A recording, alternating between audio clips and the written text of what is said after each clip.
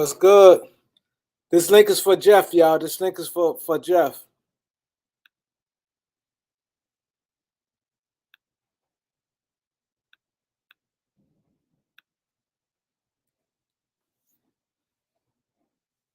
This link is for Jeff. Get the likes as y'all come in, man. This show gonna be crazy.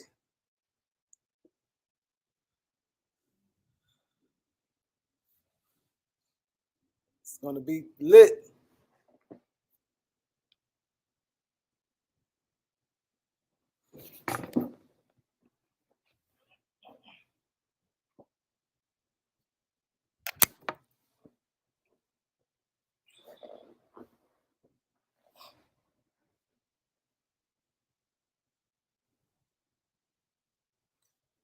The link is for Jeff. The link is for Jeff and Elder.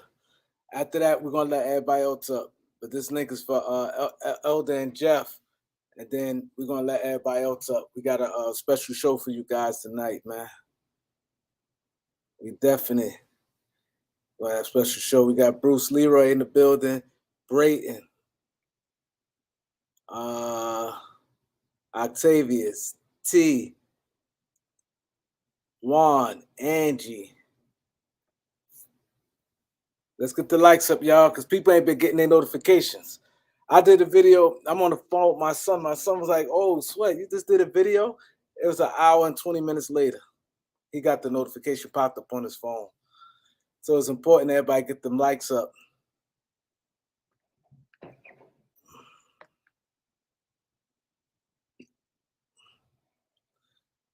My son's sick too. My son is a Sixers fan.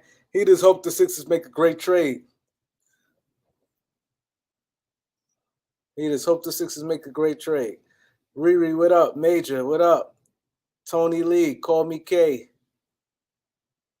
Keywan Header, what up? Jeez, what's good?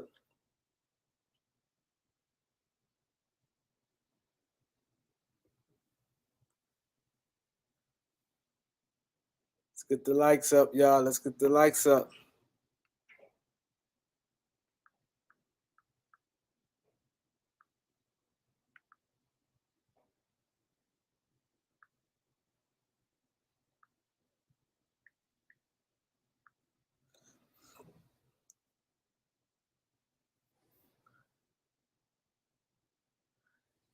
Sammy the Man, what's good? Hey, Curious, what up? Knowledge was good, bro. Dante, J Mac, what up? What's going on? What's good, bro? How you doing? Ain't nothing, just chilling. Hey, this LA traffic, bro. Crazy. Oh, yeah, LA traffic? Yeah, well, I'm at home now, just getting through it, bro. It's crazy. Oh, you just got in? Yeah, a little while ago. Oh, so it's the perfect time, 9 o'clock.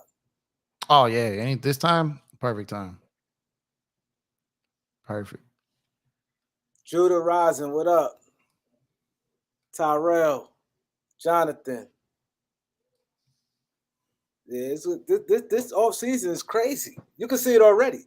I didn't see this Harden thing. I'll wait. Let this. I don't want to. He said, Yeah, Kareem, you wrong about Kuzma. I'm gonna stay To the quiet right Kings, now. they shift. They shift. I don't know what happened there. What was Maybe you saying about Kuzma?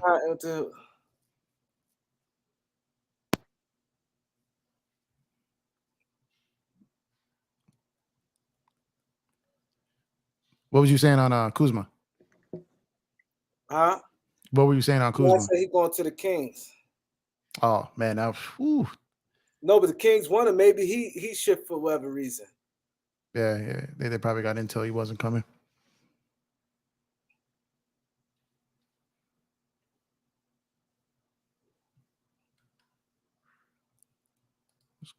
Let's see as we wait for Elder. Let's get these likes up in the chat. Chat, come on. Where we at? Let's see. 101 people, 37 likes. Yeah, best believe the Kings didn't want to. The Kings did not want to go with no Harrison Barnes. Best believe that. Major Wilkins off the gate. We ain't even start yet. 5-minute mark. I never got a Cash App in a 5-minute mark. Major Wilkins and with the Cash App. He said, let me read what he said.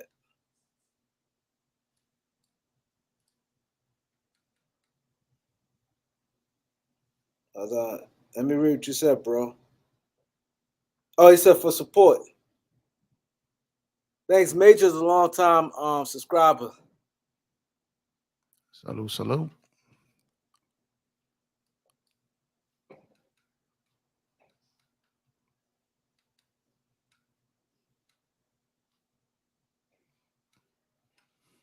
There's a long.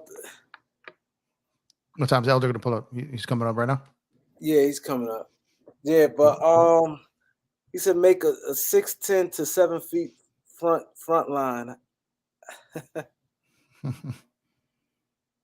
said Raymond King stupid. Nah, believe me, for them to bring Harrison Barnes back, the Kings want to make major changes, man. The Kings want this. This goes to show that teams talk beforehand. It goes to show that. Think about it. Harrison Barnes, your own Fred. The Kings they said it right after they looking to make major moves. They not going to eat in their cap. Harrison Barnes was a disappointment. How much Harrison Barnes averaged last year? He was not. Yeah, he had a down year. Let me pull him up. He didn't even play well. They ain't really do much in the playoffs or nothing. They didn't want to bring no Harrison Barnes back. Yeah, he was. Well, I mean, 15 a year. He averaged 15 a game. Yeah, but he like, to me, Tobias Harris over. They did on Instagram. I mean on Twitter. They said rank the three. It was Tobias Harris,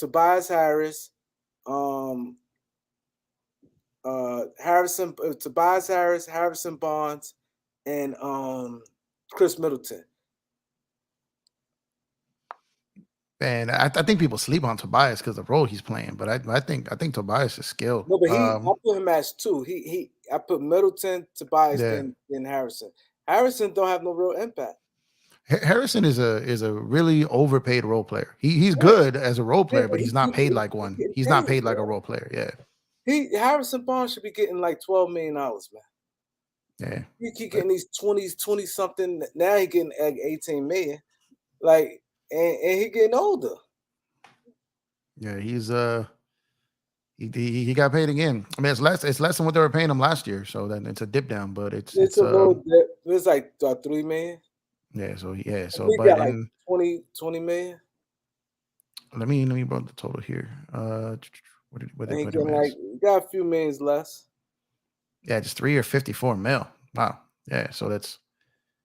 I mean, when you look at what people are getting paid, you know what I mean, and it's like you need a good vet, right? You need good vets, man. But that's a saying the Kings ain't want. The Kings got 33 million in cap space. They did not want to do that. No, they definitely. I think what's name pivot on them. I think Kuzma pivot on them. That's a possibility. To open up. He most likely pivoted. You know, they probably they heard back channel. They pretty much or he just didn't want to go there. But Kuz is interesting though. It's gonna be interesting where he ends up. Kuz, yeah. He would have been so good in Sacramento. He would have been perfect there. I think he'd have been perfect for Sacramento. That would just been like a really good addition for them. I definitely think he'd have been good for Sacramento. There's a lot happening today. Yeah, the Harden thing is interesting. It's like the way he went about that was like crazy interesting because he clearly didn't have a ton of options out there. Same as you said about the Kings, kind of knowing like they probably were out on Kuz. Like Harden wasn't really getting any feelers out there, like in the market wise, as far as spending cash, right? So Elder ain't gonna link for Elder. Then we about to start the show when Elder come up. We're gonna start the show.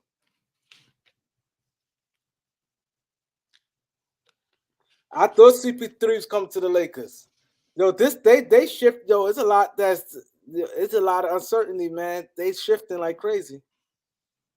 Yeah, I don't think people understand that the news Herm, changes Herm, like this, constantly. Herm, we're gonna bring people up later. This, we doing a special show right now, Herm. Me, Elder, and we're gonna bring people up like in an hour. The dude,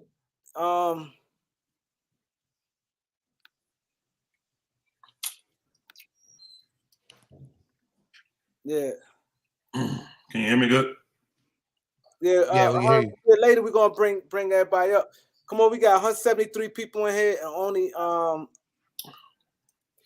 only 69 likes. Let's get to 100 likes before we start the show. What's going on, Elder?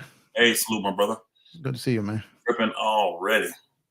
Ain't hitting the like, but got to be all these new people, man. Don't understand how we roll over here on the Kareem Report. Kareem did the super zoom here. Like, oh, you got me. Like, man, I can see Elder's thoughts. like, man. Hallelujah. So, yeah, man. So where we at on likes? When we get to 100 likes, we be able to start. It's a lot that's happening, man. I definitely want to get these guys 93 take on this. Also, before we start, I definitely want to start by seeing Jeff gonna break down to y'all the new CBA. He could break down some things with the CBA before we get started. But we need 100 likes, y'all, before we start the show. The show don't start to 100 likes. I agree. Oh, Angie says that 100 likes. So Jeff, yeah, can you break down I'm looking at my phone because a lot of stuff be breaking. Yeah. The new CBA, can you break down some parts of it? Yeah, so I mean it's 696 pages, you know what I mean? So it's a lot to break down. And the one that was kind of floating out there earlier wasn't the full one. They didn't even get released to teams until like yesterday, right? So there's a lot of different changes, mainly the second apron and all the things that kind of come down as a result of that. Right now, the only team really kind of handcuffed by that right now is the Clippers. Suns are about to be there. Warriors are, until they sign Draymond, they're below it right now. But when they get back to Draymond, they're kind of stuck too. So example today is a prime example of the new CBA. Harden decided to opt in just so he had the option of making the Clippers a pursuer of them. Because had he opted out, they couldn't do a sign and trade with him. So that's one of the rules that goes into it. And it's also, they're going to try to probably get this done prior to tomorrow, just to get it done prior to the new calendar. So there are things like this where a lot of these teams, these second apron teams, can't sign certain players, can't do certain trades, can't trade multiple people in deals, can't buy second round picks, can't claim wave players. There's a bunch of different things that go into it. Another layer of this now, it's funny because we mentioned the Kings thing right now, but we just talked about with Barnes taking that deal and how they kind of probably knew that Kuzma wasn't coming. It's now in this new CBA, agents and players can get fined for tampering. So that's why a lot of the times you're seeing things being a little bit more quiet from that perspective. You're seeing things kind of leaked, but nothing crazy like in the past. So that's another thing that kind of roped into it. But there's so many aspects of it. It's kind of going to go based off questions here or each situation. But there's a ton of different things that come into play in the next day. Wow. Yeah, I know. Thinking about the way this is going, you can see these teams ain't finna just overspend for guys. They're really not. They may put a little money in a guy that they can control that's on their team. Like, to me, people think that's an overspend or overreach for Harrison Barnes. I don't. I mean, he's a world champ. He's a solid veteran who plays good defense, get you 15 points a game, rebounds well. You know what I'm saying? That kind of money is not a big contract when a man's making $15 million a year. Shooting NBA today, $20 million ain't a big contract for what he's producing. So they trying to keep their core together. They're seeing that that's the way to go. It's interesting the situation going on in Philly with Harden making the choice to opt in. I'm sure his agent behind the scene is telling the other teams that he wants a contract worked out already, an extension type contract when you trade for me. What I heard was they're still even trying to get Tobias Harris as well, as long with Harden. So you got to be talking about Paul George then at that point. Which honestly, if it is, like, let's just, because I did a little quick scenario in that situation. Let's just say you get Harden and Tobias Harris. I think that's good for the Clippers. They should. I think they should do it. Then you'd have to give up Paul George, Norman Powell, and give up Morris, which honestly, to me, I think that's good for Philly. I actually like that trade. If they did make a trade like that, I think that'd be good for both teams. I think that's good for both teams. I agree. Clippers need some stability and guys is going to get in there and play, and them two guys are going to play. They don't miss time. You know what I mean? And they're solid and they're consistent to go with the depth that they already got and the superstar in Kawhi. Those two guys, to me, they would fit with Kawhi. On the other hand, I think Philly, they need guys that can fit around Joel Embiid more and not hinder the growth of Tyrese Maxey. And I think the guys that will be going over there would. You can play Maxey and Powell together. Morris, again, the big advantage for Morris, he's a veteran, but also this will be the last year. He's on an expiring contract. So that's the advantage of him. Having Norman Powell for multiple years is good because his contract to me is cheap for what you're getting from him. And then also you're getting Paul George, another superstar that can just blend in and play well. And I think they need more depth at the wing anyway, in my personal opinion. So I would do that trade if that's on the wall, on the table, but we're gonna see. I agree. I think that trade works for both teams because Philadelphia definitely needs some more size, some more wings. Because they was not athletic. They was not a good rebounding team. So getting Morris, you get back that you get some toughness with that. I will also try to move PJ Tucker in that deal if I'm Philadelphia to get rid of his contract. And you know him and Harden is yin and yang. And I think that's an excellent deal. Norman Powell, he give him that grit, give him another score. I think that's a perfect trade for both teams. Well, they'd have to get that done. They'd have to get that trade done by tomorrow, though. That trade couldn't happen after July 1st because you can't. The Clippers won't be able to stack multiple players in the trade, and the money have to be exact. So that would have to happen by tomorrow. Clippers not be able to. That's part of the new thing. They wouldn't be able to do it. They won't. So if you're right now, they're hovering about if they pick up Boston for the money to be exact. Philly would have there'd be 3-3, and Philly would have to throw Daniel House into the deal. That's both 75. No, they couldn't. They couldn't trade like if they're moving for the Clippers are sending out multiple people for Harden, right? If they're in the second apron, they can't do that. So what's going to happen is got to be exact money, and they can't aggregate players in the trade. They can't stack players up to equal one guy. So once it gets to that second apron, that would be 3 for 3. That would be 3 players for 3 players. No, but what he's saying, it had to go down today. What he's saying. Yeah, I'm saying you could do it today. I'm saying it would be 3 players for 3 he said players. Today you could do it. They could do it now. They could do the deal now, and it's 75 million. No, he said today you could do whatever today, but he's saying tomorrow you can't do it. You can't add anything above the one player. You can't add anything, even if it's 1 for. It's not 3 for 3, 4 for 4, 2 for 2. It's 1 for 1. And the money's got to be equal. So it's you can't stack.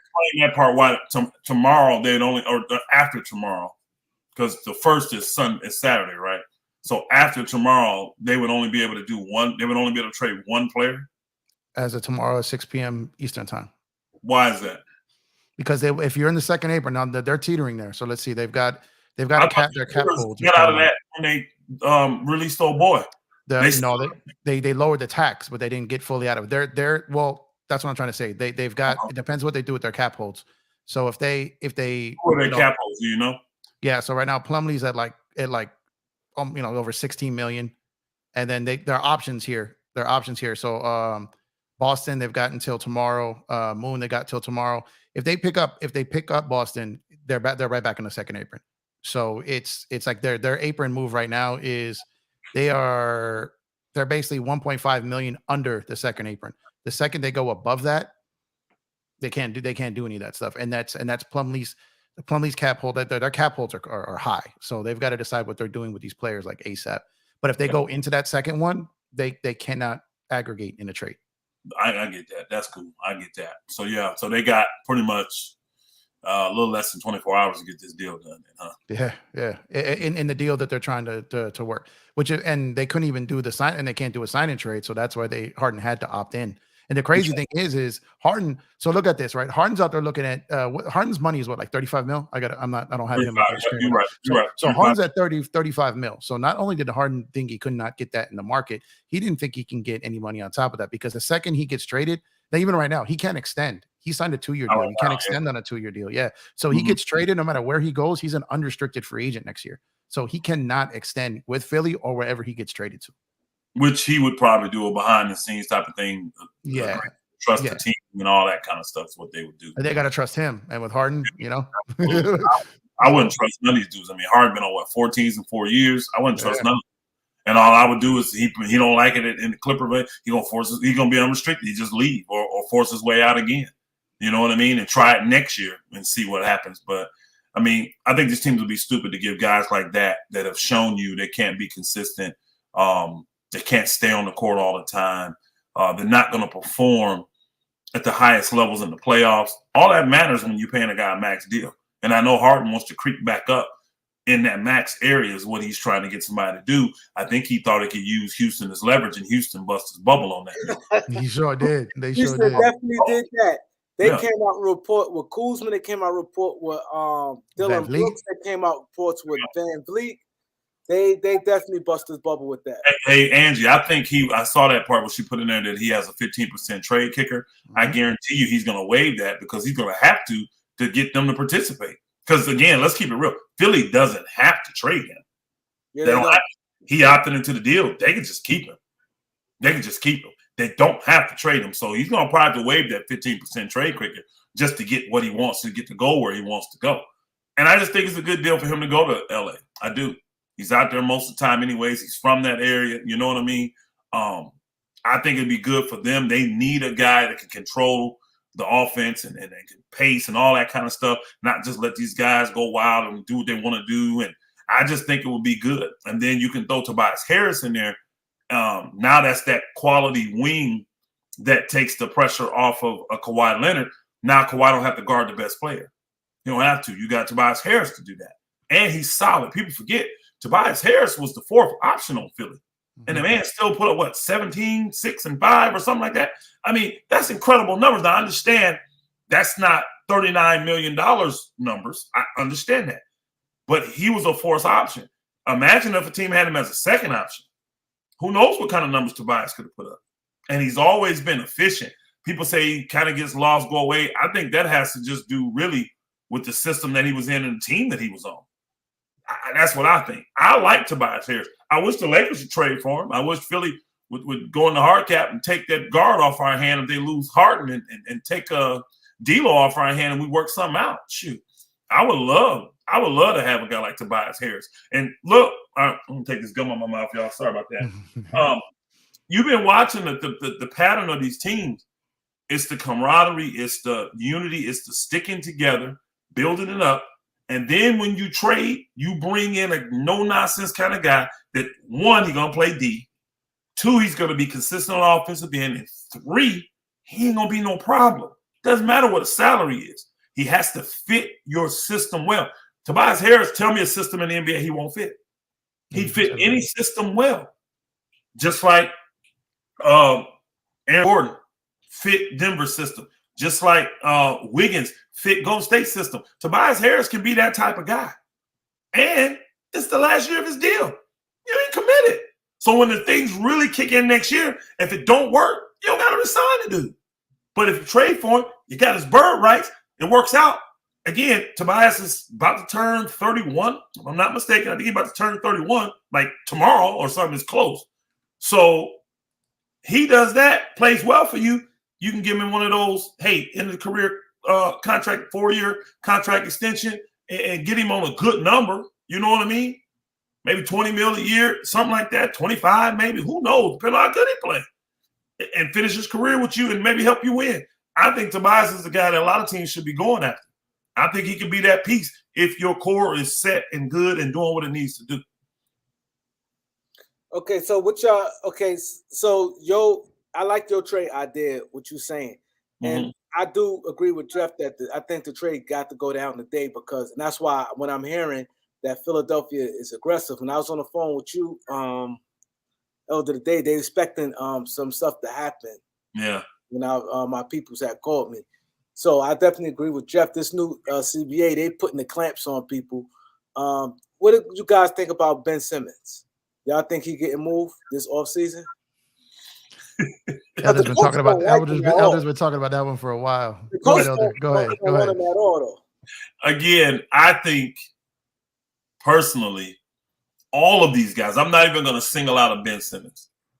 All of these guys that are young, come in with the superstar tag, all-star labels, all this stuff, that have made it clear they have a desire to be somewhere, I think it's in that team's interest to send that person there. Because honestly, like right now, today, what has the Brooklyn Nets got out of Ben Simmons? They got nothing out of him. Besides writing him a huge check. So people say, I ain't giving him away for nothing. I ain't going to curtail to him. Look at what has happened to every single team that tries to push back in this situation. All of them, every single one of them ends up losing.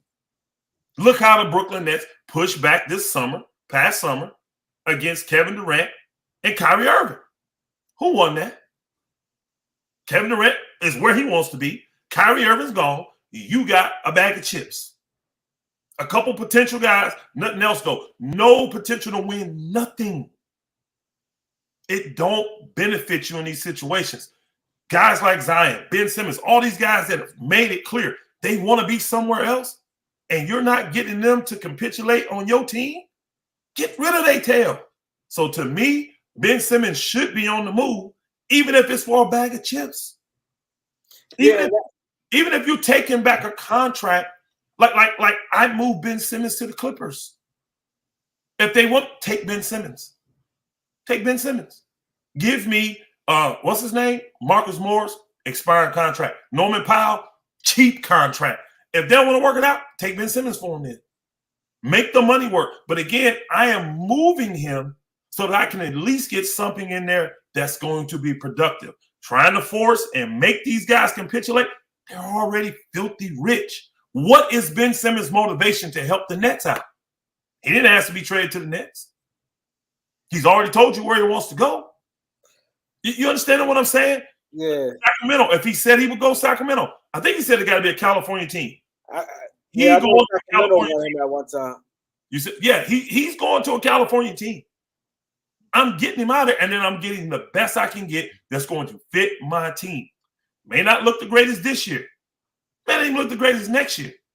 But if it helps me build my core and it helps me get something solid in there that's not a distraction, it doesn't hurt me, I'm doing it. Now, I ain't going to lie. I'm not going to do this. I'm not going to take a bad contract for Ben Simmons. I'm not doing that.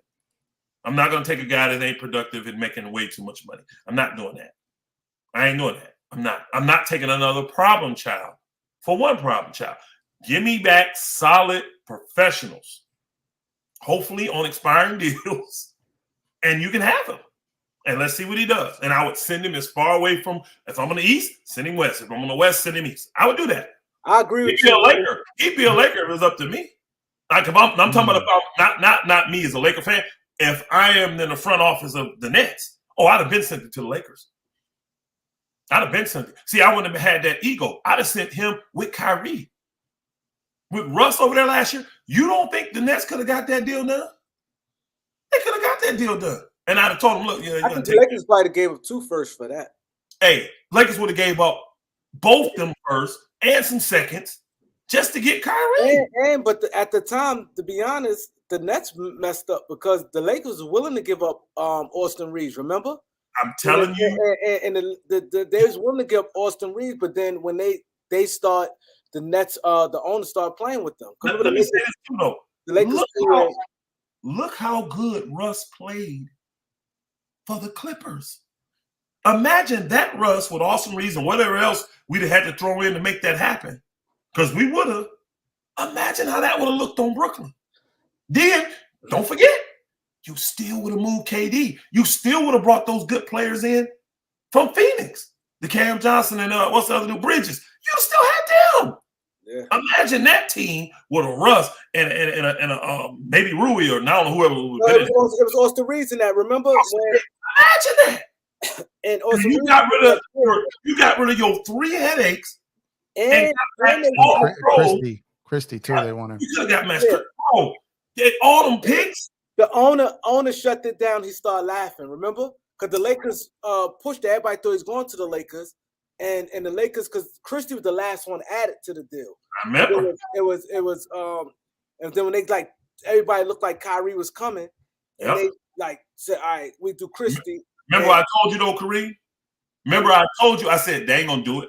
I said, they're pushing that, and they saying, oh, the Lakers give up both picks. And I said, guess what? The Lakers can give up both picks tonight. And it was funny. We did the show on here. I said that. And that night at midnight or something, the article came out. The Lakers wanted to do both picks.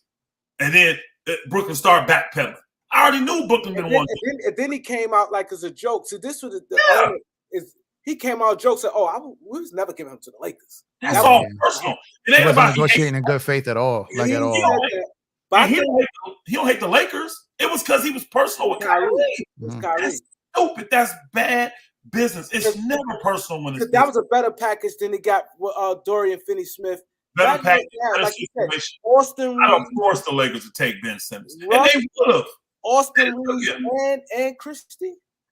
They'd have took him, and guess what? Watch how Ben Simmons all of a sudden mind would have been clear, and how he would have had no issues. His back would have been fine. He'd have been ready to tiptoe tulips. His back would have been 100% because he's getting what he wants. But again, I'm getting rid of headaches that are costing me a ton of money, and I'm getting zero production from them. Zero. That team, now put all those guys together and put that team with, I don't know what that team might have done last year in the playoffs. Well, guys getting hurt, they might have made it to the Eastern Conference Finals. I don't know. But having all those guys and all that flexibility, all those picks that they got, man, are you serious? Because the Lakers willing to give them two. They gave it up.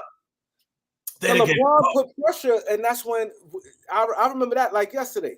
Boy. And the Lakers, that's why sometimes teams don't like to do that, because now you don't put players, and players feel salty in a trade rumor, and you're not really serious about moving them. You know, because the Lakers, they pushed the two young guys.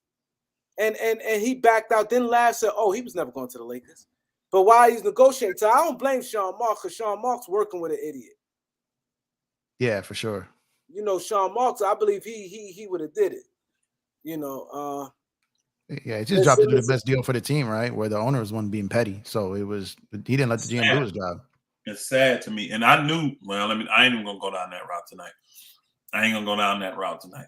But I can tell you this, and I said it on the show, so I'm gonna go in and say it again.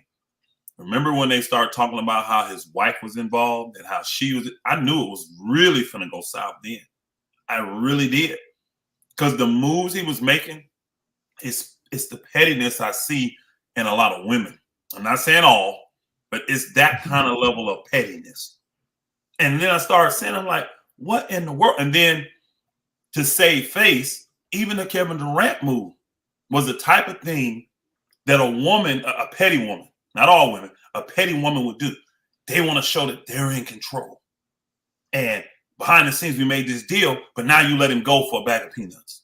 But up front, it looks like you controlled it. You didn't move in the summer. You didn't do this. You did it how on my terms. That's bad business, bro. That's bad business. And Brooklyn's going to suffer for it. Because I don't know how great it is over there. Because Cam Johnson, did he opt in? He's on the market, he's right? a free agent. He's a free agent. Yeah, he's a restricted free agent. And they said Detroit are prepared to offer him a bag. Mind you, say you lose Cam Johnson. That makes that crazy. The Spurs, right? No, Spurs and Houston both. And there's only like 5 more teams right now with like. So what is he? Unrestricted or restricted? He's restricted. Oh, so again, say they offer him a bag, but they're not willing to pay. Yeah, and they lose him. That really makes that trade look even worse, bro. Because now the young talent that you got, you just lost it. You just lost him. Now, everybody's not fooled. Oh boy's not finna become some superhero, top 15 player in the league, Mikal Bridges. He's good. Don't get me wrong. He's good. He's not finna soar to that level, though. He ain't finna soar to that level. So I just think you cannot get the emotions involved. You can't be petty. You can't. Make a good business decision. You had to do the deal with the Harden thing, so you got him back. Now, since he's showing you he's not going to capitulate, he's not going to comply. Same thing Zion doing. Remember I told y'all he's trolling. I'm 99% healthy, but I ain't gonna get on the court till I feel like Zion again. What the hell Zion feel like? No, they're doing 360s. Yeah, you at the same time, you out here doing 360s and warm-ups in street clothes, in sweatpants. That was a straight troll. That's what this generation does. So my thing is you got to understand how they function and work. And if I'm them, I'm trading Zion in New York. I'm trying to do a 3-team deal because I think I can, especially with them paying, I think I can get Cat. I think I can. Yeah, they had to do 3-team because I nothing in New York I would want. Nothing. Well, again, I really believe because you can't bring old boy back. He's already there, Randall. But I really believe the way they want to play in Minnesota, I think Randall fits that. I really do. He fits that. So if you get Randall as the main piece going to Minnesota, Cat the main piece going down to New Orleans, and then shoot my man up to New York, Zion, I think teams could be happy. No, that deal was perfect. Yeah, I think teams can be happy because Cat. I think they may move Cat. The right deal, they'll move Cat. Now, if they don't get the right deal, if a player don't working on that, I don't see him doing it. But in that scenario and situation, New York got all them picks. You don't think New Yorkers, they'll probably send picks to New Orleans and to Minnesota. Well, the Knicks got like 7, 8 picks, something like that. They got a lot of picks. They can send both of them picks if they needed to. And they would to get Zion because they whiffed on old boy. Now, let's see if they're going to whiff on getting their hand on Dame. Let's see if they're going to whiff on getting their hand on. See, that's their problem. Their pieces don't fit every team. It's only a few teams that the pieces they want to get rid of fit. They're not trying to get rid of Brunson. They just got him. You see what I'm saying? They're not trying to get rid of the young, what's his name? The 2 pieces they're trying to get rid of will be Randall and what's the dude from Duke? What's his name? Barrett. Barrett. Them the 2 pieces. They don't fit with everybody. Let's just keep it real. Especially Randall. Yeah, and Barrett just got that new deal. They don't fit with everybody. And Barrett is like an odd fit. I agree with Elder. Barrett is an odd fit, both of them. Yeah. So, I mean, it can be done because any deal can be done. People look at certain contract. Oh, remember when I was telling everybody they're going to trade Bradley Beal in the year? You crazy. First off, they ain't going to be able to move that contract, Elder. Well, didn't take long. They moved that contract. I told you they do it in a year too, didn't they? Their team got worse. They didn't do any better, and I knew they wouldn't. And that man wasn't playing. We ain't giving out lifetime achievement awards. If we give you 50 mil, you better get it to the playoffs. You better get it to the second round. You better do something new for 50 mil. If not, we're gonna get you out of here. And the way they did that good, that was an honorable situation because they said we're gonna get you out of here, but we're gonna let you control it. We're gonna let you control it. That's why they gave him the the no trade clause. He gets to control it. Washington, I mean, I don't know what the hell Washington doing now. I don't know what they're doing. They got rid of Porzingis. They're letting Kuzma walk. I mean, they're going down. You better hope they get a side and trade, at least for Kuz, because that'd be sad. You know, your 3 best players, you really got nothing for them. Like, what you got to show for your 3 best players? You ain't get no picks. You got no picks. And what you got? They got some seconds, right? Then they they got a ton of seconds, like swaps. Yeah, they got seconds. They got 4 swaps. And y'all know how the swaps is, though. That's shit. I mean, you know, you got to be hoping that yeah, but I mean, I think it's fair to say though they went into that. There's a new GM, right? So he's going to this thinking if I can clear this contract and not have to pay to get off of it, you know what I mean? He's basically operating as his own GM with the no trade clause with a super max. There's only a few teams he can go to anyway that even wanted to touch that. So I think he goes in there and it's like, I think for him, he's like, if I can get out of this without giving up something to get him off, anything I get is a win. So that's how I think he approached it. And I think he did a good job from that perspective. You know what I mean? So, and Phoenix on the other side is in another level of desperation. They don't have the ability to really add anybody. So they had to do whatever they could to make that happen. So that kind of lined up to exactly what both teams were wanted. So I'm not really bashing Washington for doing that because that was a big chunk of money they had to move and going into the CBA. Yeah, I'm not either. I thought it was a good move for both teams. Hey, salute, One Cool P. Good to see you, my sister. One Cool. What's good, One Cool? You gotta hit that like button. If you ain't subscribed, hit the subscribe. No, I agree with you 100%, my brother.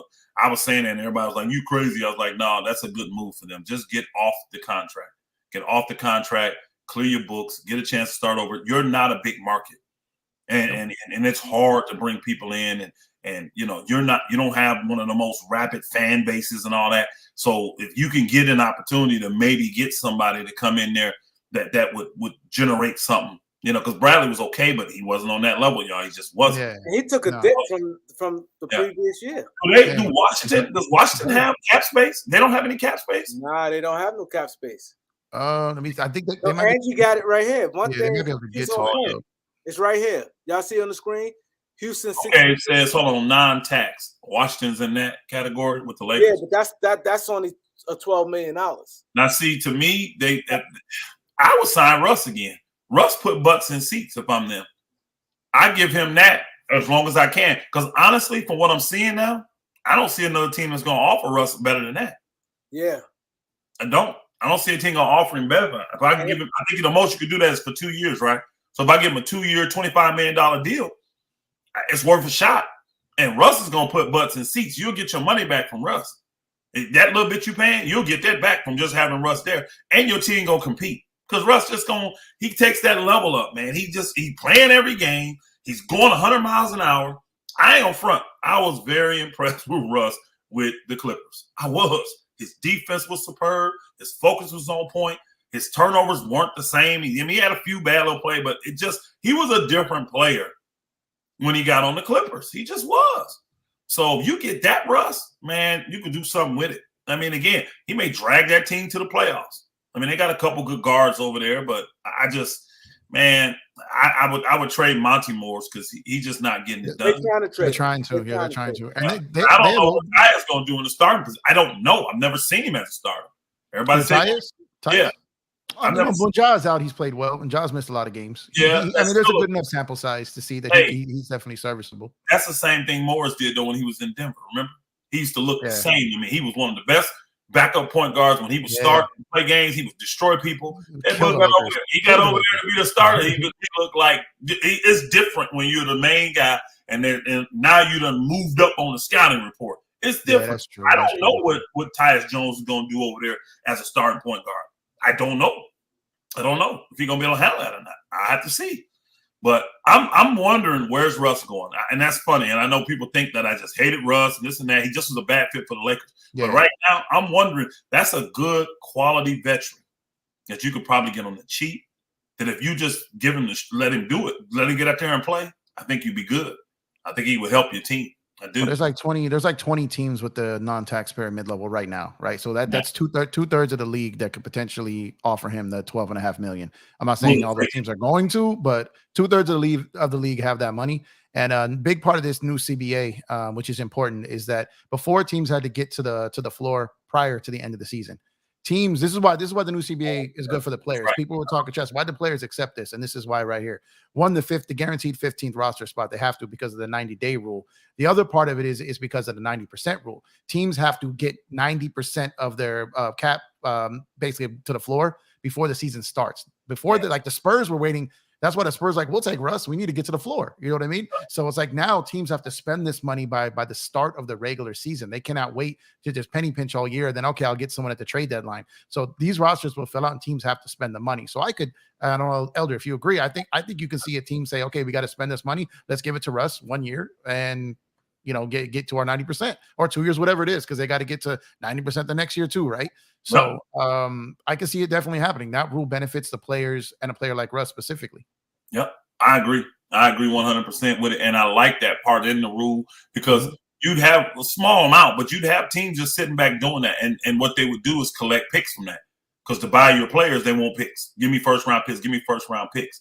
And at the end of the day, they're not truly competing. And if you want teams to compete, you got to spend the money at least to do it.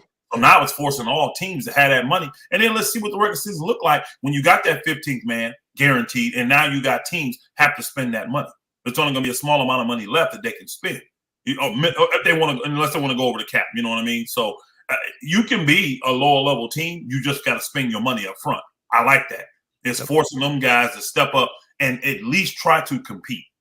At least try. Because again, even in those scenarios, they're not going to just throw money away and waste it on guys. They're not. They're going to be wanting to get those money to guys they think could have a higher ceiling or can be developed or something of that magnitude. They're not going to just get this dude $6 million because we like you. You know, you swept the floor as well. Here's $6 million. And they ain't going to be doing no dumb stuff like that. That's still a lot So of money. it's going to force them to compete, and that's a good thing. That's a good thing. Yeah, because the CBA is all designed about competitive balance from the top to the bottom. It's going to make the top teams have to lower their spending so the lower teams can compete, but the lower teams have to spend the money to attempt to compete or appear to compete. So that's the best part I love about this. It doesn't just punish the top; it punishes the low too, who just wants to go in, pay the minimum, collect the tax, and get out of Dodge. So I love that rule, especially for the veteran players. Yeah, and a lot of teams feel they can compete now because a lot of teams not that far off like prior.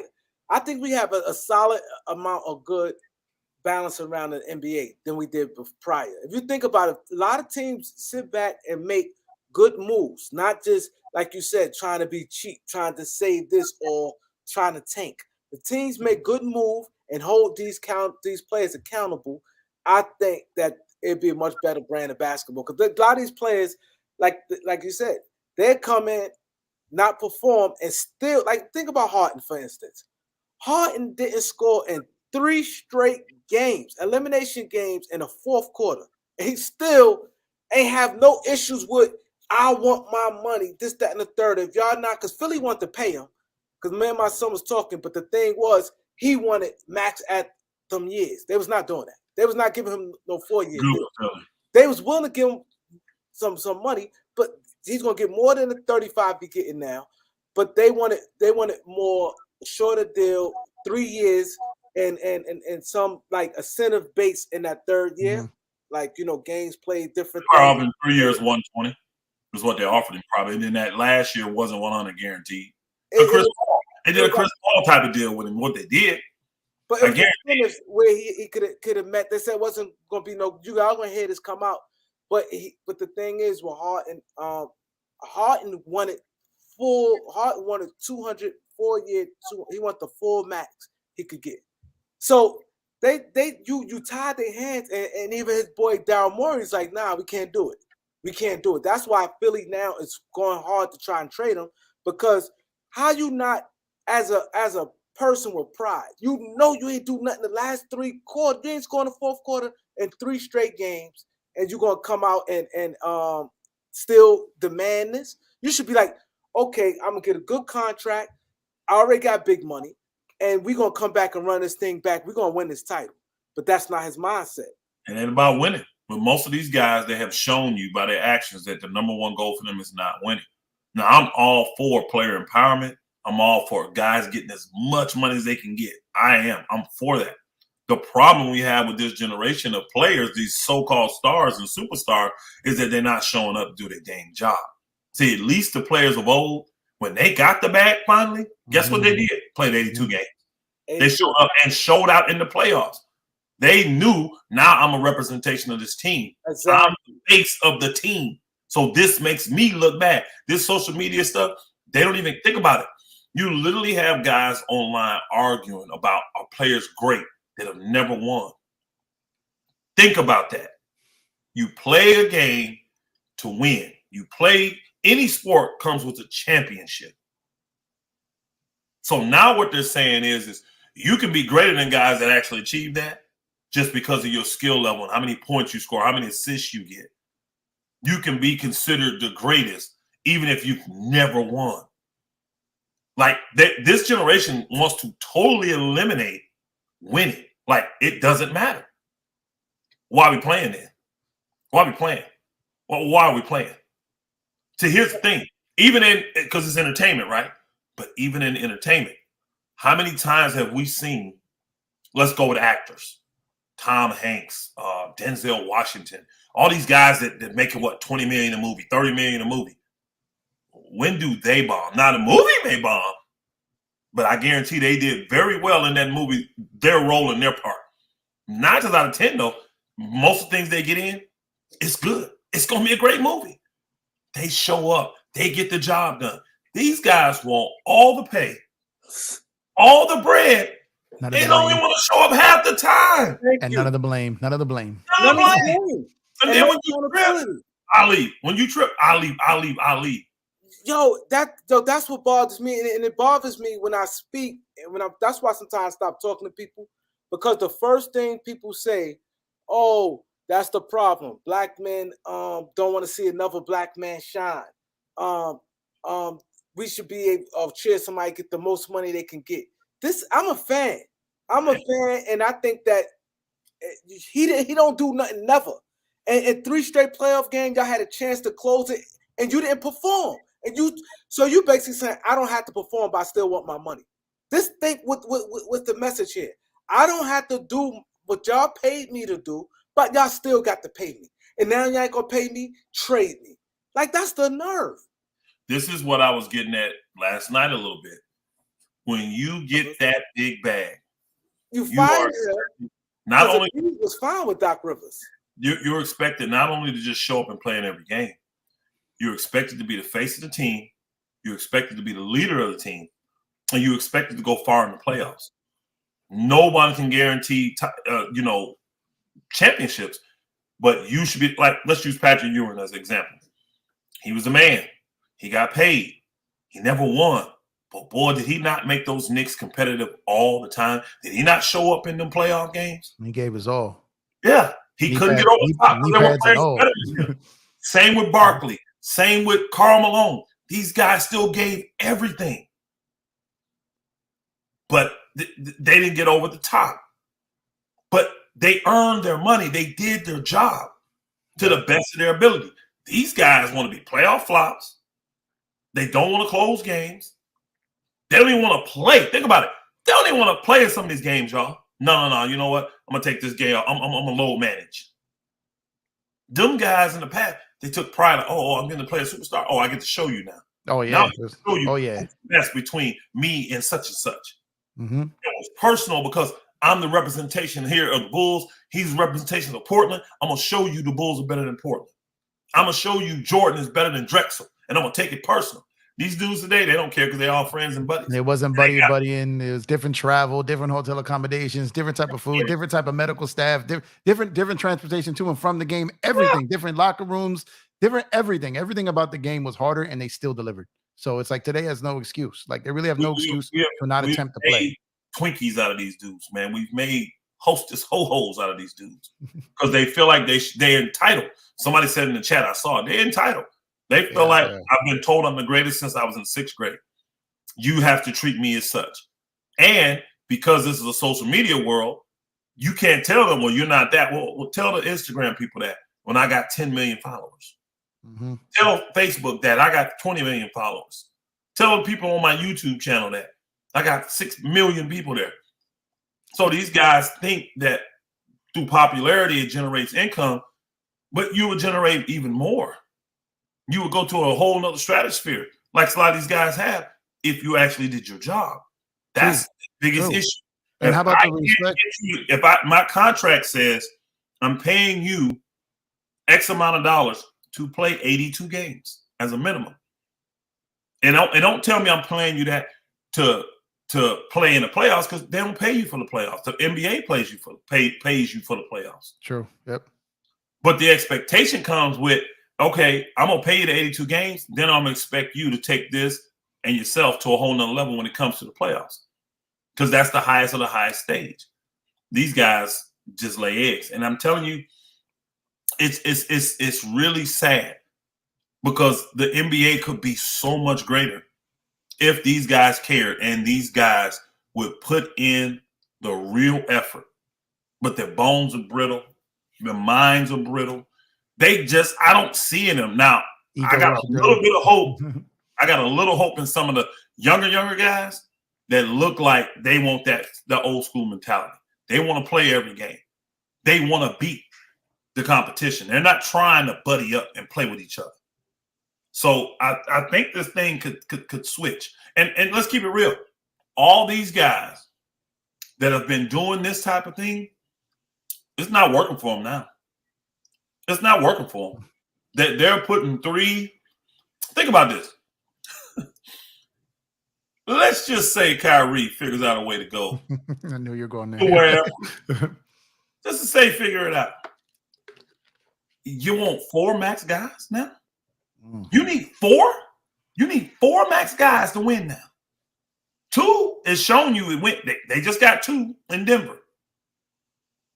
2 stars great role players, championship. Lakers did it in 2020. 2 stars, great role players, championship. And Jamal Murray not even considered like a major star.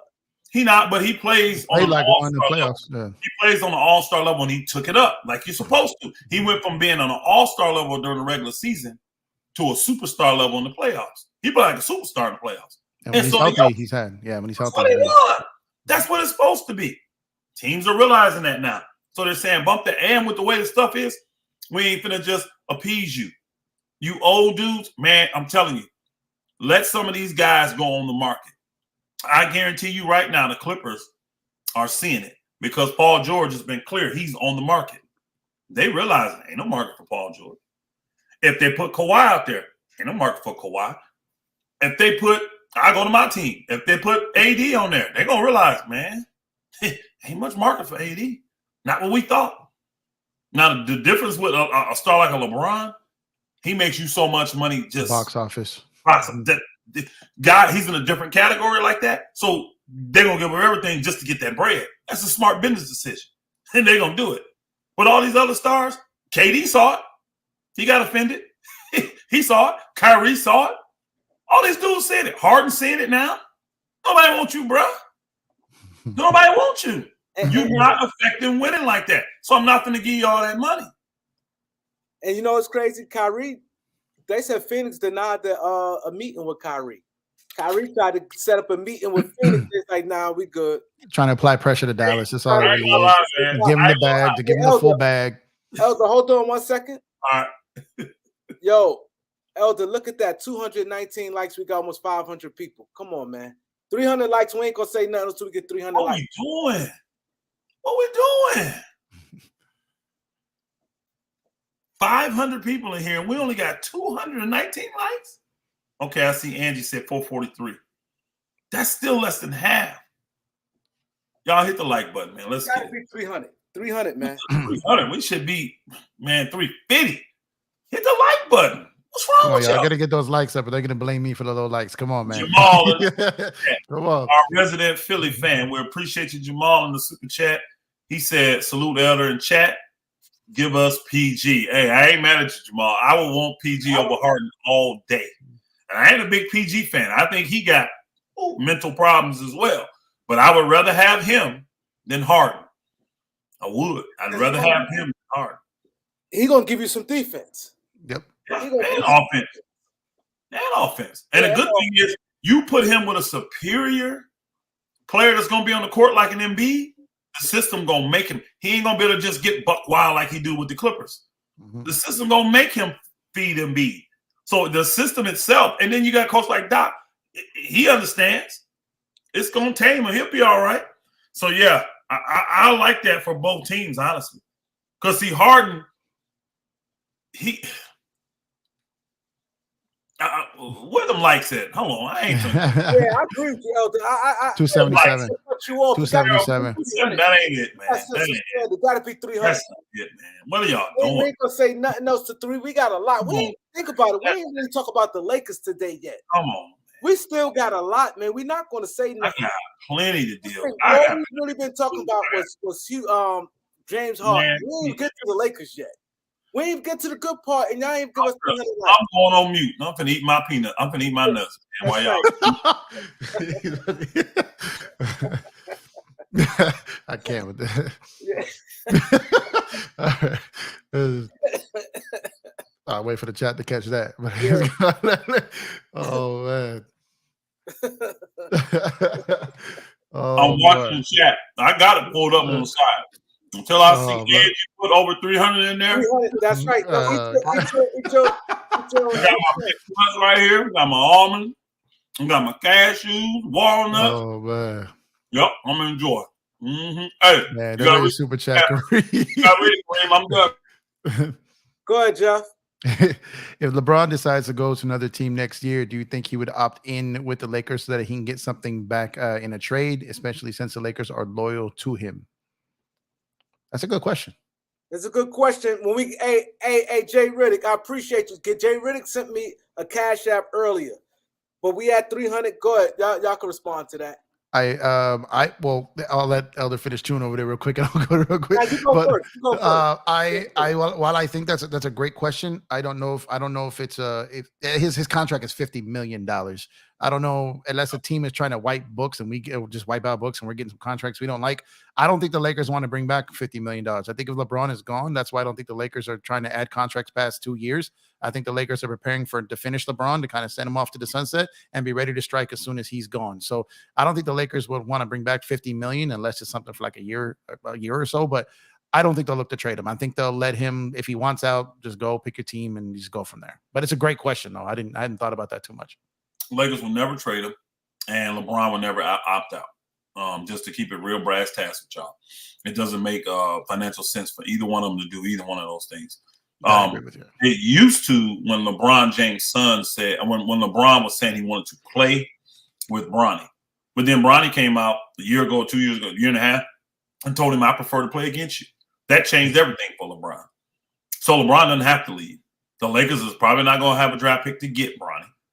So he will go to some other team, and he'll get to play against LeBron. And LeBron will do it in the Lakers jersey, and Bronny will be in whatever jersey he needs to be in.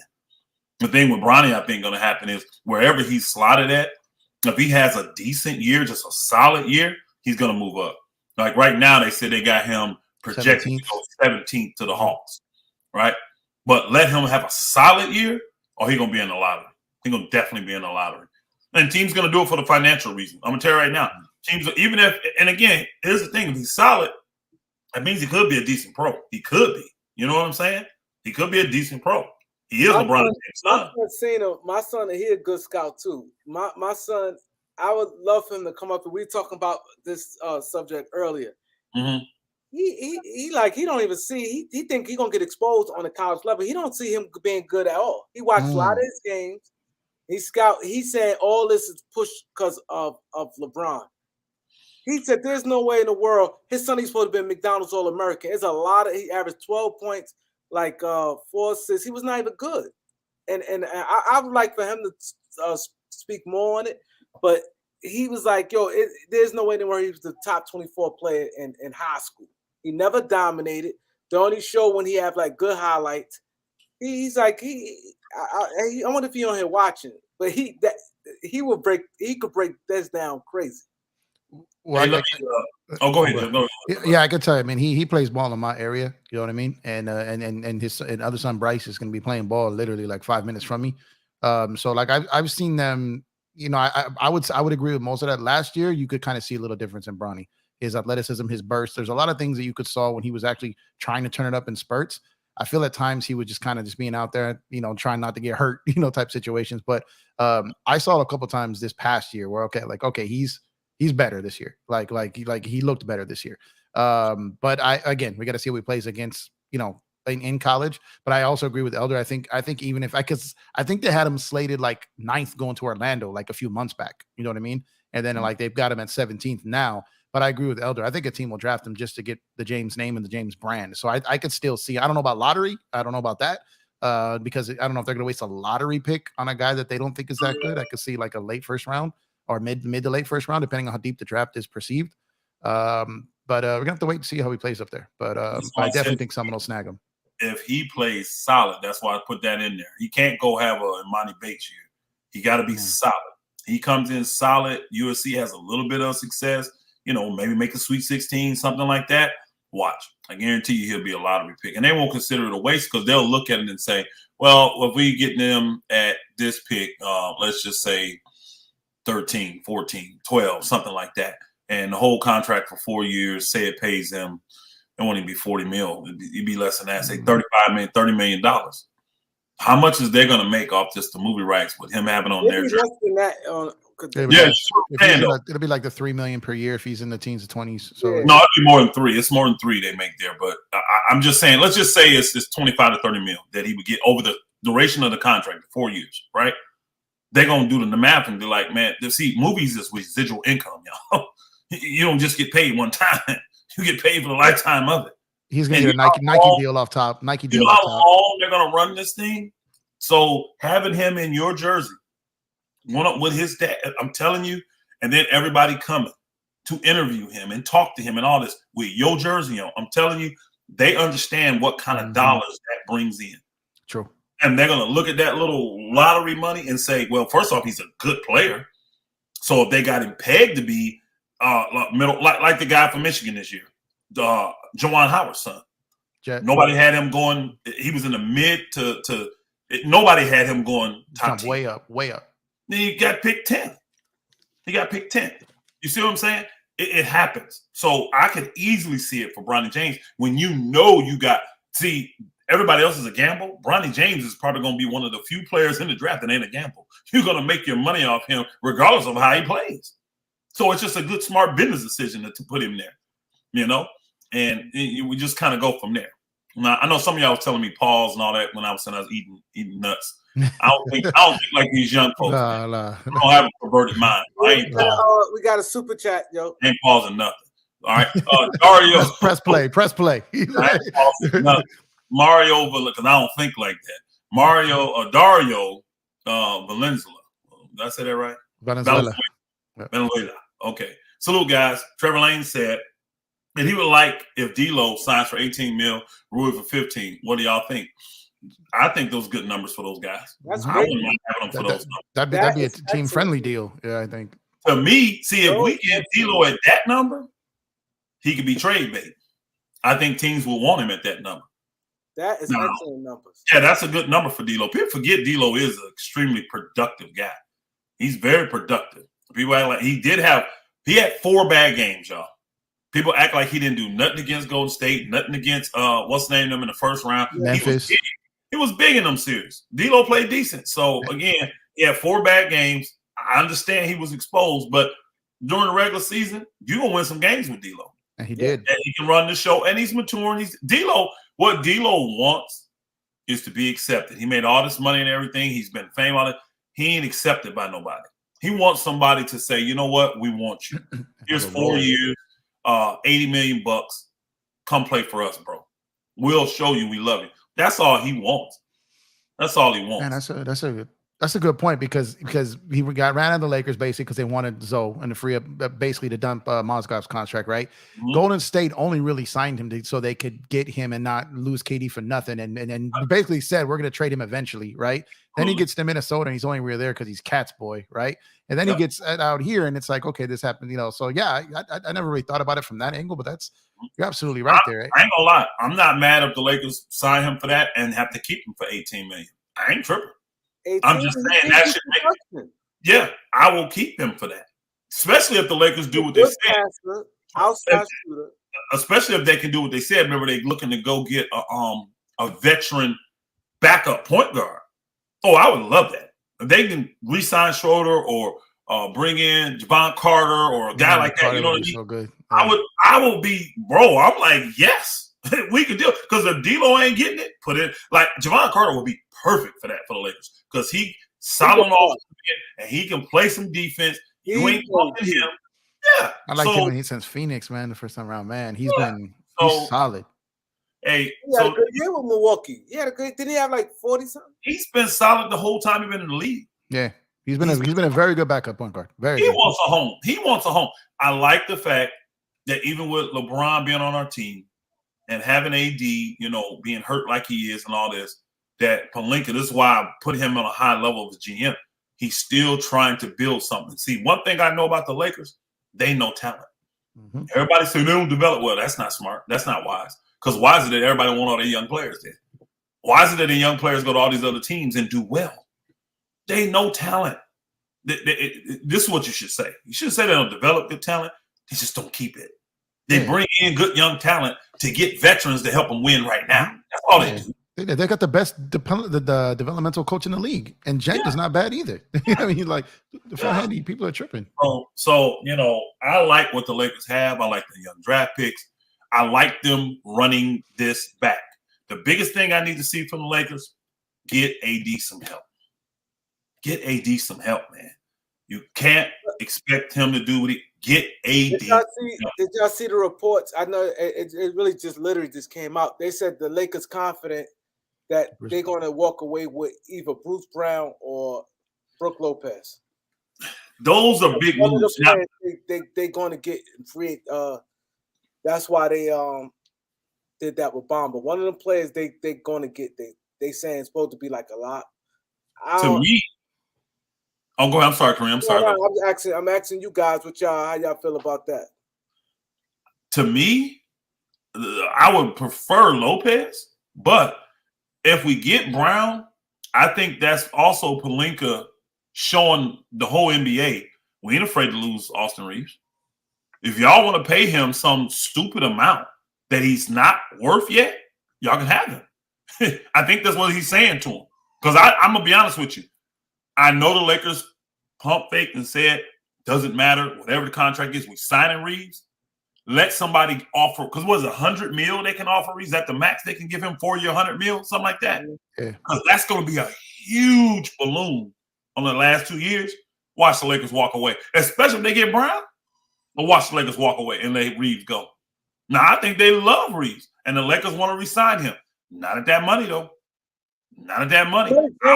Now, that little having you playing good, playing that now is like you got to play at that level now. See, playing at making $1 million or $2 million and you having a good game or you getting your little 12 points and people get happy because you did a reverse layup, that's cool. But now when that money comes in, it changes things. Like saying with Tobias Harris. Nobody never talked about Tobias Harris. Once he got that contract, they was on him. Yep. He got that 180. Now it's like, nah. Because remember when they lost right before he got the contract, when they lost to Toronto, he took no heat. He took no heat for losing. Mm. Now it's like every time they talk about him. I'm telling you, the Lakers is putting that out there for all teams. Like, look, you ain't finna bully us. You're not finna make us just because again, if the Lakers don't make these kind of moves, like the drafts that they made, the guys they drafted, and then this move with old boy, then they can say, hold on, the Lakers gotta do this. They need Reeves. So San Antonio or Houston come in, make him a crazy offer, and the Lakers are stuck matching it. And they're doing that just to hurt the Lakers. Not even that they'll take the player if they can get him, but if they don't get him, they cool because they're putting it on the Lakers. The Lakers saying, nah, we're bringing a guy that's just as good, if not better all around. You know what I'm saying? All around. If not better all around for less money. Let's get it done. Yeah, he's so versatile. Like, I mean, he can do so I agree with you, many Kareem, things. what you said earlier, that what's his name? Reeves is a better playmaker. He's a better shooter. I got to give him that. He's a little bit better shooter, right? He's a better shooter. I'm going to keep. They both smart players though, and the intangibles that Brown bring, and then that better defensively, and man, he shoot. Brown is a dog.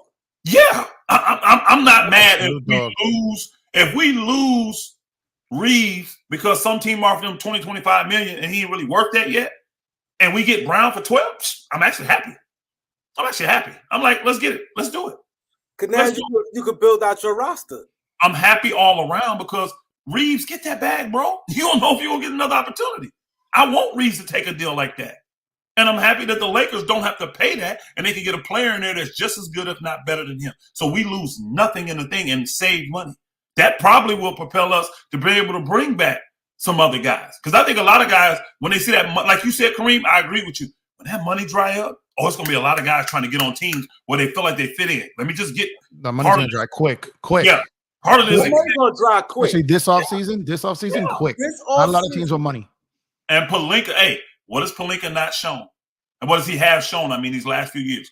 I guarantee Pelinka got 6 to 8 guys, 10 guys lined up, ready to sign immediately. If this happened, this happened, this happened. And see, teams respect that because you're up front. You just tell them, look, you're going to get that money there, great. But if you're available here, like if we don't get this dude, we're looking at you. Teams like, cool. And that's why they signed with the Lakers. I'm going to piggyback what Elder said.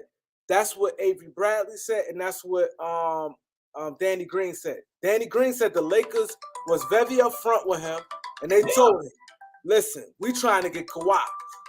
If we don't get Kawhi, we going to pay you this. And Danny Green got like 15 with the Lakers, right, that year? 15 to 18, something like that. But they were grateful to him on the way in and the way out. So it was Yeah. like when they were talking about when they made that Schroeder trade and they traded him out. So Danny Green spoke highly of the way the Lakers got him and the way the Lakers traded him out of there because they communicated him thoroughly. And every time it came out, even with the Kuzma stuff, they came out and said that they said going to buy a house and then they traded him. He goes on, that never happened. You know what I mean? So a lot of the guys have cleared up the false narratives about Pelinka when it comes to that. Yeah, they know what the players and the agents know what's really going on. They know what's going on. So I'm very confident. I like the fact that the Lakers are saying that even if we don't get any one of those players, that's putting pressure on other teams. Like, we got to step up. If the Lakers are saying that, we don't know what conversations are being taken place. And to me, if Brown is leaving, it's because, first off, he wants a bigger role more than anything, I believe. More money, too. He wants a bigger role. So even if you sign him and re-sign Reeves, it's put him in the starting lineup, bro. I mean, put him in the starting lineup. Put Reeves at the 1, put him at the 2. But yeah, I'll probably missed something what y'all was saying, but that was important because I remember Danny Green, like, so what Elders was saying that Lakers are straight up with them because Avery Bradley said the same thing. Avery Bradley said we knew we had a deal on table if they didn't get cried. They patiently waited. The Lakers said we appreciate you waiting. They waited because you notice right after that JaVale McGee, they signed like 6 people. Just bang, bang, bang, bang, bang. Yeah, bang, bang. So when Kawhi went to the Clippers, so I think the Lakers, I think they got all their like minimum guys. I think they probably already got all them dudes locked in, and they've already told them, hey, depending on this, we may need 6 spots. Depending on this, we may need 7. Depending on this, we may need 5. This is where you fall. So if the fall rings, you know what's up. Now you get something else, we cool. We understand. But if you're there and you're available, this is what we're putting on the table. We're going to be able to offer you. But it ain't going to be no thinking time and let me get back with you. Because if you don't do it, I'm moving to the next guy. Guys respect that. Guys respect that, man. But y'all, fellas, Magic Johnson said that. Magic Johnson said one thing I can say about Rob is he said Rob is very thorough and he 3 steps ahead. Rob already, remember Magic said Rob already, see, look how Rob structured the contract. Since Rob been there, we never really had contract issues. Just think about it. You know what I'm saying? So he's really thorough. And Rob, they say he stayed in the office. That's not an issue with Magic Johnson. And they say it's like, where Magic at? Yeah, that was the beef with Magic. Well, Magic was the face. He wasn't the day-to-day. He was the face and the mouth. You know what I mean? Yeah, but think about it. Magic didn't even trip really when this happened. He said, I want Pelinka in this position. I just had a different idea of how Pelinka needed to get it. Pelinka, like, look, I need to be day to day. I need to be in charge now because there's a lot of decisions need to be made. Mm-hmm. Magic has always just been like the cheerleader, the face of the. He's the recruiter for the Lakers. Mm-hmm. He thinks like a fan. Let's just keep it above. Magic's my favorite player all the time, but he's a horrible GM. He's a horrible coach. He was a horrible coach. He was a horrible coach. Yeah. Without even blinking, he threw everything New Orleans' way. He didn't even care. Get every draft pick, every player you want. Yo, that was the funniest shit. And then he leaked it all. Immediately. Then he leaked it all. Immediately. Every single player and every draft pick. He ain't have no swaps or nothing. Take all out. He was going to give up 7 first-round picks. He offered 8 players. Kuzma, Anthony Davis, Zubac, Brandon Ingram, Josh Hart, and Lonzo Ball. Remember, even threw what's the name of the they threw what's the guard? Rondo in at the end of I was like Beasley, like all these guys. Who know how to play? Yo, he threw everything in the sun at them, bro. And it's sad. And the Lakers got a way better, and he was going to take on Solomon Hill contract. He was, remember? Yeah. Solomon Hill contract, I'll take it. And guess what? That may have got LeBron hurt. Dale Demps. That deal got him fired. Because New Orleans like, what the hell? Why would we turn this down? Then you turn around and take a less deal with no Kuzma, no Zubac, and less picks. You lost Kuzma and Zubac and less picks. That wasn't been I'm telling you, I remember saying at the time. That's and Solomon Hill contract. That's a horrible deal for the Lakers. I kept saying Anthony Davis is good, but he ain't that good. I don't know if a guy in the league that good. in my opinion. I don't know if a guy in the league that good, man. Because we'd have had zero depth. Zero. We would have won that championship without Kuzma and all of them. Oh, hell no. Hell no. We would have won We that. needed them guys, man. We needed them guys. So again, man, with these Lakers situation, man, it's gonna be interesting. Tomorrow I may get a chance to dip in a little bit in the beginning of the program, maybe, depending on what I got going on. And like you say, you're starting at 6 o'clock, right? I'm starting by 5:30. 5:30. Yeah, I may be able to dip in at the beginning. I may be able to dip in at the beginning, but it's going into the Shabbat, so I have to check out the rest of it, the next day. But I think it's going to be a lot of leak stuff, a lot of stuff coming out beforehand, before 6 tomorrow. So they try not to do it now, because like Jeff said, the penalties now, and that's why I kept stressing all week with my people saying the penalties, they don't like what's been going on. Yeah, and they hitting everybody now. They hitting agents and players. Agents and players, yep. That make a big difference. You really find the guys that's doing all of it, because they're the main ones controlling all that. Yep. So good. They're the ones back channeling for all the executives. They're telling the executives, we can get this guy, we can get this guy. So now what they're doing, they're not going to stop them. They know that. But what they're doing is hey, just don't embarrass us. Don't throw it out publicly. On public. Don't just piss on our leg for nothing. Tell us it's raining. So just hold your water for a little bit. That's all. Hold your water for a little bit. It's ridiculous. Like, why you had everybody named knew with the PJ Tucker.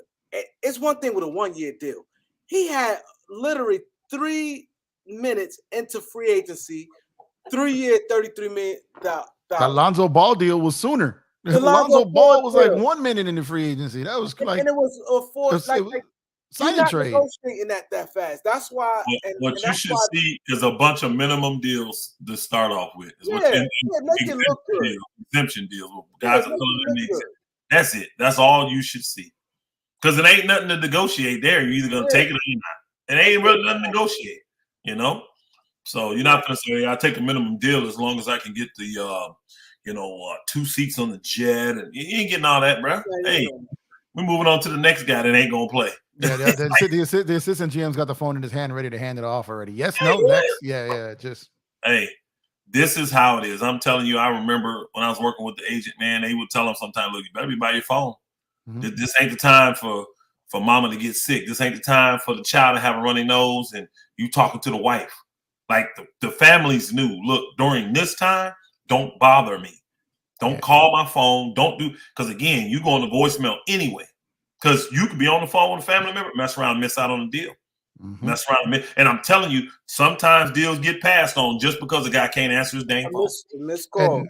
And a lot of times that's why the guy's got to be at the agents want them at their office. So there's multiple phones, multiple lines of communication. The big top guys, they want them there, not where they can see them, they can put them right in contact. And then while that player is talking to the team, the agent is talking to another team. So it's like when you're at their office. This is agent season right now. This is agent season almost more than from the start of the draft and through probably about a couple of days after 4th of July. It'll wind up, but this is agents prime season right now. Oh yeah. And like you said, they want rather them at the office because, like you said, it's multiple phones and multiple people can handle it. And interns everywhere. So the bus boys can answer a phone call, like, you know what I'm saying? Yeah. Hey, Kareem, I've been handed the phone. Hey, talk to that dude. Just get me 3 minutes. Get me 3 minutes. And I'm just like, all right. And I just get to talking and all that. And then, a couple times they'd be like, hey, where is he? I need to speak to him right now. I'm walking over there to him. I had walked out of here. I was in the bathroom. I'm making up. I'm walking. You hear me walking? I am walking. I'm going in. I walk in the room like, hey, you better take this. Hey, so hold on 2 seconds. Hold on 2 seconds. Take the phone. It's crazy, man. It's crazy what these dudes go through. This time of year is crazy right now. I'm not gonna lie. Seeing all that kind of stuff too, it made me not really want to be an agent, bro. Not that I was really in that mode. They was. But seeing what they had to deal with, I'm like, man, I'm good. I'm already making good bread. You know what I'm saying? I don't have to have this. I don't need this stress in my life, bro. I don't need this stress in my life. So I'm like, this is not something that I'm finna go balls to the walls for and try to be, because I don't like my life being just 24/7. And that's essential. I'm being honest. The best agents, you're available 24/7, bro. Mhm. You are. You're available. And you got to be, people don't understand as an agent, you got to be a legal attorney. If I say you're, You got to be CFP. Mhm. You got to be certified in marital counseling, relationship man, you got to be all this stuff. Because they call you. And again, because you're handling their money, you're doing all this stuff, a lot of these dudes become your best friends. I'm telling you, your best friend, they become your best friends. Mhm. So now your heart's involved. You know what I'm saying? Bro, I'm telling you, man, it's a lot on agents, bro.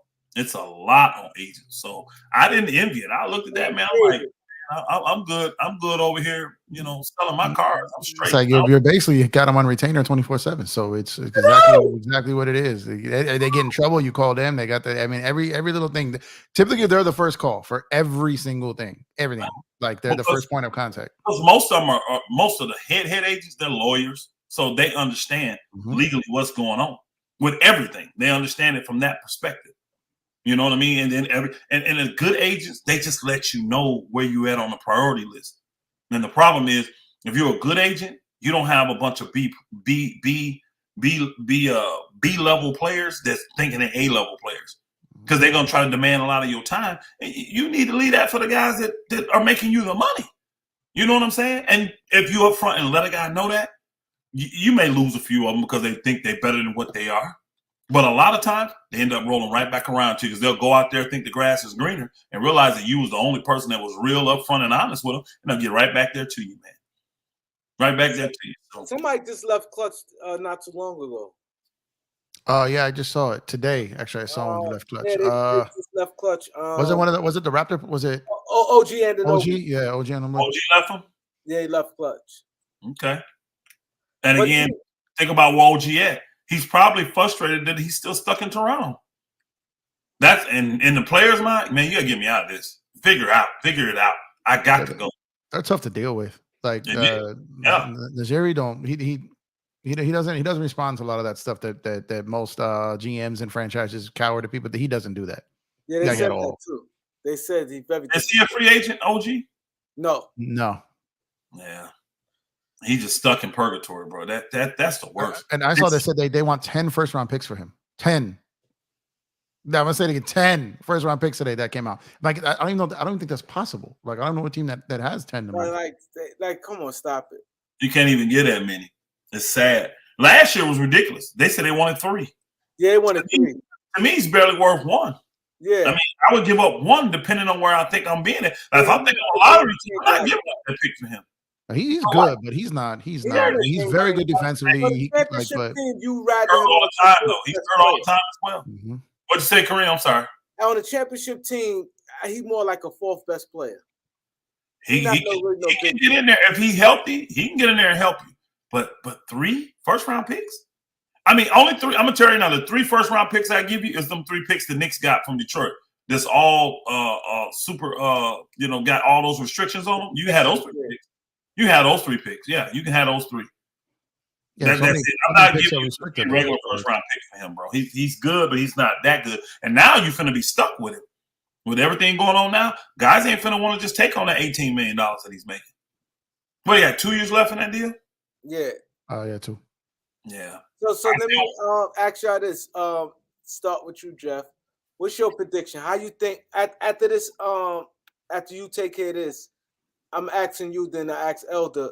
What's your prediction? Your outcome? What you think gonna happen? And what would your dream scenario?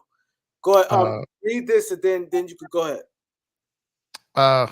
Feels weird reading something about me. Kareem and Elder, I see y'all got Empire Jeff in the building. Y'all cooking for show now. Hey, Jonathan, appreciate you, bro. Appreciate you. Thank you for supporting Kareem and Elder. I'm just a guest here today, so appreciate you. Thank you, and again, thank you, Kareem and Elder, for allowing me to be on today as well.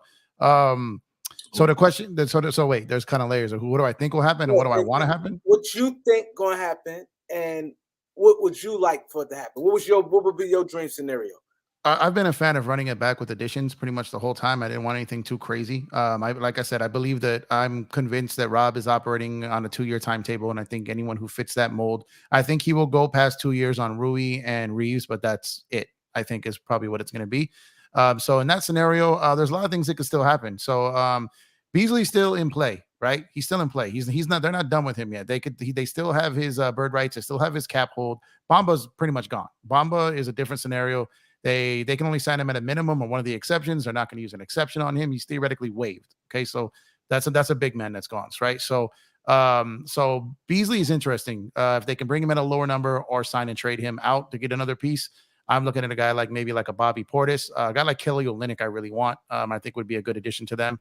So if they can find a way to get one of those two with some combination of that, I really like the Bruce Brown situation because he's very versatile. He's very versatile. He's playing the role guy in Brooklyn. You know what I mean? Like he can do so many different things for a team. I think people are focusing on the bigs, which are important, but the Lakers are also trash at transition defense. Bruce Brown helps with that a lot.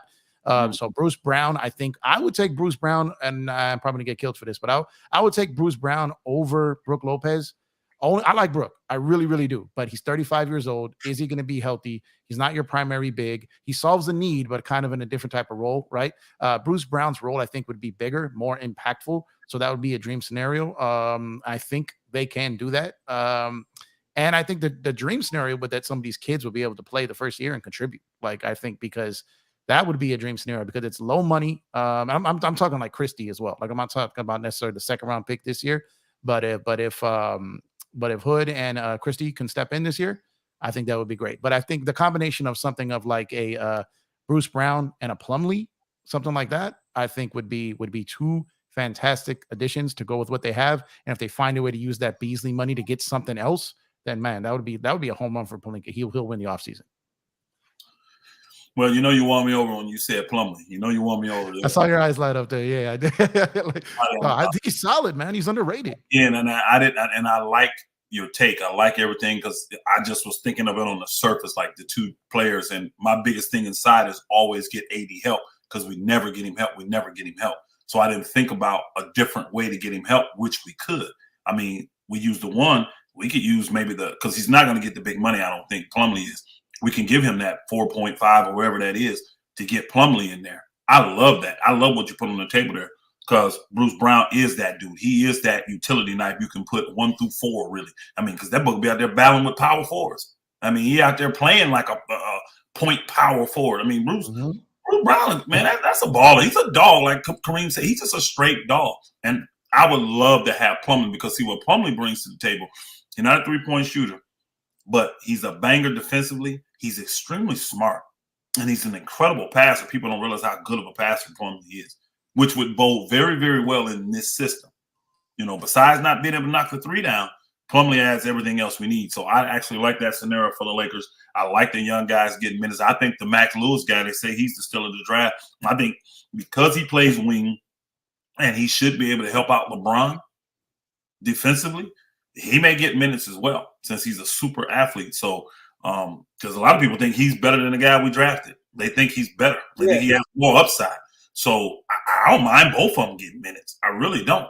My thing is then you got your veterans to back them up. You got your veterans. And again, I think we need the young guys and we need the depth so that when these superstars do get hurt, we just don't fall off the radar, man. We just don't fall off, So I like everything you said. And I like bringing D'Lo back. I just think we can do better at fitting another piece that would be better than D'Lo. Because, again, he hurts us transitional defensive-wise, too. LeBron hurts us. Actually, let me keep it real. The team. AD don't run back hard, y'all. That sucks. That just sucks. He don't run back hard. LeBron, he can't. You know what I'm saying? Then, you got maybe a guard or two trying to get back. So we can get these young guys in here that can play D. 2 or 3 of them on a quarter at a time, 3 or 4 of them at a time, depending. That's going to help us transitional defensive-wise. I think we get the bigger guys in there, the wings and the Plumlee, a guy like that. Now we're rebounding a little better. We was a decent rebounding team last year. We need to be better, in my opinion, though. And we have to be big because everything is Denver, because Denver won. Everything is Denver. I'm not worried about the little super team over there in Phoenix. I'm not worried about the crippled Clippers. I'm not worried about them. I'm not worried about them. I'm not worried about really anybody. Memphis, I'm not worried about, whooping them tricks. I ain't worried about that. What I'm concerned with is Denver. Denver. And that size and athleticism is hard to deal with. Rui was critical because he has size and he has athleticism and he can score. So have the options to put different matchups out there. That's what made Denver. Me and you were talking about that, Kareem. Remember, they won in so many different ways. It's like, you want to run? Let's run. We'll beat you 134, 131. Oh, you want to bang it out? Cool. We'll beat you 94 to 89. You know what I mean? That's the mark of championship teams. That's the mark. So the Lakers are right there. And I agree. Run it back, add minimal pieces, bring greater depth, smarter players, younger, better defense. Our defense, even though AD's elite, he needs help in that low post, and we need younger guys that can get back in transition, because transition defense was – it's sad that our half-court defense, and I'm just being honest, y'all, was elite. The Lakers had elite half-court defense, but they had to have the worst transition defense in the NBA. It can't be that far of a gap. Yeah. I'd rather just be very good instead of elite and then good in transition. I'd rather have that. Yeah. So we're going to be elite with AD anyways. You let AD roam, he going to help you. He going to make you elite. And then you're adding guys like Bruce Brown, all that. It's going to be – I don't know what's been said behind the scenes. It's going to be interesting that the Lakers really feel like they could sign Bruce Brown. But I heard old boy's interview. Did y'all hear Jamal Murray? Yeah, did you hear that? I mean, he don't seem worried about Bruce Brown going nowhere. Yeah. He don't seem worried about Bruce Brown going nowhere. Yeah. So, and again, some players don't like LeBron. Some players don't like the Lakers. I mean, Bruce Brown, I heard what you were saying earlier, Kareem. He didn't seem like the type of guy that liked the Lakers. He was throwing jabs at everybody. He's a main trash talker. Now, that's competitive. But he does that against every team he plays. When he played, he went off on the Clippers one time, and he was shouting at their whole team. Like he's done that like against any team, that's especially what gets him going. Yeah, that's just part of what he does. Not kind of like Pat Bev, but not like, you get what I mean? Like that's what he does. Yeah. Okay. He's done that since college. We got some super chats, y'all. Back to back. We'll read these. Goat News. We appreciate you in the super chat. He said, "Sup, Elder. This is Lakers win." Hey, salute, my brother. He said, "Sup, Kareem and Empire. Great content, guys. Appreciate y'all, man. We appreciate you. Appreciate the support. Appreciate you coming in, man. 7-day sports pod, man. Salute, my brother, showing up on us. We appreciate you, brother." He said, "Bruce Brown, Plumlee, T. Price, sign and trade D'Lo. Not the guard we need, 1 year or 2 year. Maxwell is that dude. I like it. I would do T. Price. I ain't big on him, but everything else said I'm with. Now it's done. Man, appreciate you, my brother. Coming in here in the super chat heavy. We appreciate you, Doc. He said, money is always drying up, and we haven't even started yet. I think we get D'Lo and AR at an unexpected discount. I hope so. Herb Williams, no, and Barnes. Herb Jones. We're not getting no Herb Jones. I don't think we're getting Herb Jones. And Barnes news hurt AR. Listen to what he said. He said Herb, Will, and Barnes news. Maybe Will is somebody else though. He remember talking about, but Herb Jones, Will something, and Barnes news hurt AR offers.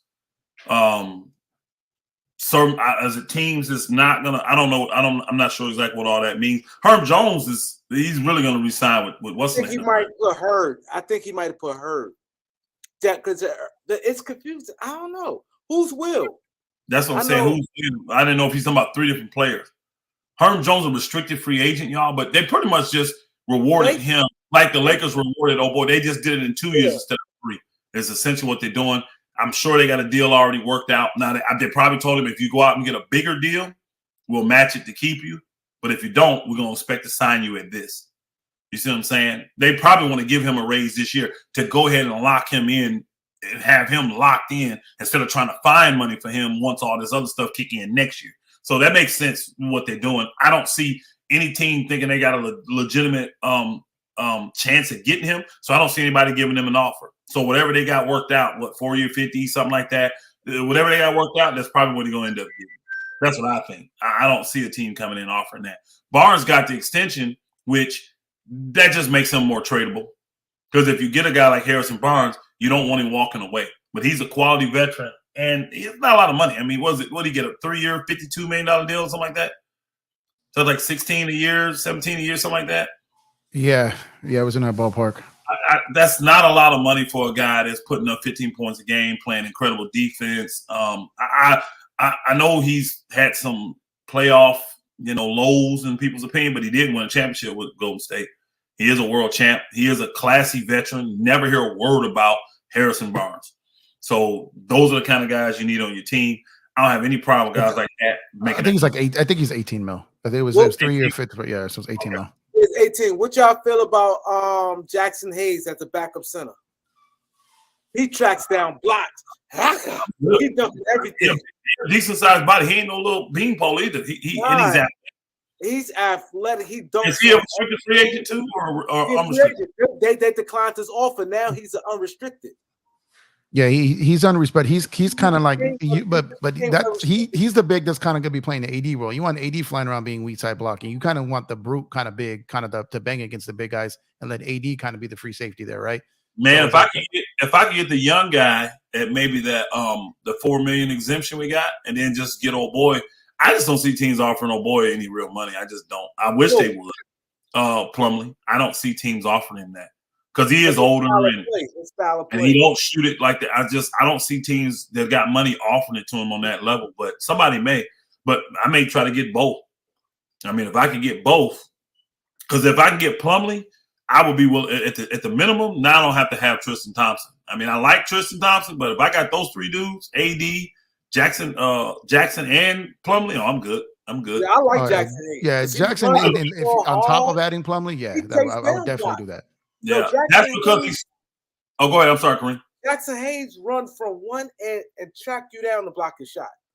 He's all over the floor. Like, he's ultra athletic, and he don't stop running. He like Anderson Varejao. Yeah, like you be like this and you boxing out.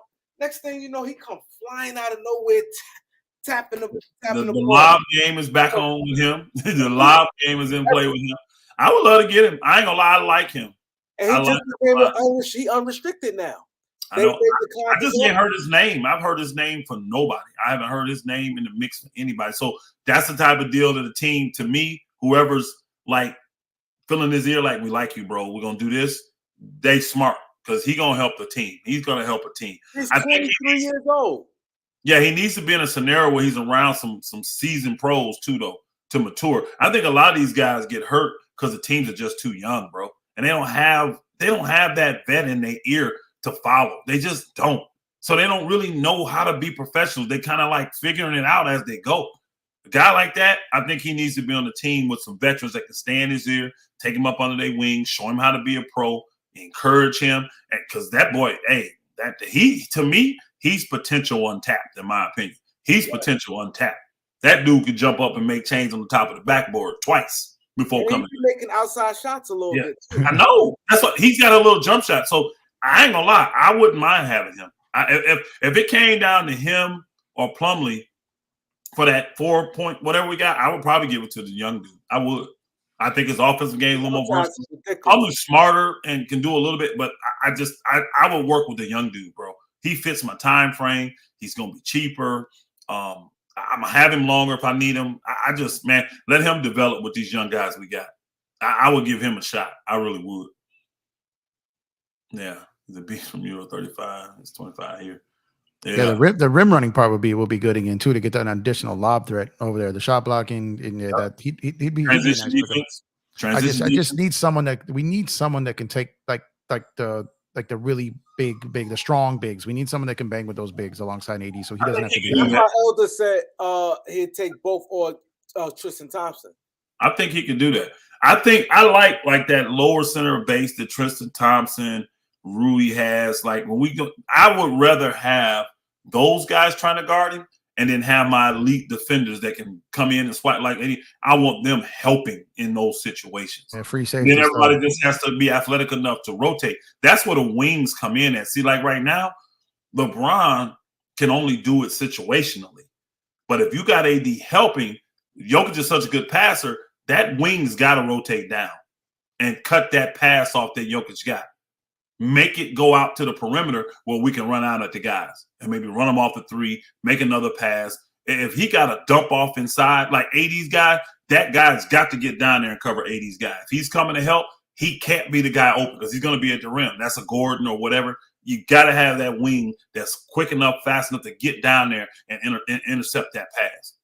That's how you make it frustrating for him. And you just got to be strong, and you got to do it all game. Jokic is coming, bro. That dude, that's a Mack truck, bro. Jokic is a Mack truck.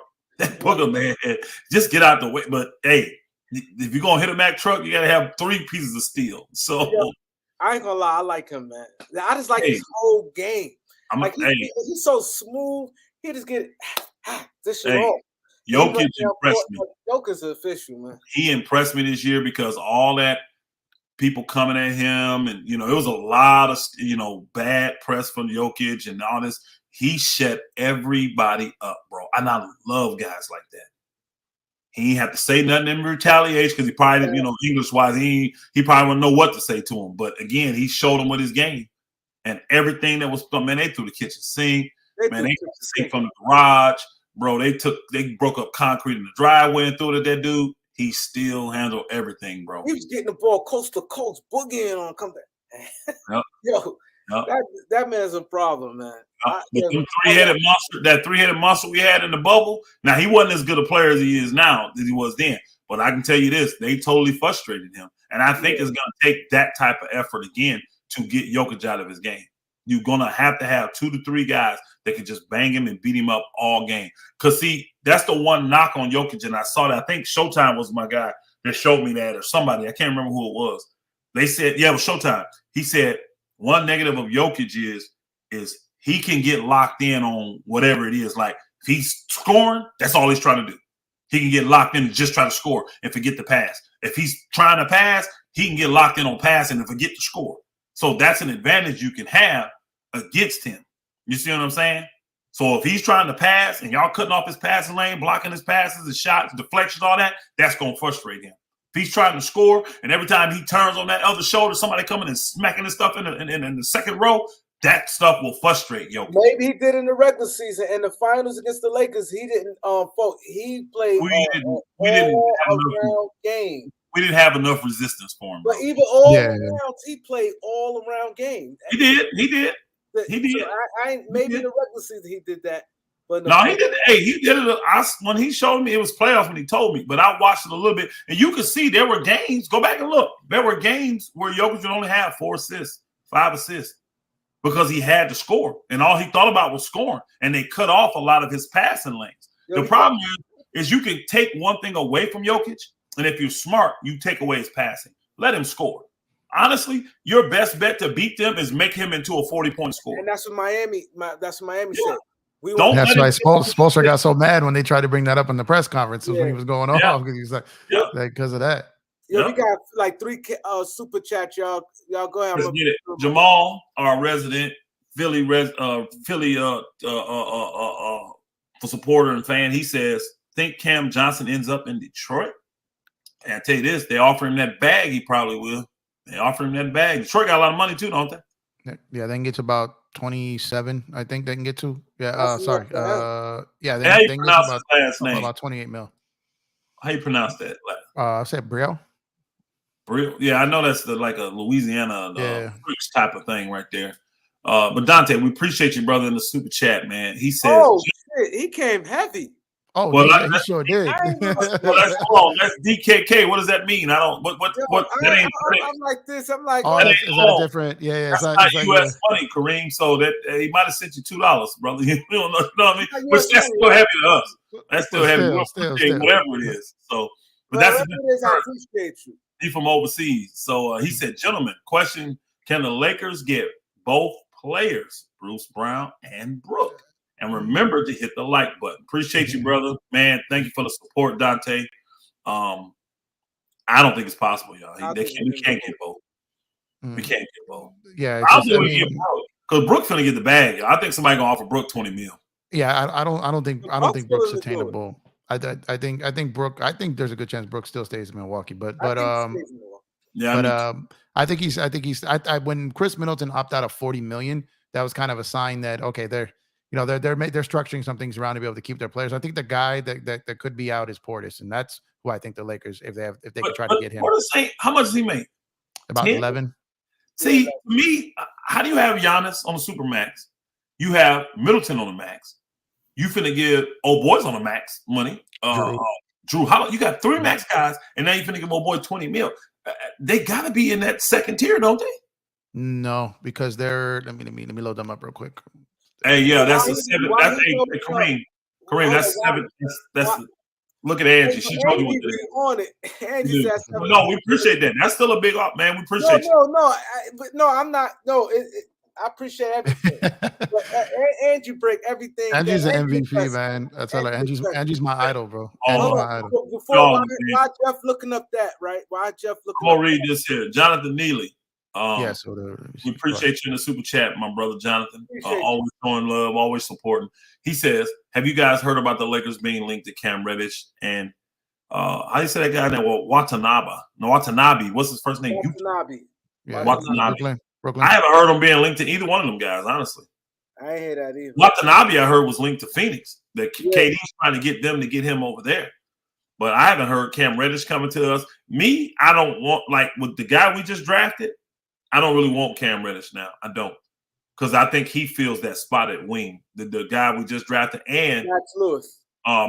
Max Lewis and Max Christie. Because he's 6'6", defender. Oh, boy's 6'7", 6'8". I think they're going to take up any wing spot, extra minutes we could have. I just don't see Cam getting in the mix. I don't see him getting in the rotation. But why? I heard because KD won him over there. I think he. I heard about that. Yeah, say Rui's recruiting him too. So Rui's trying to get him. Okay, they got a connection. They're both Chinese dudes. They're both Japanese. Yeah. Yeah, but the difference is Phoenix will have more minutes for him. I can see him going to Phoenix. That's true. Yeah, for sure. Phoenix have more opportunities to. I don't know. He's a wing, right? How tall is Watanabe? 6'9"? 6'7". 6'7". I don't know if he gonna have more minutes for him, bro. Well, they maybe just do a whole wing lineup out there, man. All right, so I got Milwaukee stuff here. This look, right? Let's say we get a big whatever, right? He can play. I like that. On AD. Effort. We got Rui and Vanderbilt. I think with Phoenix, he get more minutes. I don't, because I think as good as he is, I like that dude. He could be the backup to LeBron in my opinion. Christie said he didn't grow. He said people just put Christie. Yeah, I saw a crazy one where they jumped up to 6'9". I was like, what? Christie said he didn't get taller. He got thicker. That's you saw that at the end of the year, though. At the end of the year, when he was getting those minutes at the end of the games, his body did look more mature. He said he didn't get taller. He said he didn't grow. He's 6'6", though. He's a legit 6'6". He looked like grow. He said people saying grow. He said he didn't grow. He said he got. Now, Bobby Portis, though, y'all, he's not a free agent, is he? No, he's got 1 year left on his deal. He's got 1 year. But you're talking about they're gonna want to just move Bobby. Trade him, yeah, and it might have to move. So Milwaukee they got about 111 million in cap holds here. So they've got a lot of stuff to play out here. So like Middleton's on a cap hold, Lopez, Crowder. Let's see if they bring him back. Ingles, Carter, Giannis's brother, Dragic, Miles Leonard, Wesley Matthews. Like all these guys are on cap holds right now. They got to. So that's what I'm saying. In order to sign all these guys. And even with their cap holds, they're not at the second apron. So it's they can get these guys, but Portis might be the guy out. And I don't think he threw that. I wouldn't mind, playing for Coach Hammond getting LA thing. He threw that out there because I think he thinks he might get moved. There's a new coach, right? So if he might want to go play for a guy he's played for before. Bud's not in the league. We get Bobby Portis, bro. So that's what I'm saying. I think it could be, I don't know how we do that though, because who we giving up with $11 million? You know what I mean? Who we giving up for 11? Well, the idea would have been if they thought that was in play, pick up Bamba's option and maybe move him. But outside of that, you could get to it with Beasley, but they'd have to throw some other money in there and they'd have to be hard cap because they'd be taking Beasley on a sign and trade. So there's layers to There's no way possible they can be hard cap. That's so I don't think. Yeah, so but they do have their as of right now they got their non-tax paying mid-level, so they've got the 12.5 million to play with.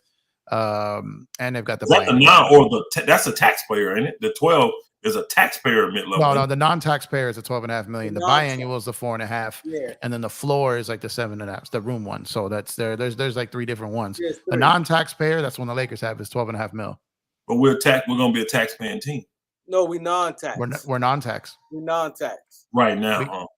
Yeah, so as long as you can go into that after the fact, but right now the Lakers, but when they literally the Lakers got to sign that person like before they sign everybody else. Then because we're going to be in the tax, we're not going to be a non-tax team. They have to. Yeah, sorry, they have to sign them before they sign the player too. So they'll get agreements, but then they won't. They'll have deals in principle, but they'll line up the signings until up the signings until it maps out. So as they get up to that point, then they'll be like, okay, now we sign this guy, we're locked there now. I was looking at, I thought that was a taxpayer, like because you're paying the tax, this is the one deal you get. No, it's non-tax. Non-tax. You get the biggest exemption by being above the cap, non-tax. So being the middle tier pay, so above the floor, below the luxury tax, that's the biggest exemption you get for kind of spending responsibly. Technically, you're not spending you're going above the floor and you're not blowing through the tax. They want more team spending like that, right? So that's why they're rewarding that. And I ain't gonna be mad if we get Watanabe. I ain't gonna be mad. Yo, we got Jamal. He said, "What's y'all bold prediction offseason NBA?" We're gonna get to that. I want y'all. Before we do, I need somebody to tell me how many likes. We got 525 people in here.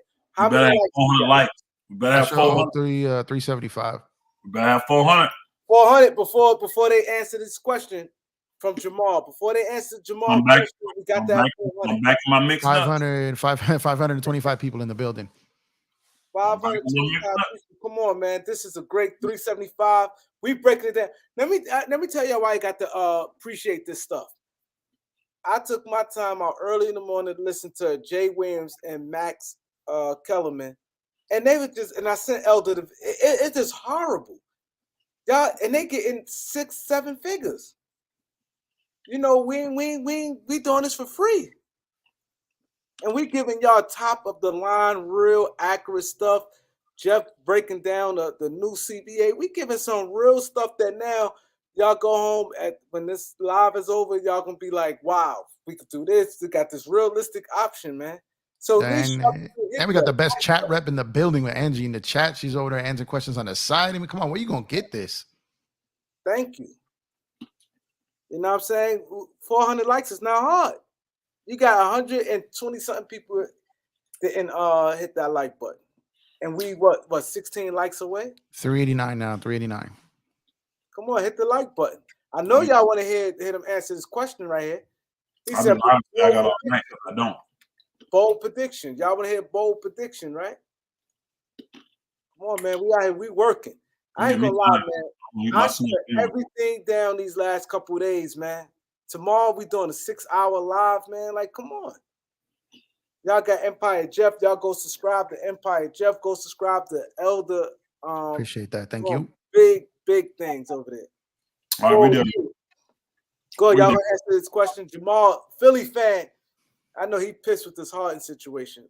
Go ahead, Jeff. You want to answer it first? What's your bold prediction for the offseason and the NBA season? My bold prediction kind of leaked today, so I don't want to act like I knew it, which was the Harden one. So I'm gonna go another layer here.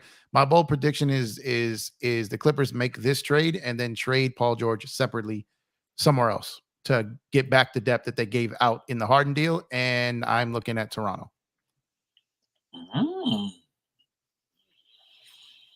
All right, let me see here. Bold prediction. I'm gonna go. It's got to be something with Golden State. They're too quiet. It's got to be something. I can't tell you what it's going to be. Golden State's going to be involved in something. They're just too quiet. They have to go to try to win championships right now. They don't have years to waste. The guys are getting older. That cap really finna get up on them so something's going to go down with Golden State money-wise, something. They already shedded old boy's contract, but that still didn't help them really. So something involving Golden State. They just too quiet. Draymond making a lot of noise, but the team as a whole, they ain't saying nothing. You ain't hearing nothing come out of Golden State. So they got something up their dang sleeves. They're going to compete. They're too competitive not to. See, they're the type of team, to me, them and the Clippers will press this new CBA to the max, in my opinion. They know that they got – see, everybody else knows we need a year to get things in order. They's like, whatever. We sell off, guys. We can do what we got to do. I could see them, if the right move came, them pressing it all the way this year. I could see it. So, and since Jeff talked about the Clippers, I'm going to go with Golden State. I think that's going to be something with them. Something's going down with Golden State. Something going down big with Golden State. I think Miami, they're going to try to push all the chips to try to get James Harden. I think Miami, it could go either way. I think that they can be biting themselves in the foot waiting for Dame. I think Dame's staying. I don't see Dame leaving. I told you guys earlier, I said Dame just talking. You know, Dame ain't really trying to leave. And I think that Paul George is going to get traded also. I think that's closer than people think, to be honest with you. And I'm not saying that as an assumption. I think that I think that's closer than people think. I'm not saying it's happening. I'm just saying they've got pretty far in some talks and I think there's some deals they're comfortable with. They're just going to see what this Harden thing plays out. And then when I would say it's at least very at minimum 50-50 they move Paul George. And that's at minimum. So you don't see a Harden, Paul George, and Kawhi? No, I mean I'm not saying it could happen, but I'm saying they were pretty far down the road on some talks for PG before this Harden thing came. So I think that was kind of the pivot. And when that came to the Gordon thing yesterday. So what I do need to know is if they filed the paperwork on the Gordon thing. Is that final? Like, is that I thought it was. That is final? Okay. Because I was wondering if they were going to pull that He back to try goodbye. to do something. He said goodbye to the Clippers. Yeah. Gordon did. Oh, okay, yeah, then it's official. But George, they've gone down. I think there's a handful of teams that they'd be comfortable making the deal with. It's just a matter of finding a deal that they can get value, that can get them probably like deeper, something that Kawhi would sign off with, and with this Harden thing. But I think they were looking at that anyways, and then the Harden thing kind of presented itself, and now I think they're going to use Paul George to try to recapture some of the depth that they're giving up for Harden. I'm not guaranteeing that. I'm just saying I could see it playing out. And Toronto's real quiet too. They've been real quiet. They got some guys up there that they want to move, and those are the guys, the Clippers type of players the Clippers would be looking to add if you add a James Harden, and the guys are sending out. So I could definitely see those two linking up. I'd be surprised if Toronto involved in anything. They too arrogant, in my opinion. No, they're tough. They're tough. They're tough to deal with. Himself into a real bad corner, in my opinion.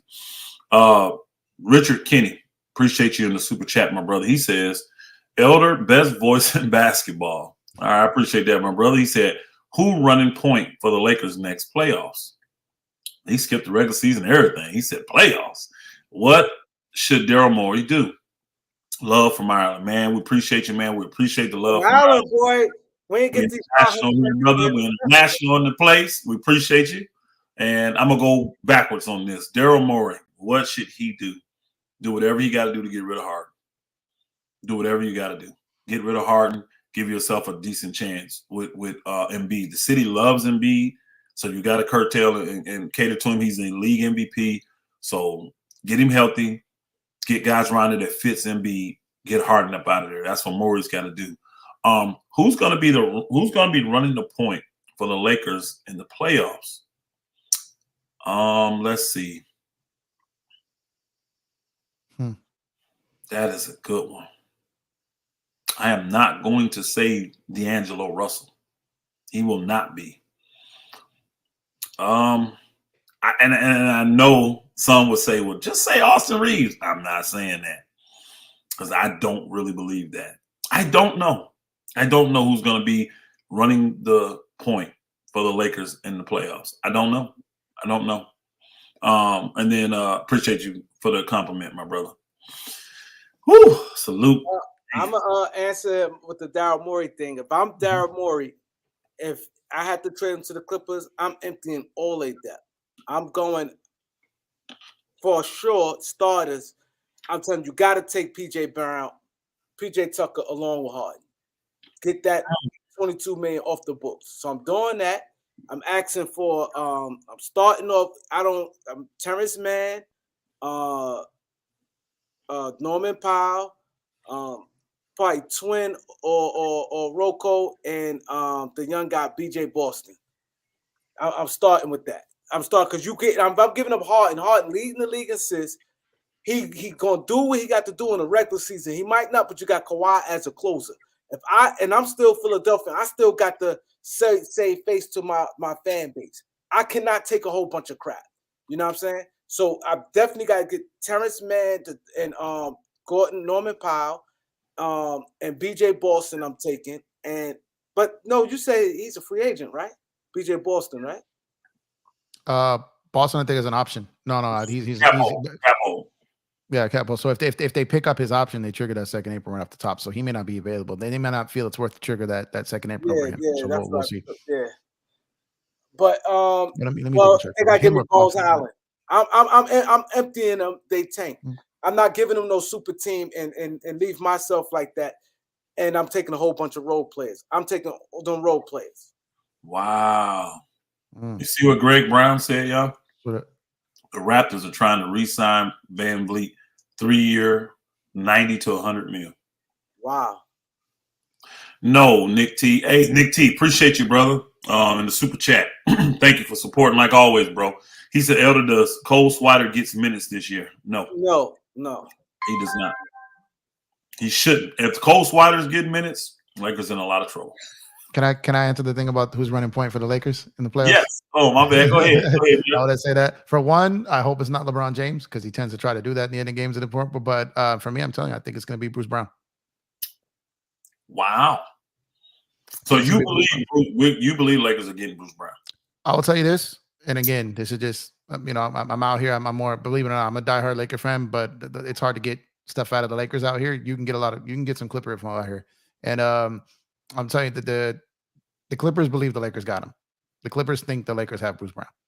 Wow. So I'm not saying it's happening. Again, I'm very trying to be careful with my words, but the Clippers think it's happening. So if they have him, then that's who I envision doing it. The other part, as far as what does Morey do, it's hard to when you talk third behind two beautiful basketball minds here, most of the good stuff is off the table. But I think, again, do whatever you can to trade Harden. You do whatever you do to keep Embiid happy, and you do whatever you do to further develop Maxey. You do those things, and I think you're going to be in good shape. No, you dropping major gems tonight, my brother. You on point, man. I'm learning man. a lot. I'm learning a lot tonight, bro. Yeah, because like he said, and we all know some people. We definitely have to be careful about what we saying. Yeah. It's exactly. And like real quick, people will say, like, when you talk basketball for your whole life, you find yourself aligned with people who talk basketball. And when you're in a city that's you know what I mean, you can line yourself up.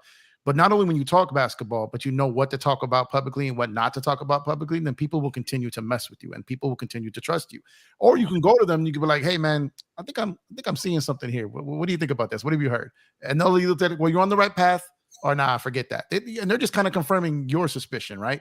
So you can build those contacts if you're careful, smart, respectful, and you can do it. And like I said, like I've been talking to a lot of media dudes for a long time before these media guys blew up. And I'll tell you this right here real quick. The local beat guys know more than the national guys. And I'm telling you that's a fact. Yeah. Most of the national guys get their info from the beat guys, and they pay those guys to hook them up. That's why when those guys get a chance to go national, the national guys hook them up because a lot of the time they're getting their info through them. They do the work for them. So if you're trying to get in this, do this, get with your local dudes, because I'm telling you, that's where all the info is. I wish I had, wish I had, but the Lakers are tough, man. They're really tough to get anything out of. But the Clippers, you can hear some stuff around here. Indy, something they said the rumors are that Indy is trying to get a meeting with Bruce Brown to pay him more. That's crazy. They got the money. But Indy is going to be after Kuz as well. So let's keep about that. I don't think Bruce Brown wants to go to just the highest thing, y'all. I think Bruce Brown wants to think about it. He just came off a championship, y'all. Mm-hmm. Who wins the chip?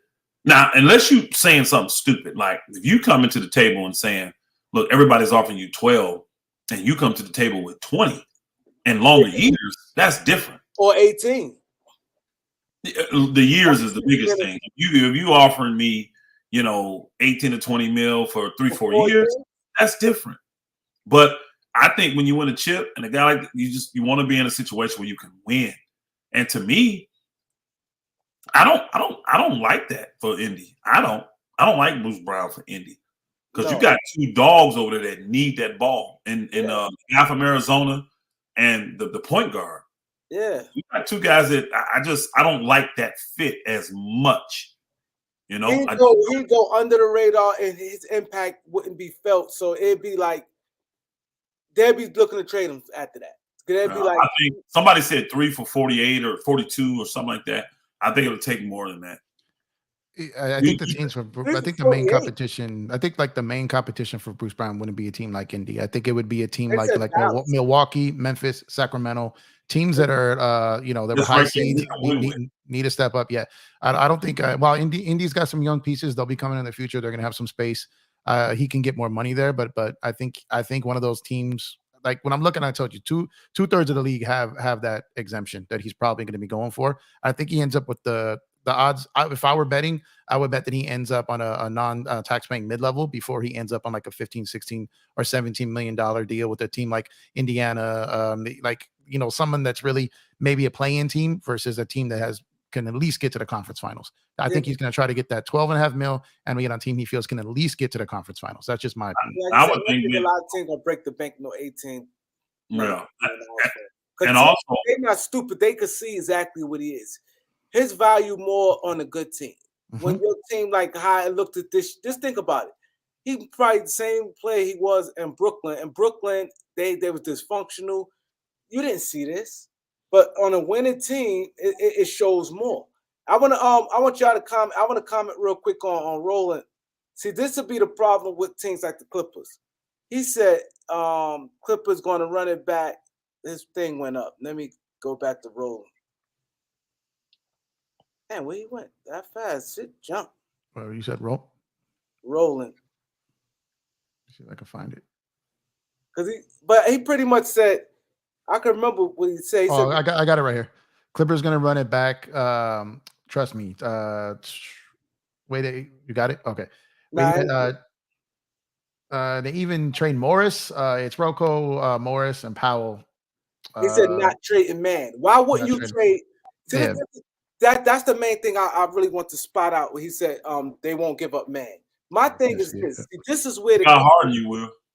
Why not? See, this is the problem the Knicks did. When you trying to get hard, number one, when you failure after failure, year after year, you've been failing all forever. Trade man. You failing forever. And man is not like that. Let's not do that. You got a chance to get a James Harden. And you thought, we're not giving no Terrence Mann. Terrence Mann ain't no elite defender. He not no elite shooter. He not no elite scorer. He not no elite ball handler. He's a good, solid role player. But when you got a chance to get a James Harden, and you be this is what teams get in trouble with. They try to play cute. Oh no, but you can't get him. I like him. He hustle. That's when you kill yourself because you could find the same guy like that, a hustler. You could find a guy like what's the guy? He's a butcher. He went to Duke, the left-hand dude, but he physical. He played tough defense. What team? He went to Duke and he got drafted by Miami. Left-handed dude. He got drafted by Miami. He went to Duke. Somebody gonna get it. Dark-skinned dude. He with Portland now, I think, but he stayed hurt though. He stayed hurt. He Winslow. Oh, Winslow. He do that. Justin Winslow physical, but you could find what Terrence Mann brings you. Doing. You don't stop that for James Harden. The guy led the league in assists, and he's going to be big for you in the regular season. And once you get there, you got a guy like Kawhi to close. See, that's the problem. You don't want James Harden closing for you, and him and Embiid wasn't no closers. So that is the issue. And teams play cute, and that's when a team, Philadelphia trying to win. Yeah, I'm not trying to give him up. See, you have to know the mindset of a team. It's not like this is like a rebuild. They just want to get a bunch of draft picks and young players. They want players who going to help them win because they know if they come back with some crap. Number one, Philadelphia is a rough fan base. They will kill Daryl Morey, and not only that. Joel B may ask for a trade. So you can't just think you're just going to be like, all right, oh, they're desperate. They got to get rid of Harden. So we could give you, why would they want Batum? Look what you're saying. Batum, Morris. Both of them guys in their 30s on a downside of career. Batum, Morris, or Robert Covington. We not giving y'all no Terrence Mann. So they trying to win too.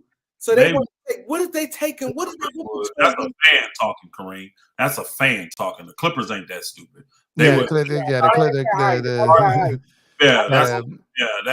they got an opportunity to do that, they will give his butt up for him. And that's one thing earlier what Elder pointed about how the Lakers, they may not develop talent, but they get him and can be able to move them. That's one thing the Lakers are good at. They got this guy, they found this diamond in the rough, either undrafted or late in the second. You could turn that into a high-level player. That's the game, right? That's what you want to do.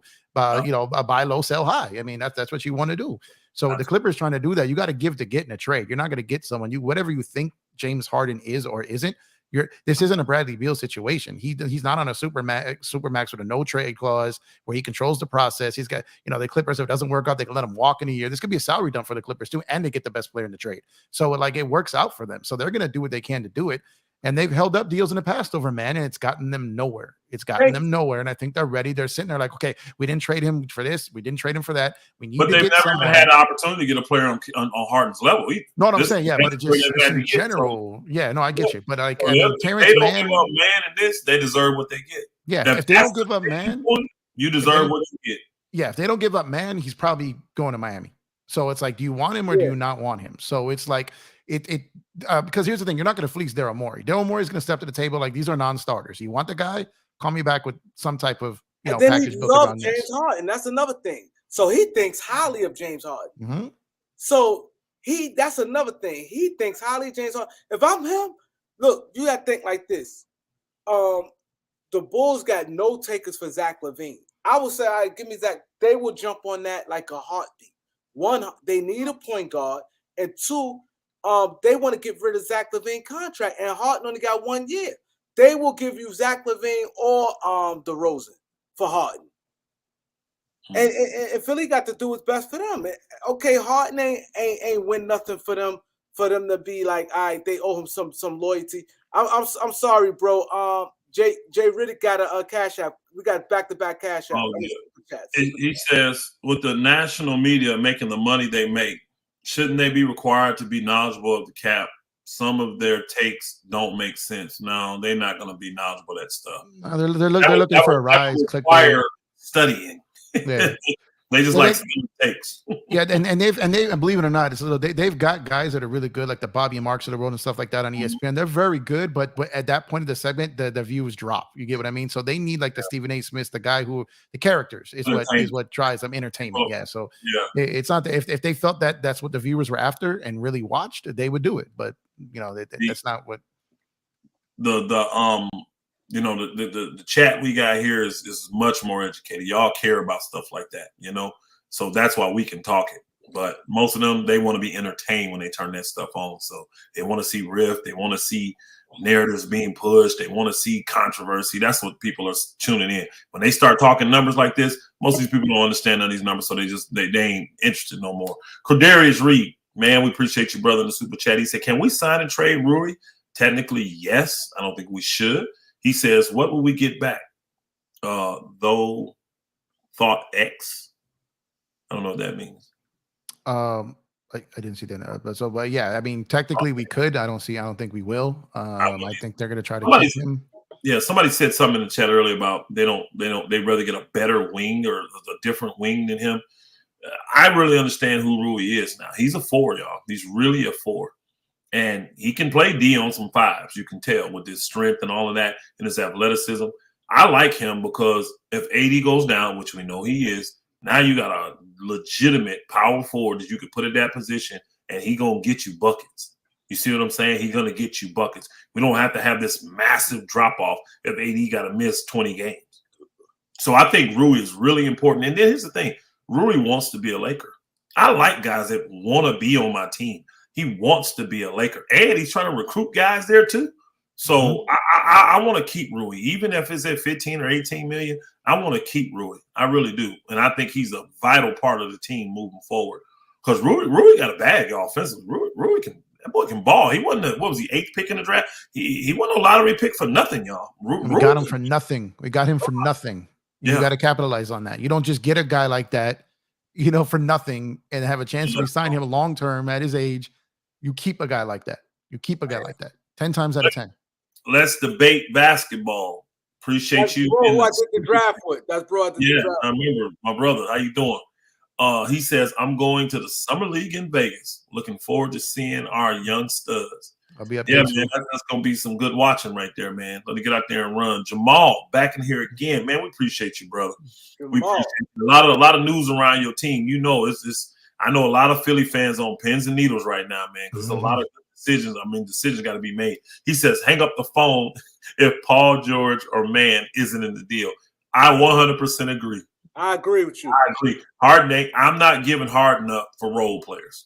I'm not giving him up for just role players and no picks. Because the Clippers ain't got no picks. They don't got no picks. So I'm not giving it up. I'm not. They got late ones now because the new year's about to start. But still, it's. I'm not giving them up for no. You're gonna give me something, a good young prosperous prospect talent, and like T-Man, or you're gonna give me Paul George. You're gonna give me something I can use. It's starting with that, like, cause my thing is this. Yeah. Cause if you don't do that, you're gonna have a problem with Embiid next year. So it's like you this make year. a bad deal. They want to go this year. This year, you make a bad deal and you bring a bunch of picture the city of Philadelphia. I know how Philly is. You think you're gonna roll in and say, okay, the Philadelphia chain traded James Harden for Nicholas Batum, Robert Covington, and Norman Powell. They flipping the fences out there. Daryl Morey got the goal. They run them out of town. They're not only that. Embiid, now it's like you're losing 2, because now Embiid is out of there. So now you got to be careful who you bringing in. You can't just think you're just gonna roll in those guys like that. Nah, it ain't happening like that. Morey not known for losing deals either. No, he's not. He's not. But I do think, though, I do think that this trade can happen without Paul George, though. I really do think they can, because I think they're trying to focus on. Yeah, I think they're focusing on Maxey and Embiid and filling in around them. And to be honest, if they get a Terrence Mann, Norman Powell, and these caliber of players, I think a lot of people in the NBA would rate that as a good trade for them, because they don't want Harden more anyways. So that's why I said that. That's what you heard what I said. I said I'm clipping them. I want Norman Powell, Terrence Mann, and I'm going with Bones Highland. You want Bones Highland? You want Bones Highland? Oh, Boston. Because he said Boston. I forgot that he can't be in that deal. I don't want Bones Highland. I don't want him. I'm not too high on him. I know he's got spurts, but I got a guy that does what he do. I got a guy already that does what he does better. But you can always flip him. He only make $2 million. You can flip him. You want to bring in talent instead of just not, because you could get a good player you could flip Bones Highland. What $2 million player? $2 million, $2 million.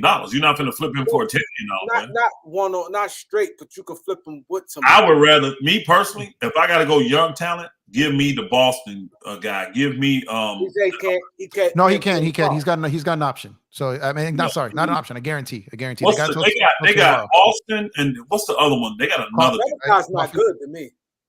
I would take Coffee, Boston. There's another one they got, y'all. They got another young player. Coffee, they already tried to trade in that Brogdon deal, so they may be looking to get him because his name leaked. So I would take them. I like them over, because what Bones Highland bring, I already have that, and I have it on a cheap player that's better than him. So I don't need the duplicate sitting there and not being mad, because he already showed me his. See, the thing I like about Bones Highland, you're a young player and you already complaining. Nope. I don't even want no deal. Stay where you at. I don't even want to deal with that. And on a championship team, he can want a ring. Like want a ring. So I'm not with that. I don't want a guy like Bones Highland. I don't care how cheap he is, especially when I already have that talent cheap. Because Maxey's cheap right now for them, and he's better. So I'm good. You keep Bones Highland. Give me one of them other wings. Give me one of them wings you got. Give me one of them young wings and see if I can develop him. Because I'm still trying to move Tobias Harris to get off that money. You see what I'm saying? That's why I said I take Morris or Covington and with the young guy Boston. But since Boston can't get in, I don't like Coffee and none of them. You said Boston can get in that trade, right? He can. If they pick up his guarantee that he can. Yeah, but I would take Boston or what's the other one? Terrence Mann. Man, I gotta look at this roster. Yeah, so if it's Terrence Mann, Norman Powell, It Morris, starts with Terrence Mann and Norman Powell. Like it's non-starter. Those two have to be in it. Absolutely. Yeah. Terrence Mann and Norman Powell. It starts. If we're not doing Paul George, I agree. If I'm not doing, it starts with those two, and I want a couple more at that. And y'all getting I'm giving y'all homeboy. I'm giving y'all PJ Tucker. Y'all got to. That was done for Harden, right? PJ Tucker was done for Harden. Yeah. I ain't mad at PJ, even though I ain't mad at PJ Tucker. If he wants to stay in Embiid like him, I'm keeping him. I don't have to get rid of him. Yeah, he's a good player on the winning team. If you're still like trying to win and build around and adding depth, and I'm not sure. Unless he wants to go or Embiid don't like him, I'm not forcing him to take him. But I want young talent back if you're not giving me Paul George. And see, boy's 30, so he ain't young to me. But that's my scoring. That's my, you know what I mean? He's going to make up for that scoring and all that other stuff, playmaking. And then I'm getting some young talent from you. That's what you're going to have to give me up. Because you can't give me no picks. So what else I'm going to get? I'm not giving up Harden for a bag of peanuts because he's trying to force a trade. It ain't happening. Yeah, it ain't happening. I'll go somewhere else. With anybody wants to give me young talent. You might want to give me young talent. Give me a scorer and young talent. We can talk. And you can have and with Harden opting in, he took away his leverage. So like they can trade him to wherever they want. He's got no trade clause. He's got nothing. He's an expiring deal. They could do what Indiana did when they shipped Paul George to OKC. They could do something like that. You know what I mean? Yeah. To a team that could just take in his money, get some picks, and be done with it, and let that other team sort out what to get for him later. They could do something like that, and teams have done that. And that's what I'm saying. Cause look what Roland said. Roland said Phoenix didn't have to give up all that. The Clippers not going to have to give up Rocco, Morris, and Powell. Like they have to. Y'all fail to realize Sixers. Y'all looking at teams who's not trying. Sixers trying to win. They hire they in a tight situation with their fan base. Their fan base going crazy because they blew that lead where they should have beat Boston. So their fan base is crazy. They got a guy just won MVP. They cannot take anything back. They can't because it's going to be a trickle effect if they take something bad back or B going to want to out. And they know that. Here's a good team to trade Harden to. You get some young talent, Robin. Trade that booker right back to Houston. See, Houston wasn't thinking of him because he knew they wanted the max deal to come there. Now he's opted in. They could take him into the salary cap space. They could take him into space. I'm gonna tell you now. A trade exception. Houston has some young guys that they don't believe in, that they don't want to pay. They don't want to tell everybody that, but they got young guys that they really don't believe in that they don't want to pay. This would be a good way to get off them dudes and have no commitment to Harden and still have room to develop the other young guys that you have brought in that you do like. And then flip Harden later. Flip it. You got the option because let's keep it real. You get Harden back in there. Oh boy, Houston rocking again because the fans love Harden. Let's just keep it real. Harden is an attractor, and in Houston, our book gonna be sold out, and they're gonna win. Harden. Let's keep it real. Harden is a baller now. Harden is a gym rat. He gonna get out there and play. Especially when he's the main dude on the team too. Yeah. And have the ball doesn't share. I would think about sending him right to Houston. I'm serious. And give me some of that young talent you got. Now that talent, I'll be looking to flip. They said Harden felt. I've been seeing this. I don't know what Jalen Green. Maybe one of you guys know. But it said Harden felt the way what Jalen Green said because Jalen Green did an interview with Paul George and he said something about Harden. I don't know what he said about Harden. Do anybody know what he said about Harden? Somebody could pull it up. But here's the thing. Even if you feel a certain way, Jalen Green just coming back. You ain't got to play with it. Because I don't think they believe in Jalen Green like that. I don't think they really want to pay Jalen Green a max deal. I like Jalen. I mean, I ain't gonna say that. I can't say I like. He's okay. Jalen Green is okay. To me, he's more of a chucker than anything. Yeah, that's all he is to me right now. I ain't finna give a chucker max money. I don't care how young, how talented, all that. So if I don't really 100% believe in him, now I'm finna package him. Now it sounds a lot better. Harden for Jalen Green. You see what I'm saying? and then I'm gonna put something else in there and make that thing work. $35 million is not as hard to make up as a $50 million dude. I may be sending Harden to Houston because Houston got some pieces I would take back. But then, see, this is why I don't have no respect for Harden. Like, it's not like when you feel the way about something, I'd rather be if somebody lie on me. He said Harden felt the way because Jalen Green said that it didn't work with him in Philly. Like, it wasn't a good fit. And Harden liked the strip clubs. It's true. Hey, he's a lie. He ain't lying on you. Crazy when it's the youngins in the league that are saying that about you. That's what they think about you as the youngins. I'm telling you though, if I don't believe in some of these young guys like Kevin Porter or him or whatever, I'm gonna see if I'm at least make the call. And Houston got picks. Do they not got picks? They got They got their picks. Give me some picks back. Give me a couple back at least. I'm telling you, I wouldn't feel obligated to send Harden where he wants to go. He don't have no leverage like that. And Morey knows the whole front office, right? I mean, he knows everybody in that building, so they could talk about it quietly if I didn't have it not leaked. Bro, I would be thinking Houston would be another team that I would be quietly saying, let's see what we can get done. Let's see. I'm reading the article. They said Harden, Kevin Durant, and Kyrie combined for 7 trade requests in 2 years. That's crazy. 7 trade requests in 2 years. Yeah. Most of them was Harden though, because Harden had what, 4 of those or 3 of them. Most of them was Harden. This will be his. KD had this will one. Be his third. Kyrie had 2. Kyrie had 2, 3. So that means he had 1. That means he had 4 then. That's 3, and then you said 7. That's 4. Harden had 4. Said 7. He trade requests from Houston. Trade requests from Brooklyn. And now here. Trade requests from Philly. Man. And he's an unrestricted free agent next summer. So this is what you're dealing with. So he could be on another team after this. Bro. This is embarrassing. Like, y'all know how people are going to talk about these dudes 15 years from now? They don't realize they're hurting themselves. Bro, this is going to be so embarrassing for these guys, man. Yeah, their legacy is going to be garbage. Garbage. Bro, oh my God. All these teams with no success. Y'all are stacking up these teams. Y'all trying to y'all going just overboard. 3, 4 superstars. Y'all want 4 max players on the team. 4 max players. Y'all do understand that Phoenix has 4 max players right now. Do y'all know that? Ayton is a max. KD, Booker, and Beal. They got 4 max players. And Supermax involved too. Roland, you're not understanding. He's still going back and forth with after we broke it down. He said Lou Williams, Pat Bev, and Montrez was nobody when they traded for CP3. That's not true. That's not true.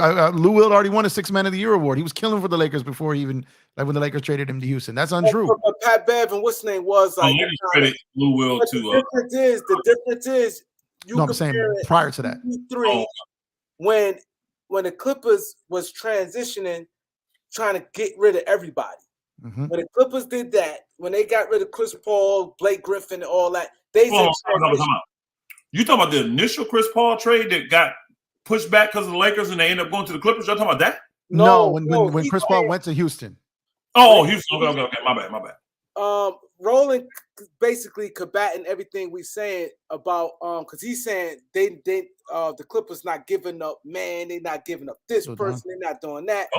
But he combating what we saying, but now he trying to say example saying Lou Williams, Pat Bev, and Montrez went for CP3. The difference is, let me tell you the difference. I'm break down that trade, a big difference.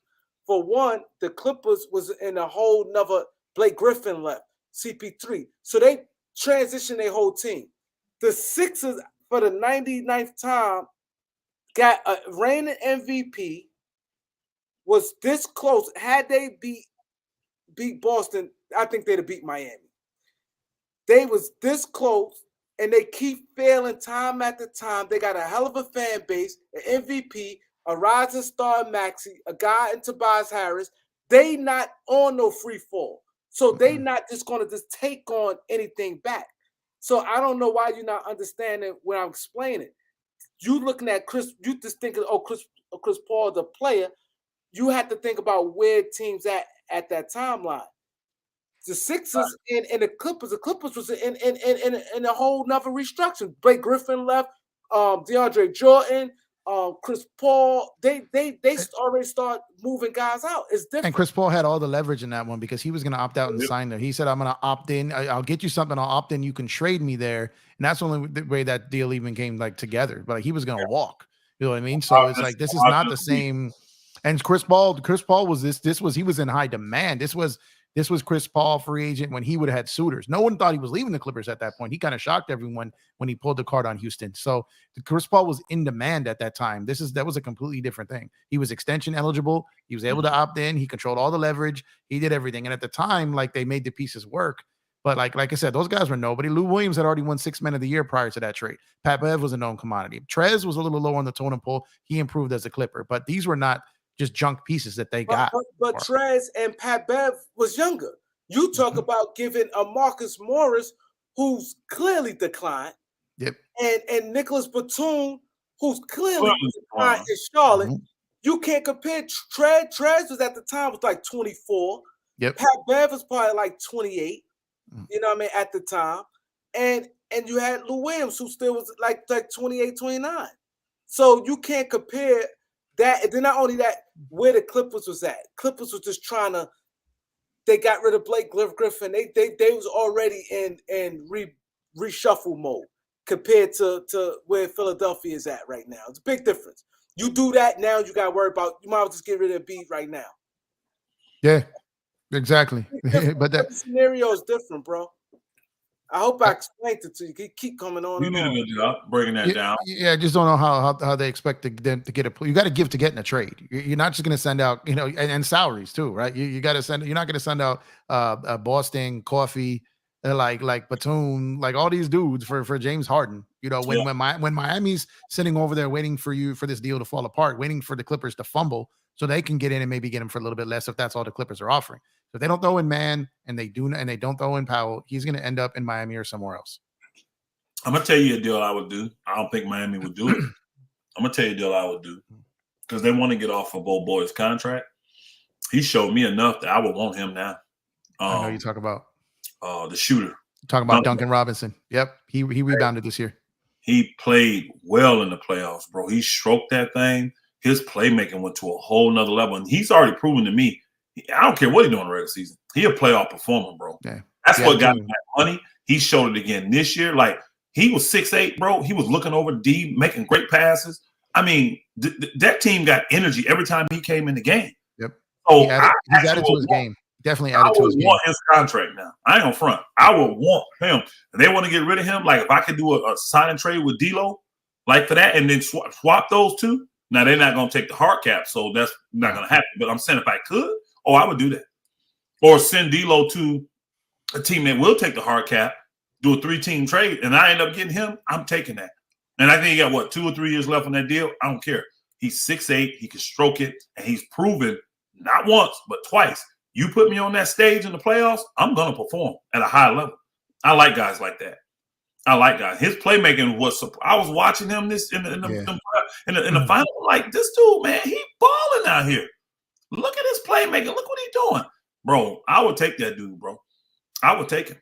I would. Now, I don't want Hero for $30 million. I don't want him on a max deal. No, you can have Hero. I'm not as impressed with Hero as I was with Duncan for what I would need as a piece for my team. But if I had a way to get him, now I'm not giving up Rui for him. But if I can get rid of D'Lo for him, I would do it.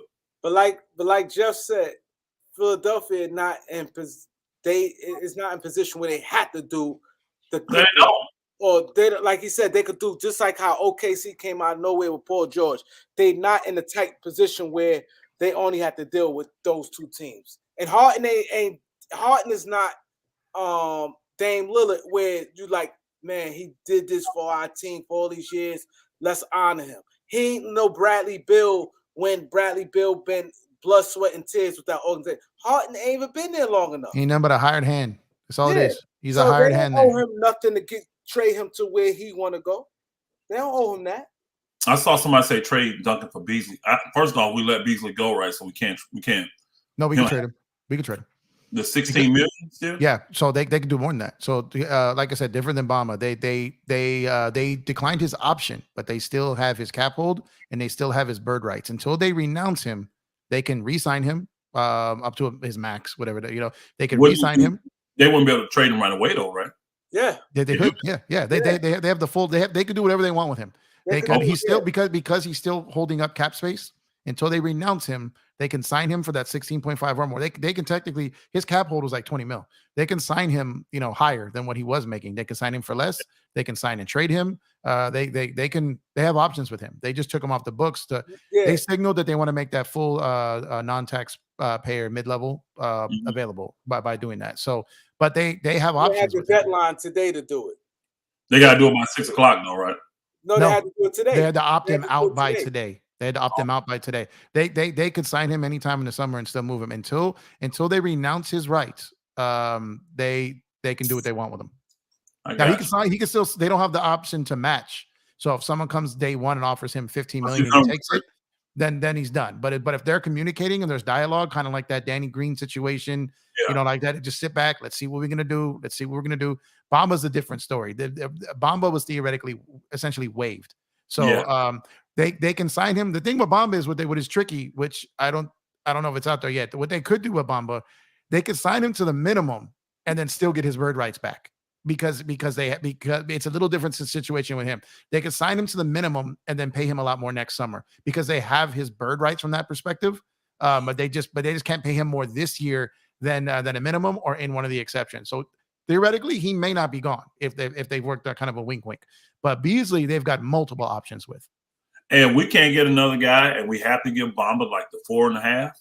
I ain't tripping on that. Give him a chance to go out there and prove himself to earn some money, especially now that you're telling me that they can actually, like, if they do that, they wouldn't have to just only give him a 15 or 20% increase. They could give him whatever they want. It could. It's just a layer with a non-guarantee player. It's a little different. It would depend on how he's been looking and all that stuff. Like, if I had something to believe in, I would do that because Bamba can't stroke the thing, man. I just need to get him better defensively, which he has the tools to be better defensively.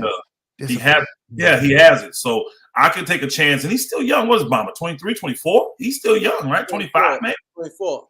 Yeah, so he's wingspan is nuts. My God. So I would see taking a chance on Bamba if it comes down to it like that. I would love to sign him for a minimum, really, but and then again, he probably wants to stay there because these other teams, I don't see him offering him no real contract. All of them going to probably want him for the minimum.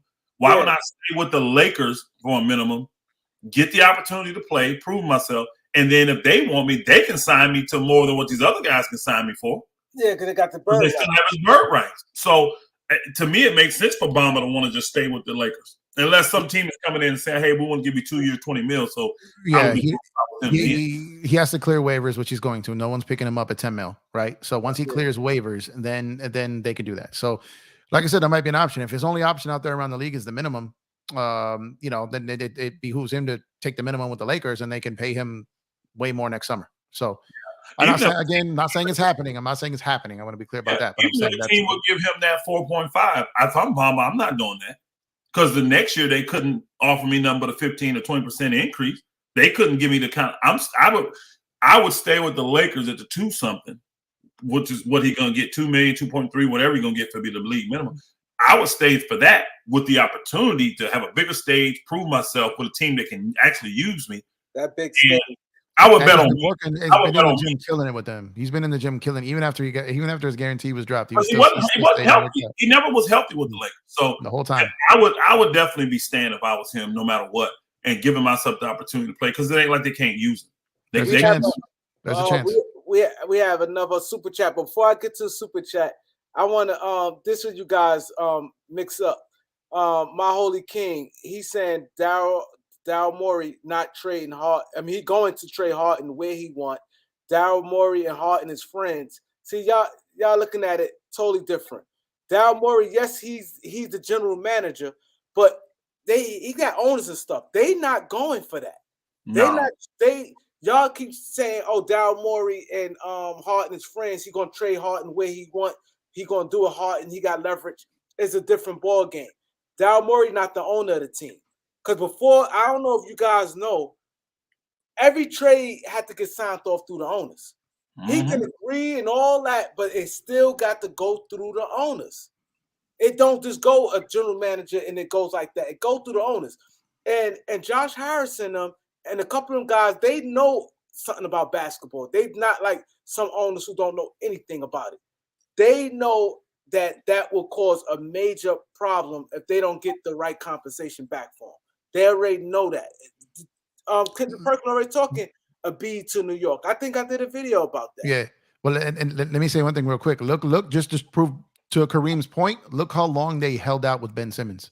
Look how long before they pulled the trigger on that. They gave 0 Fs about his position. They bullied right back against Rich Paul. Okay, you know, the boogeyman of agents went in there and tried for a year to get that done, and they're like, "Nah, we're good. You know what I mean?" So that's who teams are going to be dealing with right now. Just keep that in mind. They're not going to play that game. They're not going to bow to you. They're not going to bow to the agent. They're not going to bow to the player. They're going to do what's right for their franchise, and they're going to get what they feel is the right value, as they should. Before you read this super chat, my Holy King said, Kareem, I bet you he winds up with the Clippers. I never said he's not going to be with the Clippers. What I'm saying is they're going to get the right compensation for him. I'm not saying he's not going to be with the Clippers because they might trade for Paul George. I'm not saying that. But it's not going to be him going somewhere and in Philadelphia getting peanuts. It's not going to be that. Like Jeff said, look at the track record of Daryl Morey. You have to know who you're dealing with. Like how they said, you know who you're dealing with, Asai Ujiri. You know who you're dealing with, Rob Pelinka. You know certain people when you're negotiation with. Like he said, they waited a whole year to play without Ben Simmons. And Harden ain't talk about sitting out. Harden, the difference is Ben Simmons had a fresh 4-year contract. Harden can't afford to do that, and he's not going to do that. Because he go ahead. Y'all go with the Go ahead, super chat. Mustafa Dodi, appreciate you in the super chat, my brother. He says, salute my brothers. What y'all think about the report Suns was trying to flip Ayton for the trade failed for Ayton from the Mavs? JaVale, Hardaway, Holmes, crazy. I didn't hear about that. Didn't y'all hear about that? I didn't really hear anything in I didn't hear anything in detail as far as that one went to that extent. I heard there was one that they were trying to get Philly involved for Tobias Harris, but wanted like a third team. Dallas was going to be potentially something, but I didn't hear to that level of that extent. They said the trade did fall. Ontario Moore, appreciate you, my brother. He says, salute to Kareem Elder and my brisket bro, Jeff. That's my boy, Don. Shout out to Don the Kingpin, man. He's a good dude. Check out his channel, his podcast as well. I've done, a lot of shows with Don. That's my dude right there. Appreciate the support, man. Good looking out supporting Kareem and Elder, man. Appreciate you, brother. Yeah, Shaquille Harris wave. All those guys, most of them guys the Lakers wave, y'all. They got a good chance of re-signing a lot of those dudes if they need them, if they want them. It's just going to depend on who we sign. It's just going to depend on who becomes available, because there could be better players wanting to come to LA. It could be. I'm telling you, man, the Lakers every year they have these sneak guys where you're like, man, how they get them? Every year it's 2 or 3 of them guys. So the Troy Browns, the what's his name, Malik Monk. Monk was one. The dude we just had this year, he's trying to come back. Lonnie Walker. I mean, we always get guys like this, y'all. To kind of get the short list, just look which clutch clients are free agents this year. And if they don't sign the first day or two, it's a strong chance that the Lakers will have a chance at them. The Lakers are the clutch sports rehabilitation clinic. All right. It is what they do. Okay. It's one hand washes the other. They are partners. Like Darius Baisley. He's clutch client and he's unrestricted. Darius Baisley. Is he? He unrestricted. Darius Baisley. Phoenix declined his option today. He's an unrestricted free agent. Oh, he got traded from what's the name to Phoenix? Yeah, he got traded for OKC to Phoenix last year. Right. I like Darius Baisley. He unrestricted now. There's a name. So Like He was clutch. four- He was clutch.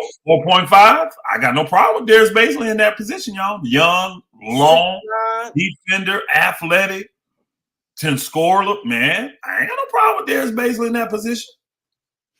Who else was clutch, y'all? I gotta look at the roster. I ain't took time to look this year. Well, I mean, guys on our team, right? Troy Brown, Lonnie, Bazley. Who else was clutch?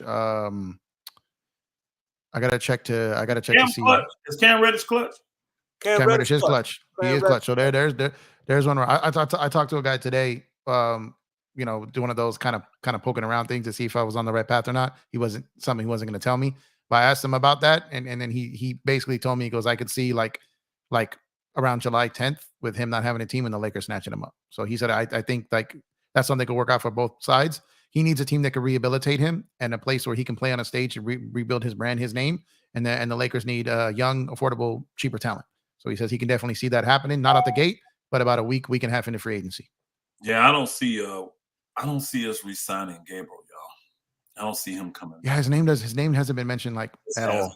Yeah, I don't see Gabriel. He had a good year, and I like Gabriel. Gabriel go hard. It's just he has that Montrezl Harrell effect in the playoffs. Once he gets to the playoffs, he's too small. And he can help you in the regular season, but he's too undisciplined. He's not disciplined enough. He's a foul machine, and I like the guy, man. I respect his attitude, but you got to get something better out there. And he pretty much became unplayable because when he came in, you're gonna get 2, 3, 4 quick fouls. You know what I mean? Yeah. And he can't do anything with Joker. He can't do anything.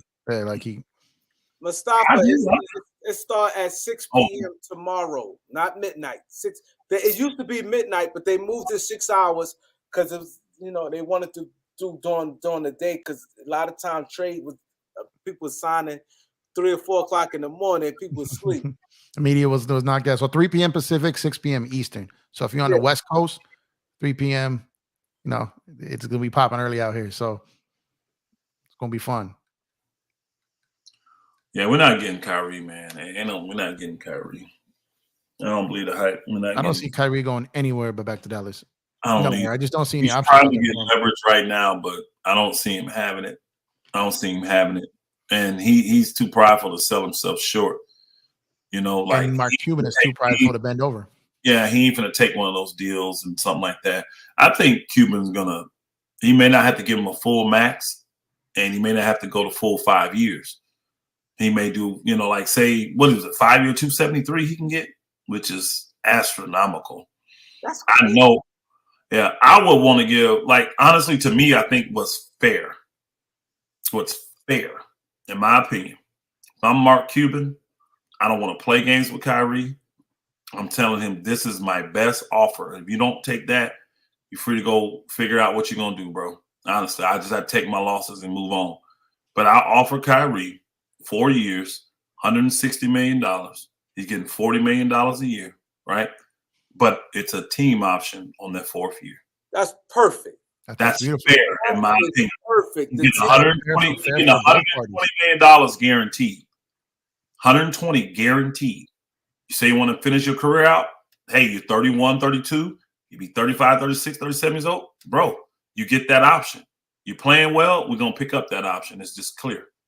But I need that option just in case with your history. But I'm giving you 3 guaranteed years at $40 million. Because what they got invested, they can't just let the dude walk. They can't. They gave up way too much, in my opinion. And to me, that should take Kyrie off the market. That should end all the horse with all the BS. You got your guarantees. You got your money. But I don't want to guarantee you 273. I want to guarantee you 120 with the option to get it up to 160. Now, I think that's fair. Like if that's a great deal. Yeah, Kyrie, I'm sorry, Jeff, but Kyrie had to deal with reality. Look what your track record between your injuries, your mindset, and things like that. That is fair. $40 million a year and a team option on the 4th, like that. I think that's fair. That's a deal you could say, okay, cool. You got to take some responsibilities. Be like, hey, I killed my chances for a max deal. Nobody giving you no max deal. And Kyrie, a type person, if he don't get a max, he's so headstrong. He think in his mind, I'm not giving in to these people, and this thing can drag on. I don't think it's that. I think Kyrie, because I don't think he has to have a max. I mean, again, he didn't ask for a max. Kyrie wants a max. Listen. He wanted years too. That's part. You're gonna ask for the top. You're gonna ask for what you're available. But I don't think he's stuck on I have to get that. Kyrie wants what's fair though. I think Kyrie wants a deal that seems respectable. He does. That he can say, hey, that's a good deal. I'm telling you this. If they put that on the table, I don't see Kyrie turning it down. Because he know damn well nobody else is going to offer him that. Nobody else. Not even the Lakers was going to give him that max. Remember, they were talking about it. Even if they would have got him on a trade, they weren't. That was the part they were talking about. We can't give Kyrie a max. We ain't going to give you 5 years. That's why they backed off. So he knows he ain't finna get the 273. Yeah. I think it's fair though. Sorry, my bad. Go ahead. And that's fair. And also, Cuban isn't gonna negotiate against himself. Just come out the door with a fair offer. That's the perfect number. The perfect number. Kyrie would be insane to take that as an insult to turn it down. And Mark Cuban can't get blamed for trying to lowball. Like that's fair. Right out the gate, July 1st, agree. I mean, tomorrow 30, agree. Sign it when you can. And that's what I would do. And I would say, if he turned it down, I would say, hey, it's the best deal I could offer Kyrie. And he said it wasn't good enough, so we're going to cut our ties. And I would just eat the loss at that point. And then, because at that point, I still got the leverage. You know why? Because Kyrie going to need me to do a sign and trade. He going to need me to do a sign and trade. So I ain't trying. But I mean, like, we're not negotiating at all. And he's a free agent, so we're going to do sit out? What are you going to do, sit out? That proves nothing. You can't wait for a team to get some money. If he does that again, if he does that again, like, oh, bro, it would destroy. And see, that's another thing that's going to destroy. But again, I'm coming with a respectable offer for your services and what you are. I show value in you for trading for you. That means I believe in you. I can't. That's the thing I don't like. Don't come to the negotiation table tearing me down. And that's what teams do in all major sports. They literally will tear you down. I mean, y'all will be amazed at how many of these negotiations literally have people ready to fight each other. About what you don't do and Hold on, bro. But you want to sign me? Well, yeah, but I want to sign you at this number. Like totally devalue you. And then in the end, no, they're going to give you your money. I don't like playing them games. This is what I believe you're worth to me. This is what I'm willing to pay. I believe it's fair. If you don't, brother, you are free. And I'll take my losses at that point, which, again, I already know I got the leverage because for you to even go somewhere, you're going to need me. You're going to need to do a sign and trade. Or you're going to have to take a much lower deal with one of these other teams. Houston ain't finna give you the money. San Antonio ain't finna. Even if, Houston is the only team Houston's the only team that can even match my offer. Nobody else has $40 million to offer you. And he's not going to play for one of those teams. And none of those teams is going, they're not interested in him. They don't want him either. And another reason I do that deal, y'all? Even if I'm not convinced in my mind that I'm keeping Kyrie, I can trade that deal. And Very guess movable. what? Because the deal is at least 3 years, other teams are going to be like, okay, cool. Teams will get in when they know, okay, cool, I'm going to have him. But when they know he got an option and possibly could leave after this and the option, teams don't want that with Kyrie. So now, even if I don't want to keep him, that gives me something to where, say he wants to be a Laker. Now the Lakers know, come up with $40 million, you could probably get Kyrie up. Come up with $40 million, you can get him.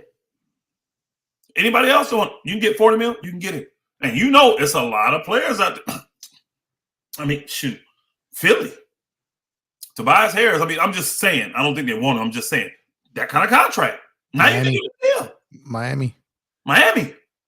You can do that deal. Think about that.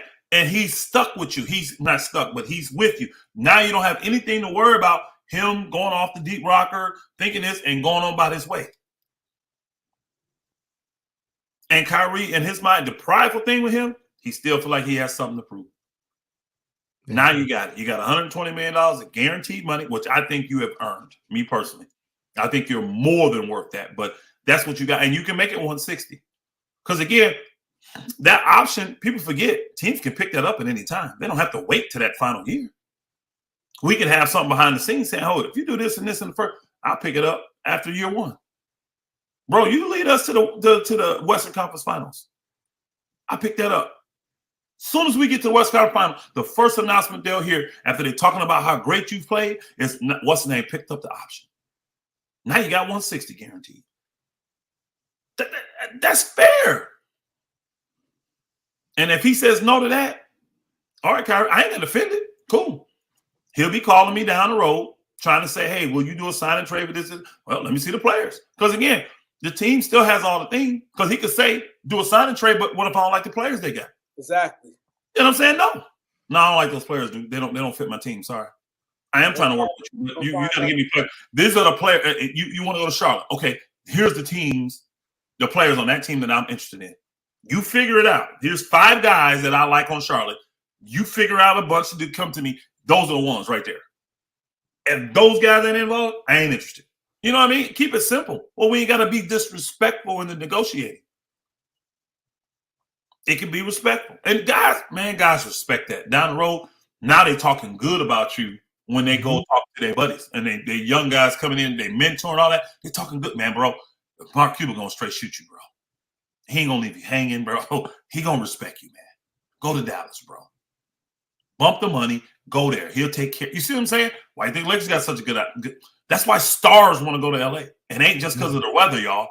It's because they got a history of taking care of stars. Even if it mean the team shit, they're going to take care of the star.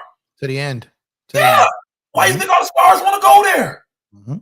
If all else fail, the Lakers ain't going to bail on me. They're not going to throw me under the bus. And the players love that. Even when they're thrown under the bus by the player, they still don't do it. They don't do it. Man, I'm telling you, this is why I know free agents for the Lakers going to be off the chain. I can't wait to hear these names, bro. It's gonna be crazy. It's gonna be going. Crazy. I'm gonna be in rest and worship. But I tell you this, as soon as I come out, I'll be like, yeah, Lakers, yeah. Lakers sitting pretty. Like you said, I agree with what you said earlier. I think they definitely got deals lined up right now because Lakers move fast. I'm gonna before I get to my point, because bro been waiting on this super chat. He said Eric, Cam Reddish, and Eric Gordon on a. Hey, everybody's a potential deal for the man. Everybody wants to come.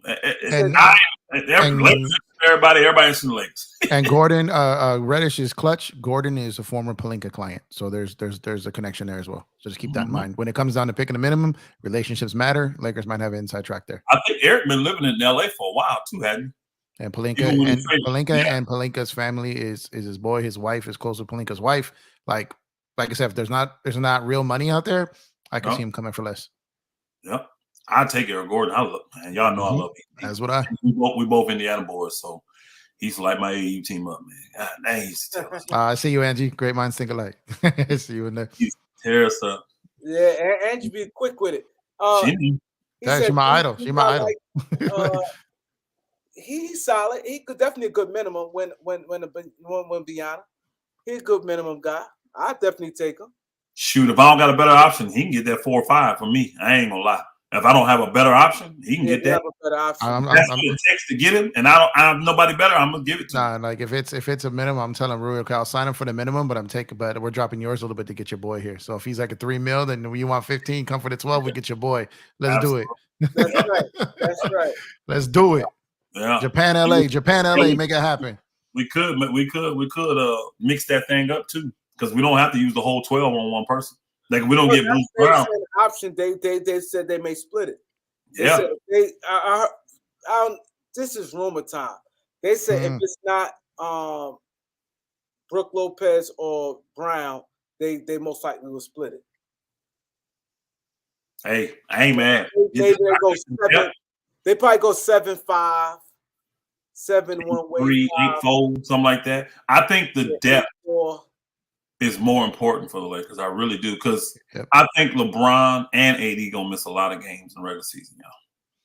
I just think they are. So we need the depth to manage throughout the season, and I think you need younger guys, especially guys that have a history of playing and staying on the court.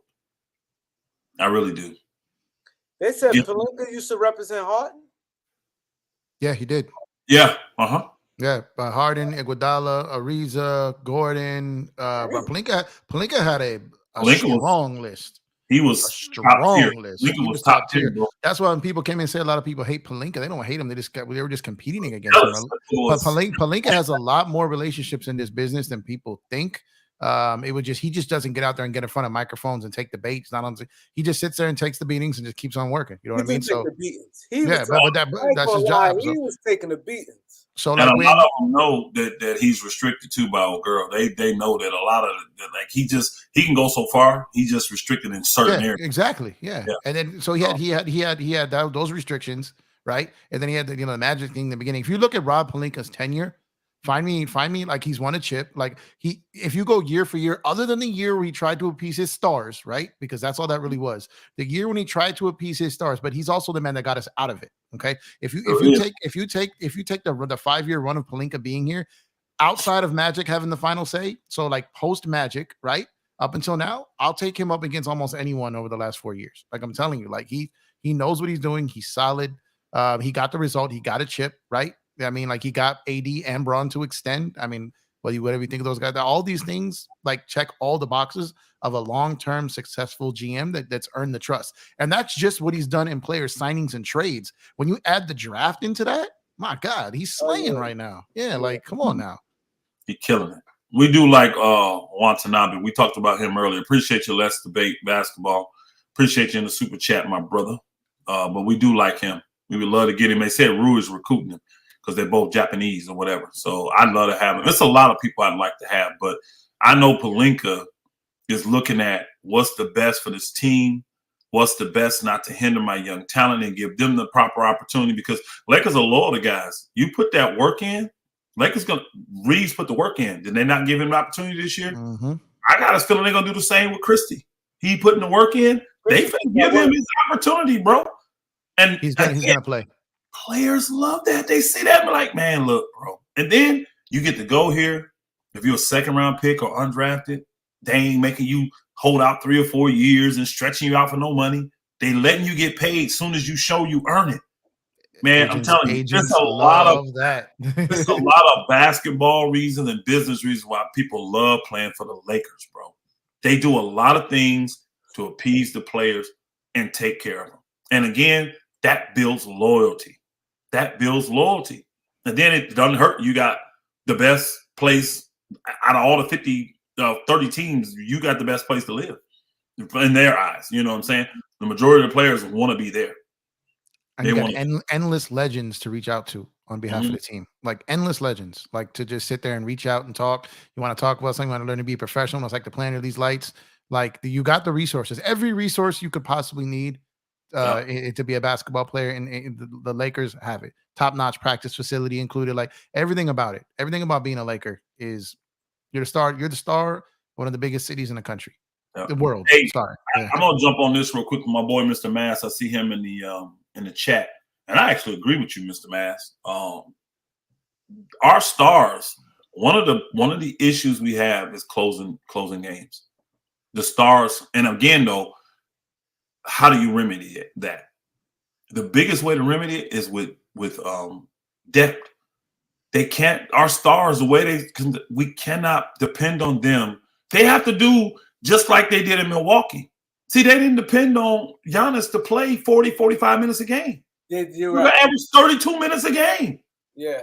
And they got to chip out. That's what the Lakers have to do with the 2 stars they got now. They should be playing about 30 to 32 minutes a game in the regular season. Bump that up to 35 to 38 in the playoffs. Not 42, 45. They can't close. LeBron is way better when he doesn't have to play the whole entire fourth quarter. He's way better. But if he starts that fourth quarter, I'm going to say 8.7 times out of 10, the Lakers are going to lose that game, in my personal opinion. Yep. But he's 40. What? I think that for people to expect him to do that, I think their expectations is crazy. And then AD is just not your fourth quarter dude. But what AD does bring in the fourth is elite defense. He bringing you elite defense. You need that because the other team, you got to get stops. So they can still work. The team has to be structured to help them, though. And the depth is what's going to help them. The more depth you have, the less minutes these dudes got to play. To me, I don't see any other way to do it. For me to think that a 39-year-old got to raise up and do what he was doing, he was 25 and 27, that's unrealistic. And a guy that's as brittle as Anthony Davis, it's not gonna, I believe who they are. What I've been seeing the last 4 or 5 years, I believe it. So now I have to structure the team to help them in that area. And the only way you're going to do it is by playing them less minutes, in my opinion. That's exactly it right there. It's perfect. It's if you look at the numbers of when LeBron sat to the 8-minute mark versus when he started the fourth quarter, it's a totally different team, totally different finish, totally different outcome, totally different everything. Like it's a whole different game almost. So, and it's also when he's starting those fourth quarters, he's out there taking those lazy threes to start the fourth quarter, which digs you a ditch.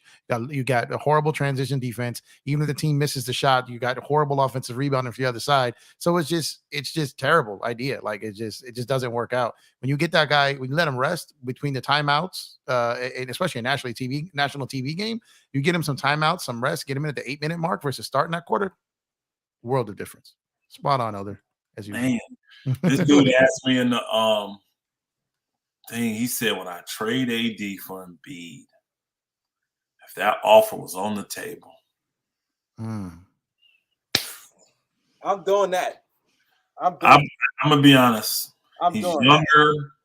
He got a little bit more dog in him. He can play elite defense when he wants to, too. When he wants to, He can play elite defense. And he's prideful. I like that out of a big man. Be prideful. You out there. Yeah, I'm not gonna lie, and I know I've said in the past I wouldn't. Things change after watching what I've seen. Yeah, if that offer came up on the table, I probably would trade Embiid for AD. I wouldn't have done it 2 years ago. But in this stage, like 2-time scoring champion, what he's doing, yeah. I think you'd have to, at the very least, strongly consider it. I don't think hey, LeBron would beat all of us. Yeah. That boy on the first piece, smoking so fast, bro. Woo. But again, that's the reason I even addressed the question, because Kareem then talked about it a few times tonight. Let Philly screw this deal up with Harden. Embiid could ask out, y'all. That's a legitimate possibility. And that's going to send a frenzy through the NBA. A frenzy. Man. So we're not talking about something that's far-fetched, and you know what I'm saying? Like what's far-fetched now? Giannis ain't asking out. We already know. He would try to do the educate and just wait. It's the reigning MVP. Yeah, this is the reigning MVP. The year before, he was second in MVP the year before. Again, and if he's so frustrated, he said, you know what, I want to be here, man, trade me. You don't put the right piece, trade me, or the league going berserk trying to figure out how to get it. It would be like last summer, Kyrie and KD, right? Like back-to-back summers, you see something crazy. It'd be bigger. You know why it would be bigger, Jeff? This is why it would be bigger. Because there's a market for Embiid. Yeah. And he saw there's no market for old KD. There's no market for unstable Kyrie. There's a market. Teams will be lining up to. For one team in his career, so it's not like they're gonna look at him like, oh, here we go again. This will be his first. He played with nothing but Philadelphia. He's 29 years old, and then reigning MVP. I'm gonna tell you a team that will go crazy over him, right? Phoenix. You don't think Phoenix will go crazy over trying to get that dude there? Oh, Ayton would be the first thing on the block. I think they probably would try to trade Bill. to try to sell him. Yeah. I think they will go crazy. Embiid's available. Yeah, because he is definitely a piece that's going to put you over the top. I mean, can you imagine? I think everything comes off the board at that point. I mean, you can see Lawson off of Jaylen Brown. Like you can see Dawson. Like, bro. I think a lot of guys will get their feelings hurt because they would find out what their team really feel about them if Embiid say I want to be traded. Because a lot of guys will become available. Portland will become the bad team. Say bump that. Trade him now. Hey, Elder. It's so fast. Hey, Elder, you said something real, right? Be honest. To make it easy, I think it may be only maybe 3 to 4 people they might say no to. I don't think they're gonna do for Luka. Giannis, they're gonna say no. They're gonna say yo for Jokic. Yeah, that might be. At 4 and LeBron, because the Lakers ain't trading LeBron. Nah, Lakers will do that. Yes, they No, will. they wouldn't. I don't think they would. I don't because let me tell you why real quick. I know they won't do it. They won't do it just for the simple fact because they know this is what's going to get them the next star. So like they in like signing free agent, they don't trade those guys. They just don't do it. The Shaq thing was different. You know what I mean? It wasn't the same situation. Kobe's LeBron. Yeah, he disrespected the owner. He didn't get his extension. It was a different scenario. He had to make a choice between him. Had to make a choice. Him and Kobe. I was front row center to that whole debacle. I can Q&A that all day. You know what I mean? My thing is like, but they're different. But as far as like Kobe towards the end, LeBron at the end, and Elder hit it on the head. They could go 0-82 and they would not trade LeBron. I'm telling you, it goes against their brand. They would not do it. It just won't do it. But those are the 4 players I can't think of. Well, 5. Steph. Yeah, not doing Steph. That's it though. So you said 4 or 5, so you were right. Those are the 5 I can think of. No, everybody. I even think if Phoenix, they said, look, we need KD. KD, I was thinking that. Yeah, that shit. But in a minute, bro. I bet they shit that old dude out in a minute. Because you could see, because it's like all the guys that teams label untradeable right now, like even like the Jason Tatums, like the guys that are off limits in any conversation. Embiid becomes available. The guys who think that their lifers untouchable, they become touchable like rather quickly. Even like you said, a handful. Hey, you keep Brown and make him the man, and that you send him there with bro. If they say we need Tatum, I think they give Tatum up. That's what I'm saying. Yeah, I think that team with Tatum off, but you add Embiid and you still got Brown and yeah. Oh my God!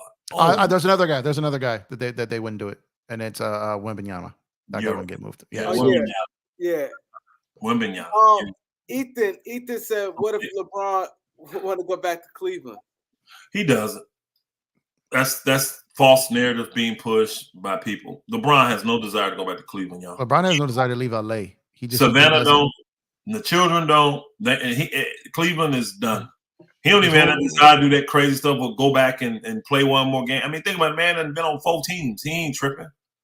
He ain't trying to go back to Cleveland. And Cleveland don't want him back. Let's just keep it real. Cleveland like what they got. They love what they're doing. They don't want LeBron back. So that's a lot of LeBron fans that pushing that narrative because they don't want him in LA. They don't like the stuff that's going on. Go back to Cleveland where they love you at. And they love him in LA when he do right. So he's loved in LA. I'm telling you, like I'm telling I'm telling you, man. Braun is like they're a faction. There are the Kobe guys out here who haven't accepted him, but when he got that chip, a lot of guys who were complete anti, to turn the page there. But LeBron's not going nowhere. There's, like you said, like he said 4 or 5. That's that number, and there's hardly anyone that would be. There's hardly any team that would say no to it, and he's that good. Like he's absolutely that good, and that is why Philly cannot fumble the bag on this, and that's why they got the perfect GM to do this. Dude, Daryl Morey knows his stuff. He's built for this. He knows what he's doing. Man, can you think about? I'm thinking about all these teams that's got all these young players and all these picks too. Could you imagine the packages they'd be putting together to try to entice them to send Embiid there? They'll be front and center. Yeah, front and center will be OKC. OKC is the destination. I've been saying right now. Zion, or Zion becomes available.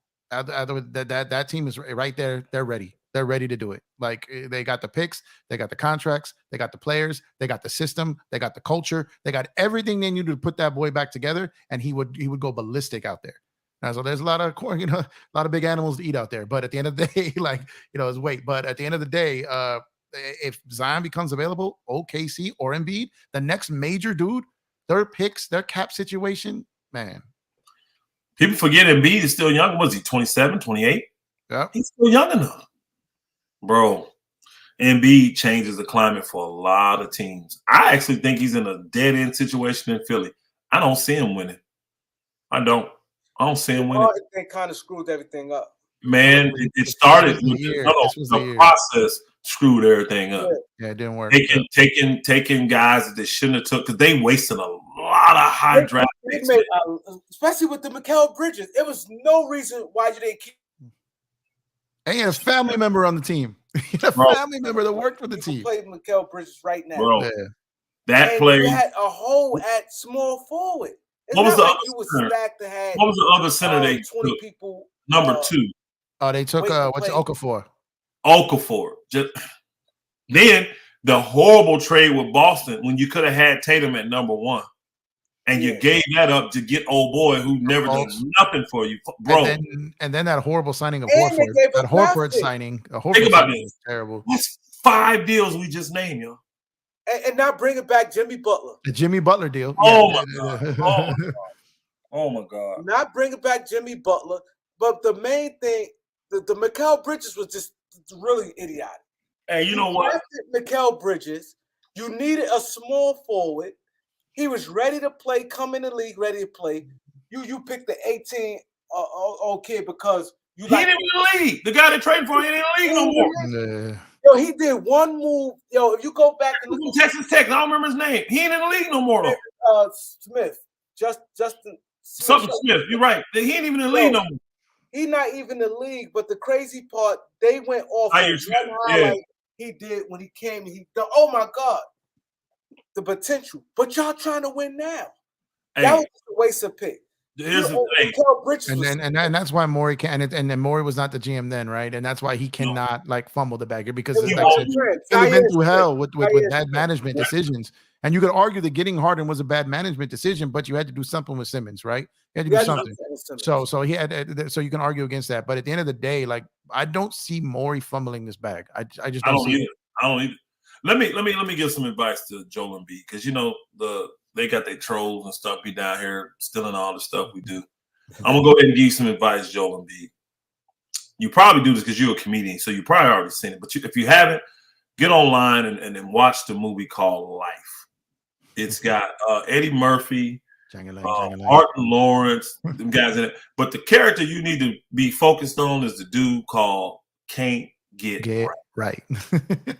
And understand that that's the team you playing for. Look at all these examples we just named. They can't get right, bro. And you stuck there, bro. Man, demand a trade. Like all big men have done. Kareem did it. Shaq moved on. I mean, come on, bro. Other big men have done it, bro. Get out of there and give yourself a real opportunity to win. Because even though you're a jokester and you petty and you be in your feelings sometimes, Embiid, all right? I'm just keeping it a buck, bro. That's just love, all right? You got dog in you, bro. You got real dog in you. And I see what you went through this year. I see what you've been going through. The pain.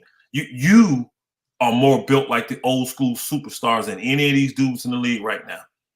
Because you will play through that stuff. People don't realize you literally was out there on one leg this year, destroying dudes, destroying them. I saw it. Give yourself, I know you love those people in Philly. They'll turn on you, man, like some overcooked grits. They will eventually. They do love you, though. They've shown some serious love to you. But, bro, you in a situation where they just can't get right. Look at they can't make the right decisions. Nothing works for them. The Ben Simmons thing. We didn't bring up that. We didn't bring up Ben Simmons thing, y'all. We didn't bring it up. It just get out, bro. Get out. And do what? You know what? Turn the whole NBA upside down. That's what I really want you to do, Joel Embiid. You say I want out, bro. You gonna turn the whole NBA. Man, everybody be thinking about no Wembanyama. They gonna be wondering, was San Antonio traded? They gonna be wondering. It will get sad, but yeah, down. Yeah, I guarantee it'll be a thought. I guarantee San Antonio will think about it. I bet they will. I think the Lakers would even think about they ain't gonna do it. They shut it down publicly. Yeah. Behind the scenes though, they be like, can we get away with this? Give it up, LeBron.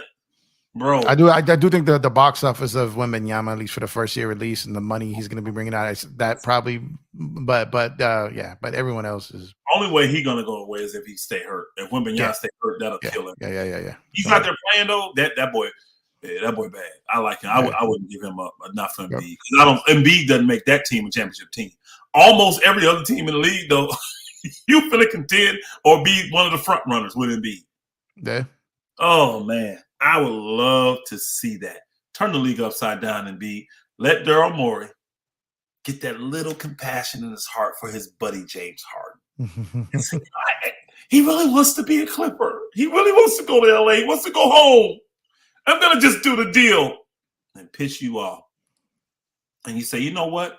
The process is finally over. Because think about this, bro. You're the only thing left from the process. You know, only GM thing gone. The players are gone. The coaches are gone. You're the only thing left in the process, bro.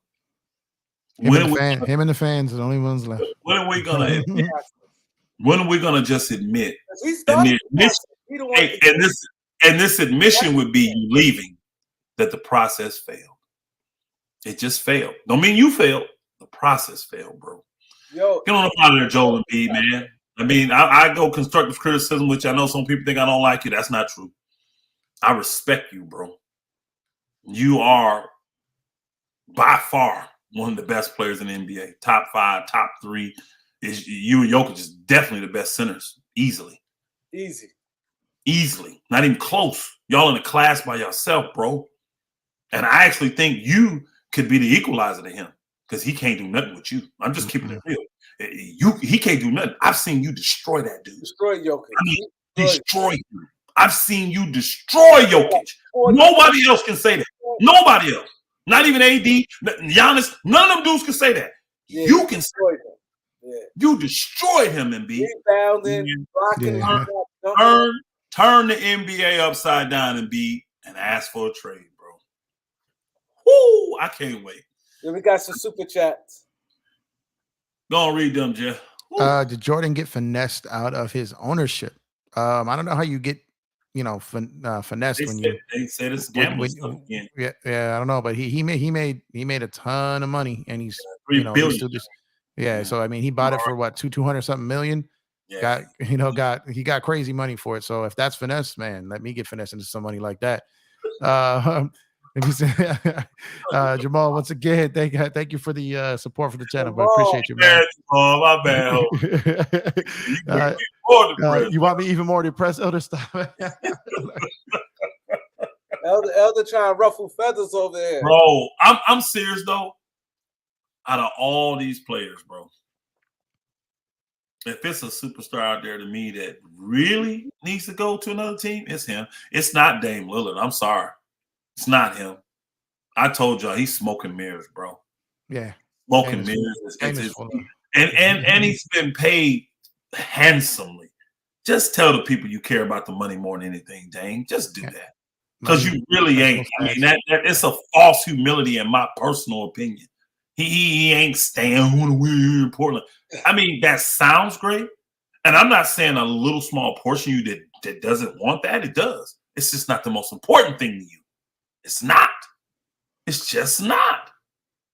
Because if that's the case, you'd have done what Dirk Nowitzki did. He really wanted to win in Dallas. Guess what he did? Tim Duncan really wanted to win. Even LeBron James really wanted to win. They all took discounts. They all took less money to get better help in there. All them dudes did that. I ain't trying to hear it from you, Dame. I'm sorry, bro. Nah, I respect you. You still Dame dollars. It's Dame time, bro. I get it. I understand. But nah, bro. Let's just keep it a buck with the people. Let's keep it a buck. I told y'all that book of smoking mirrors. Didn't I tell you that, Kareem? I think smoking mirrors. I'm tired of hearing about it. He's smoking. Embiid, he been putting in that work, bro. Look what he battled back from at this first few years, bro.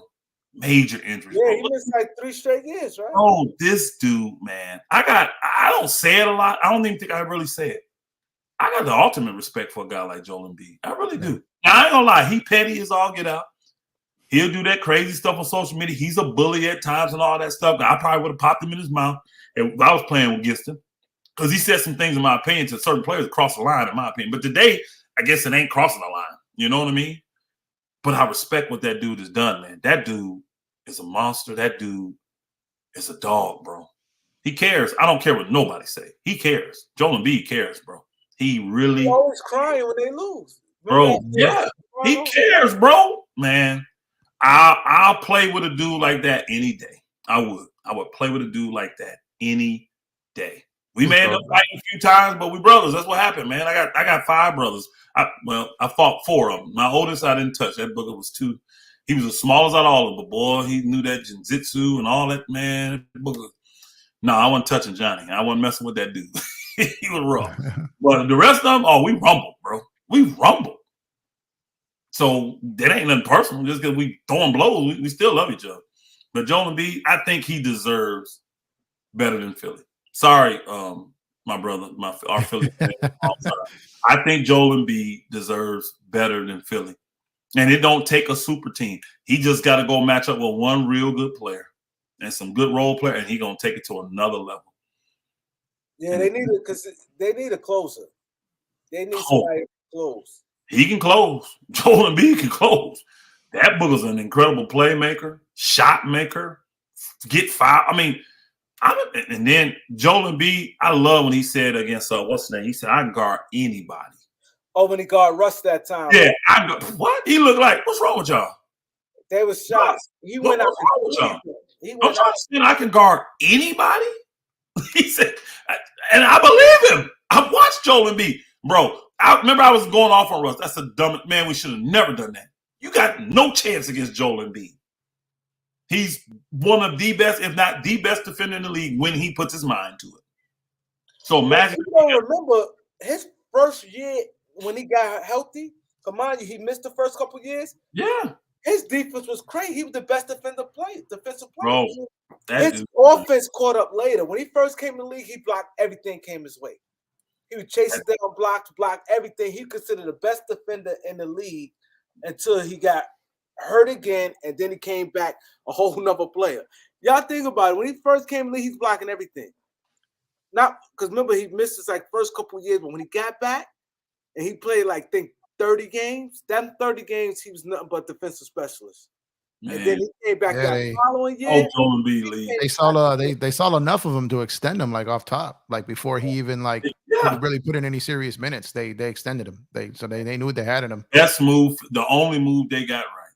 The only move they got right. Paid old boy all that money. Now again, I like him, but you should have paid it to Jimmy Butler. Okay, Jimmy Butler. And then the thing, this is what teams make the mistake at. Why wouldn't you give it to Jimmy Butler? Jimmy Butler went head-to-head with Kawhi. He produced in the playoffs. You know what you're getting from him, but you said no. Tobias Harris is younger. See, that I don't get that. You went with Tobias Harris because he was young. I think Tobias Harris was 26 at the time. And Jimmy Butler. I love Tobias Harris as a player. I just don't think he's a max player. And Jimmy Butler was 29. There's a lot of those, Elder. Yeah, I know. But you can't teach dog, bro. Think about that team. If I'm gonna tell y'all this right now. If they made that move and kept Jimmy Butler, they'd have won a chip. And you got those 2 dogs, they would have won a chip by now. They'd have won a chip by now. Ain't no coach. Look what Jimmy has dragged to 2 NBA finals. And think about it. They were a lucky shot away from Kawhi from going with that team. Yeah. If Kawhi don't hit that crazy pinball shot, they going to the finals with that team. Bro. Oh, man. You can say whack all day, Michael, but I think he's definitely top 5, top 3 in the league right now. And I just think he deserves something better than Philly. Philly can't get right, bro. Man, watch that movie, man. Embiid, if you ain't never seen it, go watch that movie called Lang. Yeah, man. Can't get right. Can't get right. They can't. They're going to constantly do something to get in their own way. Boy, I would love to just hear the trade offers for Embiid, bro. Bookers be offering up their 3rd grandchild and all. There's so many trades after the fact of just guys being butthurt, being attached to trade talks. Oh, and the team that he's on, he stay healthy, bro. They probably automatic favorites. Probably automatic, depending on where you go, but the automatic will be the favorites. Man, boy, what's on the build around? Like you said, they never got rid of. They got a chip. Oh yeah, them 2 dudes together.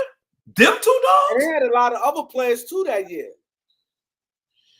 They would have. They had other players too. Honestly, I think Philly bet against themselves. I don't think any other team in the league would have gave Tobias Harris that max deal that year. Yeah. I don't think nobody. Now, again, Max, people forget he was legit now. Don't get me wrong. Remember, he was the man for the Clippers, came over there. He was good. I just don't think any other team would get him that next year. Him and Ben Simmons shrunk in the playoffs. Jimmy Butler was the man. They shrunk in the playoffs. Ben Simmons and Tobias Harris and JJ Redick did nothing in the playoffs that year. Darius. I'm looking at something Cordarius said. He said, do I like the players? I didn't see your list, Cordarius. He said, what would the lineup look like if we signed the players I previously listed? I had to go, man. It ain't allowing me to go back. Super chat, bro. You don't miss super chats. You ain't missed one yet. Oh, that we already read that? No, we read this one. No. Yeah, what's the other one? No, I said if he would have gave a super chat. Oh, yeah, put in the super chat. Yeah, Cordarius, you can put in the super chat. Yeah, that won't get missed. It's what we got in here. How many people? I don't know, but man. For $3.98. Ooh-wee. 440, showing 401 right now. Man, we've been going, what, 3 hours? 475 likes. Yeah, we had three and a half. Man. A solid 3.5. Mm-hmm. So, yeah, we'll see, man, what ends up happening. But I'm looking. Tomorrow gonna be lit, y'all, man. I'm telling you, man. Tomorrow, guys, man, it's gonna be lit. Tomorrow it's gonna be something crazy. I can't wait. Tomorrow, like on the wake up, I think you're going. Like Jeff said, I don't think teams really gonna go too crazy. No, AJ ain't trying to get fined. No, because I know they said $150,000. That's a lot of money. And it's not just that the fine would make it public that it was them, right? So they're trying to. Yeah. It's not really about the money more than it is the public shame of it, right? So, like no agent wants to be paraded out there like that. So, like I said, it's not even really the money. I think it's them. It's just the public embarrassment. So I think they're gonna try to. I'm cool with Shake Milton as a backup. I like Shake Milton. I like Shake. We can get him and not, if he's one of them. I ain't got no problem with that. There it is. He says Yeti, Reddish, Plumlee, Gordon, and Lyles. I would prefer Plumlee, Yeti, and Gordon. Probably Reddish, but yeah, because I got Yetis. So yeah, probably Gordon, Plumlee, Yetis. I can get 3 out of them 5. And if they're adding some more youth, I wouldn't matter another vet in Gordon. I think the Lakers needed another vet or two this year. We didn't have really no vets. We didn't have no vets this year, really, except LeBron and AD. We needed more vets. I agree. We need more vets.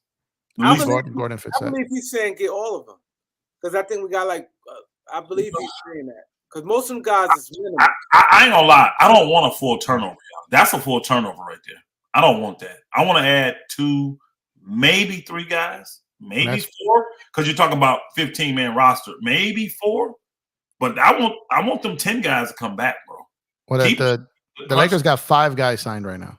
So and then we know what their rookies obviously. 2 rookies. That's including the 2 rookies. No, I'm saying plus the rookies. So they got 5 guys signed. The rookies haven't signed yet. So it's like they will. Still part of the team. So they protect like 7 guys. Well, we got 7 guys. So out of the 8 that are left.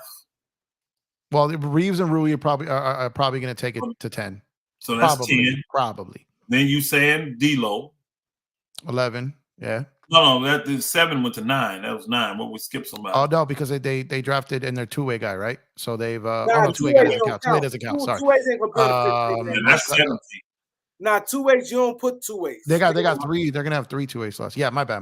My brain's fried. So let's say 5. That would be 9. Yeah, we had the 5 that are signed. The 2 rookies. D'Lo will be 10. The 2 guys that are doing is 9. D'Lo 10. So 5 after that. 5 guys after that. Yeah, I guess we could do that, but I think they're gonna want to try to bring back Schroeder and try to bring back Walker. But if we got those 5 guys, those 5, yeah, I wouldn't be mad if those 5 get added to what we got. I ain't gonna lie, I wouldn't be mad at all. I don't see the minutes for Reddish is where my problem is, and I don't think that's good for him to just get back in the same situation he was in because he's not playing over Lyles, and I think Yeti would get more minutes than him too. I do, and the rookie. So he's in that scenario. Reddish is way down the list. Yeah, I think the minutes. If they had minutes for something like that, I think it goes to Christie over Reddish. Yeah. I like the vet veteran addition of Gordon in that situation. That's I a really deep think that team. helps. Or if that's your 11 through 15 right there, ooh, you deep. You deep than a mofo. You are deep. Woo, you deep. That ain't gonna happen though. We can't get all those guys. Yeah, Get three. there's gonna be teams. There's gonna be contending, quote unquote, contending teams with minimum slots. They're gonna be going after. So like the Lakers got their minimum guys lined up. I'm sure Phoenix has got some minimum guys lined up. Then you get in the East Coast of the Bostons. Like they might be like these guys. They're all working those guys right now. Like that's been started since dudes stopped playing in pickup ball. Dudes are trying to get these minimum guys over like ASAP. A lot of those deals are already made. They come out later, but a lot of the minimum ones, like guys who already pretty much know they're not going to really get any money this year, like a lot of those are lined up already. And I agree with what J. Cole said. He said a lot of these guys are going to re-sign with their teams, especially guys that the team already had a bird right, so they got traded there or something like that. They don't really have a lot of incentive to go if they're not making a bunch of money. They might as well just stay where they at because they got a better opportunity of making more money staying where they at. So, yeah, I see us getting maybe 3 guys like that. Maybe 3 guys. Three new guys. We have 5 new outside of the 2 draft picks. I think we probably have about at least 4 new guys outside of the 2 draft picks. I'm gonna say 3 because I think the Lakers really want to try to keep this group together. And he said that, Pelinka said that multiple times. Huh? You said 10 people. Yeah, I know. We could get more though. And the Lakers may not hold to 15. They may do 14. You know how the Lakers do? This year's probably a little different. The 90-day rule. The 90-day rule. So if you want to keep your so it goes like this. If you have 3 two-way guys, for every game that you play, that counts as 3 games. Okay. So at 30 games, once you get to 90 games, then you lose a slot. So it's like, they're doing it to get these veterans a slot on the 15-man roster. They don't want teams. That's why they took away a lot of these teams to be able to take buyout players and stuff like that. Yeah. So if you're carrying 14 instead of 15, but you got 3 two-way players, every game that you play in that scenario counts as 1 game, counts as 3 games. You get to 90, yeah, you lose that slot. So that's another good thing that was in the CBA. It's forcing these guys to build out a roster, spend the money, get to that 90%, and the 90-day rule was a layer in there. Well, the Lakers to put Lopez in there, he's had to talk to the Lakers. He must come back. Everybody say he's gonna get the bag, but I think he's thinking maybe if I don't, I won't come home, finish my career. He's 35 years old, y'all. It'd be hard to score on that team in the half court, boy. God dang. Lopez and AD in there, bro. God, gee. That's some size right there. That's what's up. And some rim protection. Rim protection. Whoa. That's some serious rim protection right there. And a stretch 5. And a guy in a 5 who could play in the post. And he can play with both hands. You know what I mean? Like he is. I don't think the league wants to see Lopez with the Lakers. I don't think they want to see that. My only thing is his age, and I hope he can stay healthy and they handle the grind. But from Lopez, from going from where he did when he first came in Brooklyn and adjusting to the new league, being able to shoot threes, and then elevating his defense, and just that is a testament of a guy of adjusting for all the things that the players like the Russell Westbrooks and all these guys didn't want to adjust to today's game. Brook Lopez showed you can have a very long career, get paid very handsomely just by adjusting to today's game and fitting in instead of fitting out. He's been great. Like his transformation has been amazing. I agree with Jeff. Remember, Brook Lopez couldn't guard nobody. He was averaging. He's still not a good rebounder because I don't think he ever averaged more than like 6 or 7 rebounds. Guards average more rebounds. Yeah. That always been his weakness, but he couldn't defend worth a shit. His defending and 3-point improve.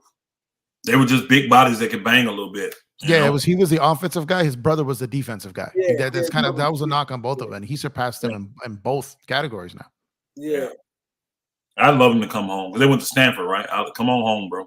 They went to Stanford, and he grew up in North Hollywood, man. He's like 10 minutes from me. Come on home, bro. Come on home. Take that 12 mil and come on home, bro. Because I think we need him more than Bruce Brown. I just do. We need somebody to help AD more than we need. But the thing is, I just think Darvin like Milwaukee's. playing AD at center though. That's the thing. Yeah, that's that. So if they're said talking what? to the coach, Darvin like to play AD at center. So I think Either way, he need help. Even if he won't play him at center, he still I needs agree some. with you, Elder, but Darvin like playing AD at center. Well, if you got a viable center, he may not. You got somebody out there that's that's true. really They really didn't have anybody like. He liked him at center because who was a better option at center than AD? But what we had was horrible. But if you get a true viable center out there, he may like him at the 4. I would like him at the 4.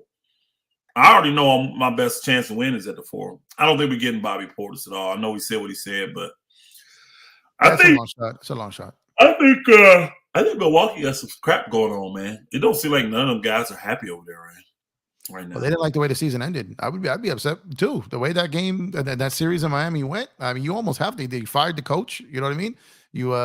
I think something does have to happen. I think they were looking to make a little bit of wholesale changes. So I don't know if it's. My thing is, Elder, if you're Milwaukee and you had your choice between the two for minutes, for tax purposes, if you had your choice between the two. Because you're more than likely Middleton is, and I think you agree with this. Middleton does not opt out of $40 million unless he knows they're bringing him back at a number that they're pretty. That's team friendly, maybe shorter money annually, but longer term. You know what I mean? So I think that's in the bag. So if you're Milwaukee and you're sitting back, who would you rather have, if Lopez or Portis in that situation? If Lopez,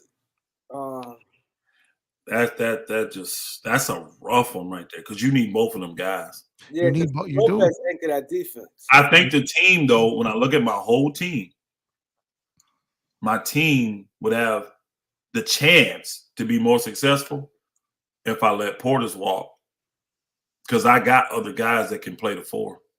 And here's the thing. Here's a layer to it. You're probably not going to get anything if Lopez walks, but you can probably you can keep Lopez and probably flip Portis for something.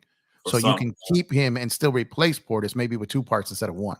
So I'm just saying, if you put the GM hat on and then just reading, kind of seeing how they've gone so far with the Middleton opt out, the coaching change, and all this stuff, and Portis's comments, really, like I think they would choose Lopez, and I think they're going to come. I think they're going to offer him and probably around 20 mil, starting, and I don't see him turning that down. I would love him here. Don't get me wrong, but I'm just not accepting it as realistic. I don't think it's real. I don't think it's reality we get him. I don't think it's real. Yeah. So that's why. But what me saying what I would think is going to happen versus what I want to happen is totally different. Mm-hmm. So that's why I think Bruce Brown is more. I think Bruce Brown is more realistic, not a slam dunk, but more realistic than Brook Lopez is. Yeah, that makes sense. We'll see. The Brown thing, we'll know that tomorrow, probably tomorrow evening, right? Oh, we'll know that. Class, right? We'll know that quick. We'll know that quick. We know about the Lakers. They move quick. Well, if we use that, we got to use that quick and sign that person before we sign any of these other dudes, right? Yep.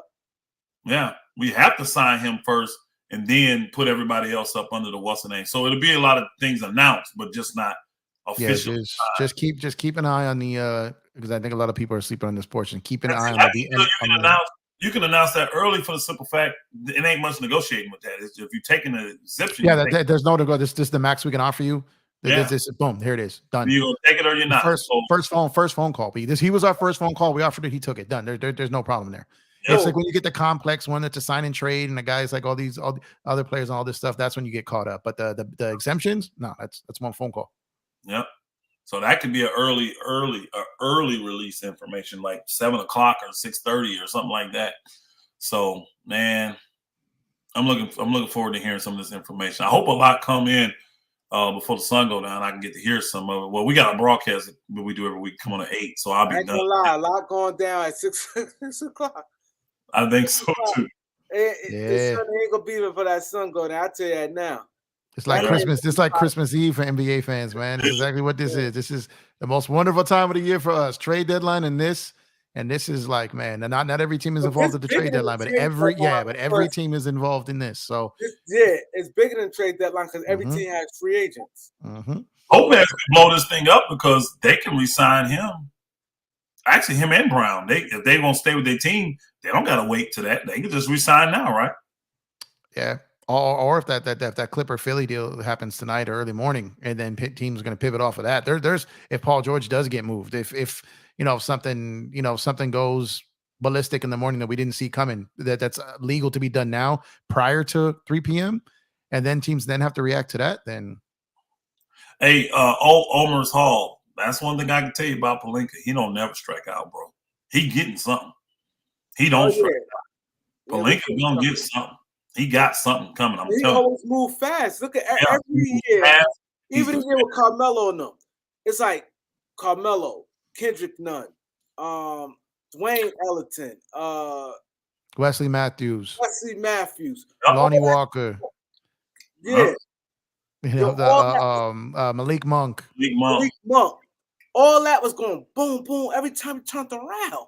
The only time there was a pause was when Kawhi was holding up the whole league, and as soon as Kawhi pressed play, then Rob just said, bang, bang, bang, bang, bang, just one after another. Next year, he got Dennis Schroeder, got Trez, got Marcus Gasol. And see those. Think about it. All those exemption dudes that fell in them exempt, they were announced early, like Trez and Walker, and all them dudes was announced quick early. They got to, they got it. Yeah. We got Trez real quick. Because he was in the exemption. Remember, he was in the same exemption we talking about now. We got Trez with that same exemption. Oh no, that's a different one. No, that was the biannual. They got him with the biannual, which hard capped us. Yeah, but hard capped us back then. Yeah. Mm-hmm. But think about it. Every year in free agency, we bang, bang, bang, bang. Ain't no spread out. Lakers had their team by the time the first come. Yeah, I'm telling you right now, Pelinka probably has 5 different versions of what next season's team could look like for tomorrow. Like, he's probably got more than that as far as what he's mapped out, but as far as his plan for tomorrow, if this doesn't go, boom, pivot. He's probably got 5 different scenarios that will immediately, go into play. He is one of the most aggressive, quick acting, intelligent, quick acting, executives in the league. I'm telling you, other than that one time where he just tried to make his stars happy, I think he's learned his lesson, and I don't think we'll ever see anything like that again, unless it's something that makes the stars happy that helps the team. Yeah, I don't think he had a choice. Yeah, but he's held. But they're putting that on his resume. They're putting it on his resume, unfortunately. But if you just remove that, like I said, if you want to judge Pelinka, remove that move and remove everything when Magic was there, and then that's a bad boy when you look at that view. Oh, okay. One before we go, I want to ask you guys one more question, right? Y'all prediction. Do you think James Harden get traded? James Harden and Paul George tomorrow before the deadline? I mean, before the free agent start. I asked them both of y'all real before we go. I say James Harden is at least 85% yes. I think Paul George is 50-50. But I think it's way more possible than people think. But I said this earlier. I know we've been going long. I don't know if people were watching them, but I think if Paul George gets moved, I think it's in a deal outside of the Philly deal. I think they move him to recoup some depth that they're going to give up to get Harden. So I think there's potential that the Clippers get trade for Harden and then trade Paul George. And I think it's 85% for the Harden one, 50-50 for the Paul George one. Yeah, I don't think Paul get moved. What you think, Elder? Right away. I don't think Paul's getting moved right away. I do think Harden's gonna get moved tomorrow. Is it y'all both froze? I think it's you. You froze. Yeah, you froze. I think it's on your side. I mean, we fine. You the one that froze. Yeah, because you froze. You gotta look like Pac right here. Look at you froze. you look like no. So they both froze. Now you the one froze, Kareem. I froze. I think Paul George will be a lot easier to move later because he's one person, one body. So it's like to move that, even if you just move into someone with space, like I said, you could see the Paul George in just another OKC style deal. You know what I mean? Just get him moved and go from there. But I do know that Paul George and Kawhi were told last offseason that if the same thing happens again, they would look to make changes. That they would definitely go down the path of looking at it, and then they've done that. Now it's just a matter if the Clippers can have the guts to pull the trigger on it. I don't know. I think what they're saying, they discussed it with. I think what they're saying, like, how in the heck did we give up so much, and now these guys ain't worth nothing compared to that? And the longer you wait is to get into these years, because next summer is gets scarier, and the summer after that is the scariest as far as a new CBA. It's good. It's going to get harder after this summer to move him. So if you his contract gets shorter, but the money annually is still a problem. So it gets harder each summer that you hold on to these guys if you're not going to extend them. Excuse me. I agree. It's bad. So Kareem done froze out. You wanted to ask one more question? Oh, you still there? Well, his voice is there, but the video is. Yeah, you can still hear. Okay, good. I can hear you. What's your prediction? No, that's what I said. I said I think Harden is going to be traded. But I think what's the name going to be after. I don't think they're going to trade him right away. Paul George. Yeah, so yeah, we closing in because this thing acting. I'm looking at my internet. So tomorrow, y'all remember we got the 6-hour stream tomorrow. 6-hour stream. Everybody gonna come up. We're gonna get busy, man. It's the longest thing. I'm be tired, so I'm definitely gonna need you guys. I appreciate you guys. Definitely, I get some rest. It's like 1 o'clock my time. Yes, thanks, Jeff. Thanks, Elder. Thanks, everybody in the chat. No problem. Thanks, everybody. Appreciate y'all, man. Empire Jeff. Jeff. Yeah, I appreciate y'all, man. Empire Jeff TV on YouTube, at Empire Jeff _ on Twitter. And I appreciate you, Kareem. You too, Elder. It's always a pleasure to share the screen with you, bro. Yes, sir. No doubt. I agree. Same. Tomorrow, big day, y'all. Oh, he said what time I'm starting? I'm starting 5:30 tomorrow. All right, y'all.